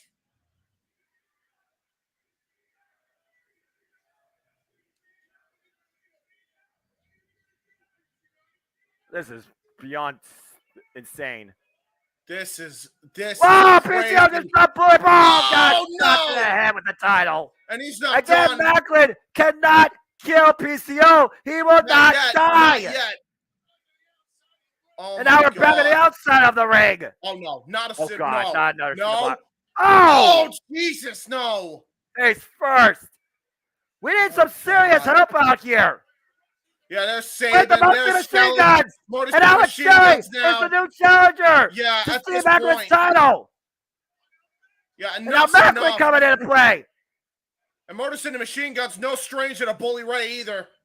And once again, the Voice of Machine Gun sent the outside of the ring. Macklin and Bully Ray control the ring. A table doused in lighter fluid with an unconscious Scott D'Amore. Oh my God, no! Somebody get out here! OVE security. The Canadian Santino, police. somebody. The Mounties. Oh, Yeah, dear Mounties, God. anybody at this point. Dude, he's dousing that shit. Oh, God. Oh, no. That table's don't doused you in dare. lighter fluid. Don't you dare. You two sick psychopaths. Oh, fucking hell. No. Don't you dare. Oh, God, no. Oh, God, no. God, no. No. Oh, my God. God.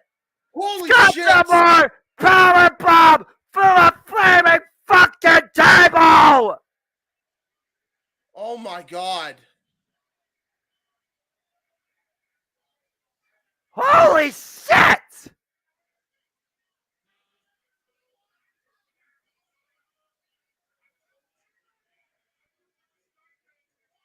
We haven't seen this crazy fuck since Hardcore War at Rebellion.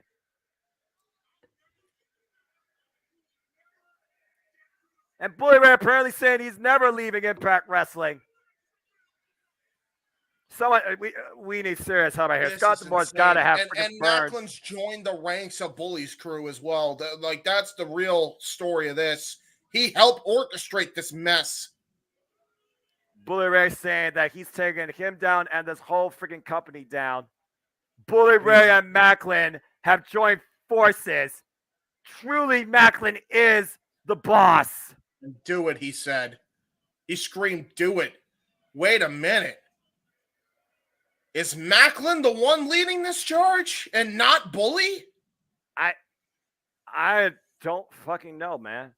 Ladies and gentlemen, this has been Under Siege, and Scott D'Amore is Impact Wrestling truly is under siege. Under siege, yeah. And under guerrilla warfare, courtesy of Steve Macklin and a Bully Ray, a tyrannic tyranny might just came across on Impact Wrestling. Until next time and against all odds. Oh, Jesus Christ. For James, they're still talking. For James Hebert, I'm the Seminole Foster. Thank you for tuning in to Under Siege. This has been Impact Wrestling. We need some serious help out there for Scott D'Amore. What in the fuck just happened? That was, I don't even know what the hell to say. Wow. I got nothing. Thank you, folks, for tuning in. That concludes Under Siege. This has been Impact Wrestling.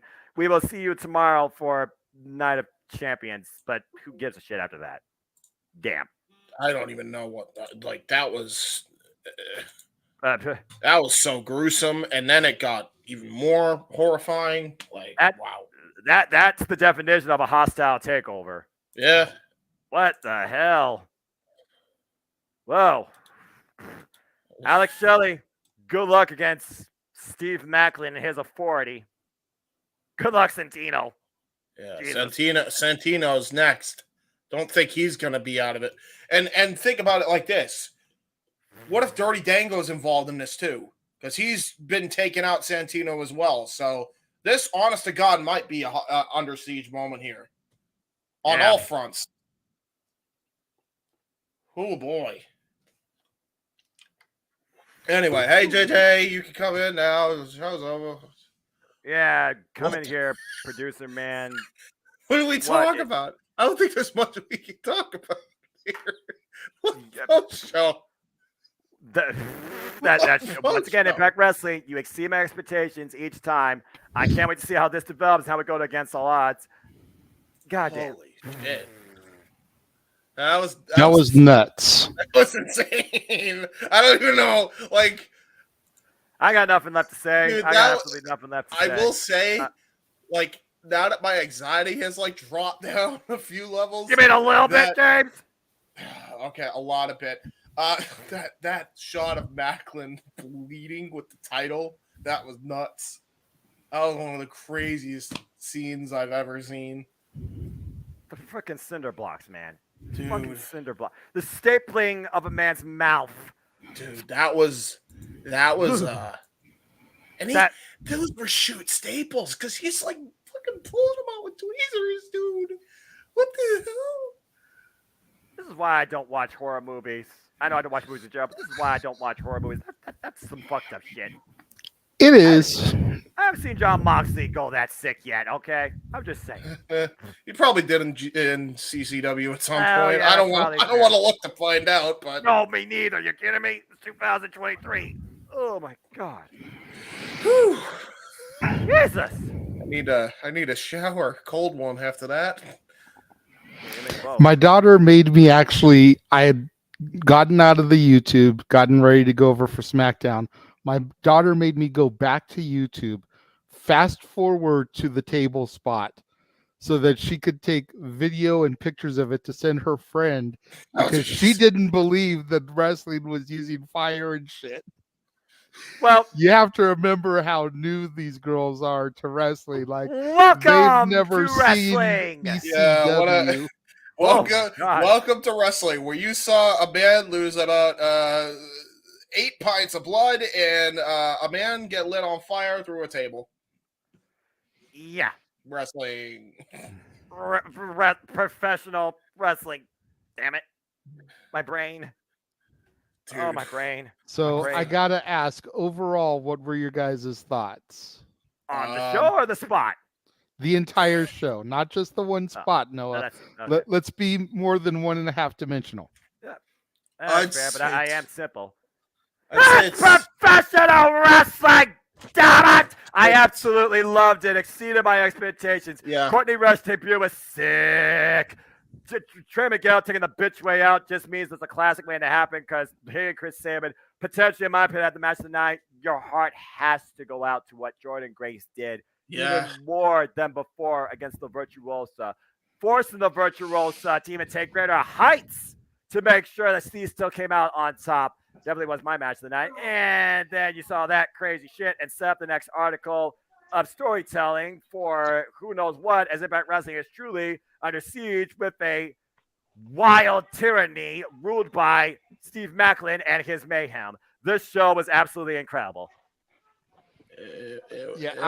For most people, I think your heart goes out to Jordan Grace. I have not been a fan of hers ever since last year and the comments she made. So I'm kind of indifferent. It does suck that she doesn't get a shot at Deanna again, but it just kind of is what it is. I'm sure they'll find a loophole if she sticks around, if she signs a new contract, if they really want to. I don't know. Do they still do Feast or Fired or anything like that anymore, where she could theoretically get that type of title shot without? No, they got rid of that gimmick, thankfully. I always hated that gimmick. And yeah, also Impact will be celebrating 1,000 episodes, James, in September. Oh, okay. So around my and then Victory Road, which I sent the graphic to Jeff. We will edit that up so it'll make it into our next watch-along trailer. More wrestling! More Impact Wrestling! I am going to go ahead and go back to the green room and do production stuff. Jeff is here to assist you guys with the shills and the hard sell Don West style. Rest in peace, Donnie, as he's wearing his Impact shirt.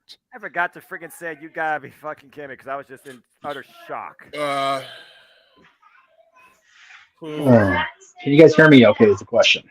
Yes, we can't hear you, although we also hear everything else. But I mean, it is what it is, and I'll try to talk, and when I'm not talking, I'll mute it because we do have a little one trying to go to bed.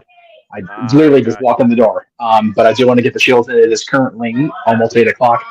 For everybody watching on the Casa, there you go. We're going to be doing that soon, probably around 8:30, because I do need to eat. We haven't had dinner yet. We had to rush home, so I haven't had dinner yet, but sometime around the 11:30 Eastern will be the target for that. There is a huge announcement regarding the Multiverse of Media, so stay tuned for that coming up here shortly on the channels you're watching this on, as well as nerdyq.com.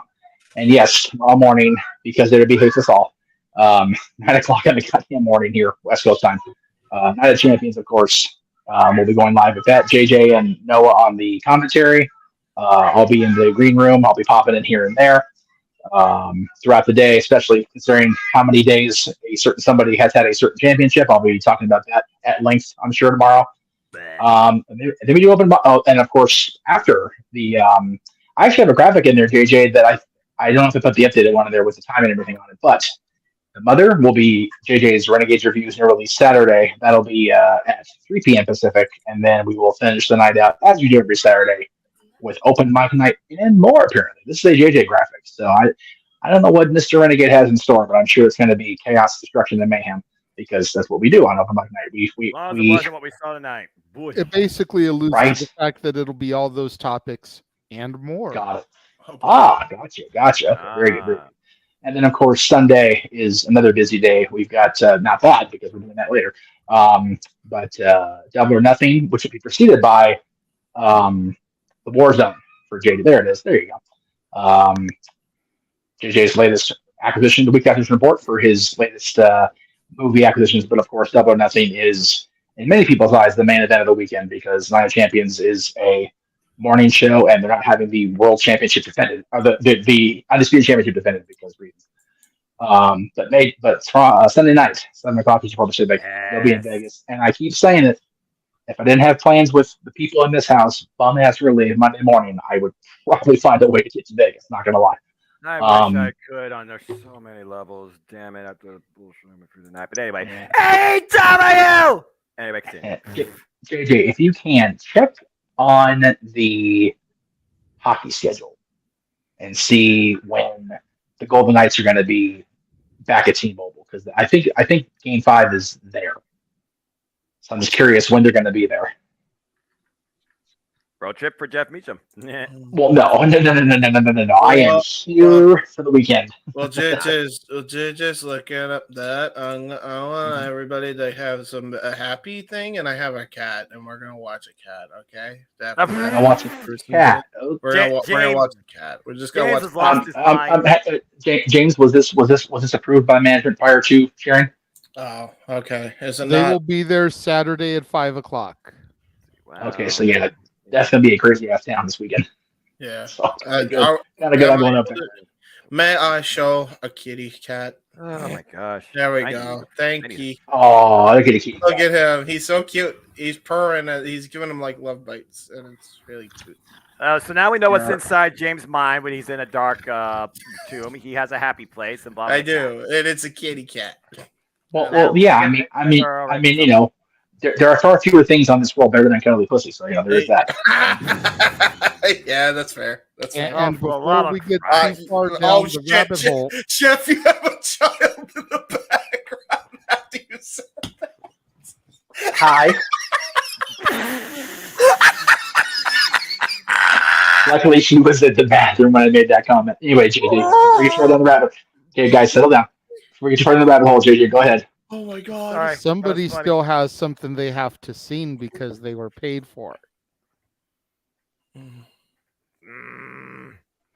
The lyrics are in the private chat. No, I don't think that's you're getting right. off scot-free. That's right. So I don't see it here. So, whoa. Yeah. Oh yeah, we have to do it together, don't we? Oh my God, I'm not prepared. Okay, wait. The lyrics are we in singing? the private chat. They are singing the classic by J-E-F-F J-A-R-R-E-T-T. Ha ha ha! Ain't he great? With my baby tonight. All right, let's just get it over with, Noah, man. All right, so I guess we just start from the top. Noah, you go. You start it off, and then we'll do it like back and back. Jeff, I'm gonna pull us out so they can have the room to themselves. Let me get this freaking queued up because I'm gonna have to get into the. You all suck. You all suck. Damn it! Yeah. Okay. Hold on. Get this freaking thing going. All right, here we go. Hold on. I guess I'll do the first bit. Okay. Then my days working hard on the go, but the hands on the clock keep spinning too slow. Cause I can't wait to be alone with my baby tonight. You know my baby's got me wrapped around her little finger, cause she knows that I would walk through hell. Oh, damn, he does better than me.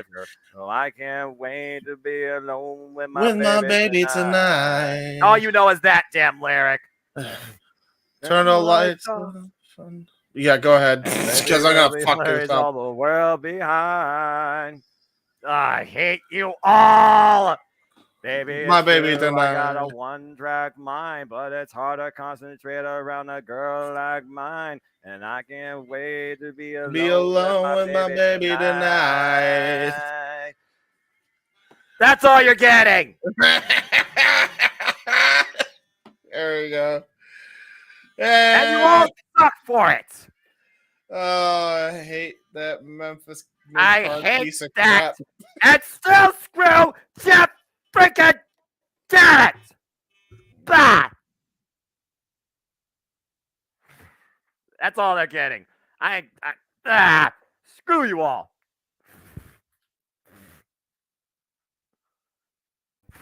It's okay, Noah. It's okay. Ah! Bah. That was tremendous. That's never happening again. You say Why is that a that. punishment? Ironically, my girlfriend called when we were singing "My Baby" tonight. So there you go. Yeah. For you, I will stay simple and a virgin for life.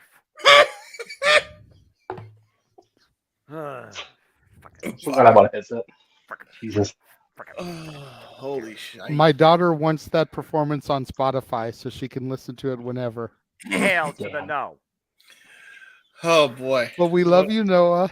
Yeah, We do love you, Noah. yeah, I know. Hey, you know what though? For real, that super chat and that song got me over the payout threshold. So Yeah, that that was again, thank you.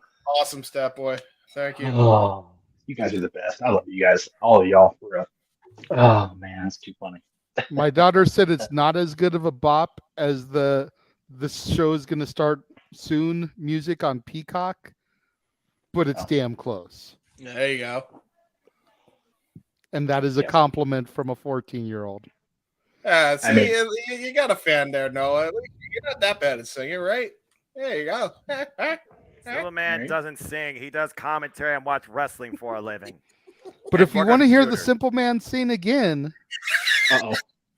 AJ! August 19th, Well, it's the okay. week prior to All In, British Invasion karaoke. Noah. And November 18th, Hold on, let him get a ring Disney of star impression. karaoke. Ain't nobody singing no damn Disney karaoke in November. You got friggin' turkey, you got friggin' Christmas, you got friggin' family, you got friggin' football, and all that other dumb shit. You spend all your money on the damn holiday, and you're not doing anything with your damn children, and you can worry about some damn Disney karaoke singing. So bring up some live action bullshit, conflict, friggin' nuisance, nonsense on Netflix or Disney Plus.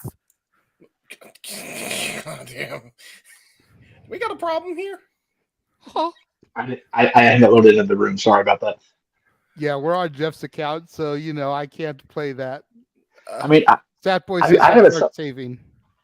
I have it somewhere. Give me a second. I'll find it. It's okay, Jeff. It's not that serious. He's already done with the rant. Yeah. The Oh, gimmick that's is to interrupt the rant with Yeah, halfway Okay, through. that's fair. It's okay. That's fair. That's But that was fun. You know what, gentlemen? Amazing job on the call as always. Thank you. fair. Much appreciated. Noah, thank you for Everybody in the being a room. trooper and being a sport. You always seem to stick your foot in your mouth when you say nobody's got the money for it. It always bites you in the ass. Fucking government lying about a damn recession. We need to have a country month, JJ. That way, when he says that, we can go, if you got the money, honey, we've got the time. I've thought about a country month, but I didn't know how many of our panelists actually listen to country music enough to be able to do some country karaoke. That's why I've tried to pick stuff that is pretty general. You Considering look I at the people that are in the British invasion stuff. Ring of Fire, you got at least one person. I was gonna say the only country I know is Florida Georgia Line and anything by Eric Clapton. Eric Clapton. Hey, Eric Clapton is FTL not mode. country, Yeah, not so much. Some country. but that's why Florida you Line, go though. for the British invasion. Most of it is 60s and 70s classic rock. There's a Yes. few modern artists in there, Ain't but no- not many. Yeah, that's Spice Girls. Yeah. Daniel's determined to put us all in trouble for all these things we're doing to Noah before November 18th. No. You misread. Daniel is trying to get revenge for Noah. He is going to have that's what I'm other saying. people seen because of how much we've tormented poor Noah. That's what I tried to say. It just didn't come out right. You Sorry. didn't. You said for him to do to Noah. No. I think what I was trying to say was Daniel has a revenge plan for all the stuff we've been doing to Noah. Yes. Yes. We in the general multiverse and we on the panel. So. But Big yes, G so, better learn nothing about this fucking shit. He's gonna learn. No, he's not. Noah, What? I may have already blown that All right, so I don't because I posted in the Simply Predicting group chat, Yeah. the Open Mic Night group chat, the No DQ Review group chat, and the regular No DQ group chat because you got to get the 4 horsemen going. That you were about to do that as soon as the main event was over. It's happening. I was hoping that we'd actually get people into the studio and the chat room to witness it firsthand so they didn't have to go back on demand. But yeah. And Christopher Rotz, your good buddy, said to me when I first posted, he said, JJ, you're going to make Noah mad again. I said, someone sent a super chat to get him to do it. He said, was that someone you? I said, nope. That was all Stat Boy. That was a Stat Boy. That was Stat Boy approved. That it was. We need a graphic. Gotta find the graphic. Yeah, It's okay. It's not that serious, Jeff. It's okay. Oh, yeah, but I'm doing this by my phone. I'm trying hard here. But yeah, again, I thank everybody in this room for covering for me because the plan was to already have been here hours ago. Obviously, that changed with bills coming due and traffic being what it was today. So, but I appreciate that very much. JD running the room, of course. You guys on the commentary, as you do masterfully every time with AEW Impact and everything that's not WWE. So thank you all. We've got about 19 minutes before we're going to go live with Talk Wrestling again. Yes, so let's go ahead and wrap this off so we can get a little bit of downtime for the algorithms before Jeff whoops it again. Oh, yes. But yeah, again, gentlemen, like I was trying to say a minute ago, thank you for your call. Awesome job as always. Noah, thank you for being such a good sport about the super chat and having to sing Jeff Jarrett. Maybe next time we'll get him to sing My World. But I digress. We've got all the stuff tomorrow, like we talked about during the shows. Night of Champions, 9 o'clock Pacific in the morning, noon Eastern. The Mother, new release Saturday, 3 o'clock Pacific, 6 o'clock Eastern. Open Mic Night, 8 o'clock p.m. Pacific, 11 o'clock Eastern. Plus, in the mix of all that, somebody has a Simply Predicting panel at 2 o'clock Pacific, 5 o'clock Eastern, because he is a glutton for punishment. He has taken over the moniker of No Days Off from Darren Young. I don't know about that. So make sure that you guys tune in across the entire multiverse of media for all the coverage tomorrow. Yes, Meacham. To be fair, Fred Rosser's busy killing people on global television nowadays, so he has time to take no days off. That is true. He might have to go to jail. We don't know yet, though. No, we don't want him to kill you on live streaming TV, Mikey. We want to draw money. Have you come back next week, Mikey? We don't want to kill you. Yeah. So we just want to play with you with deadly intent. That's all. So, for the Heat Man, James Hebert, for the simple man with the spectacular voice, Noah Foster, for the man whose name is generally on the marquee, I've pulled it down for the shills, the West Coast Professor, Jeff motherfucking Meacham. I have been your producer man extraordinaire this evening, the Renegade of Wrestling, JJ Williams. Thank you for joining us for our Under Siege coverage. Again, make sure you tune in for one of the many programs across the multiverse tomorrow. And in case you didn't know, and still your Knockouts champion, the virtuosa, Deonna Purrazzo. Long may she reign. Absolutely.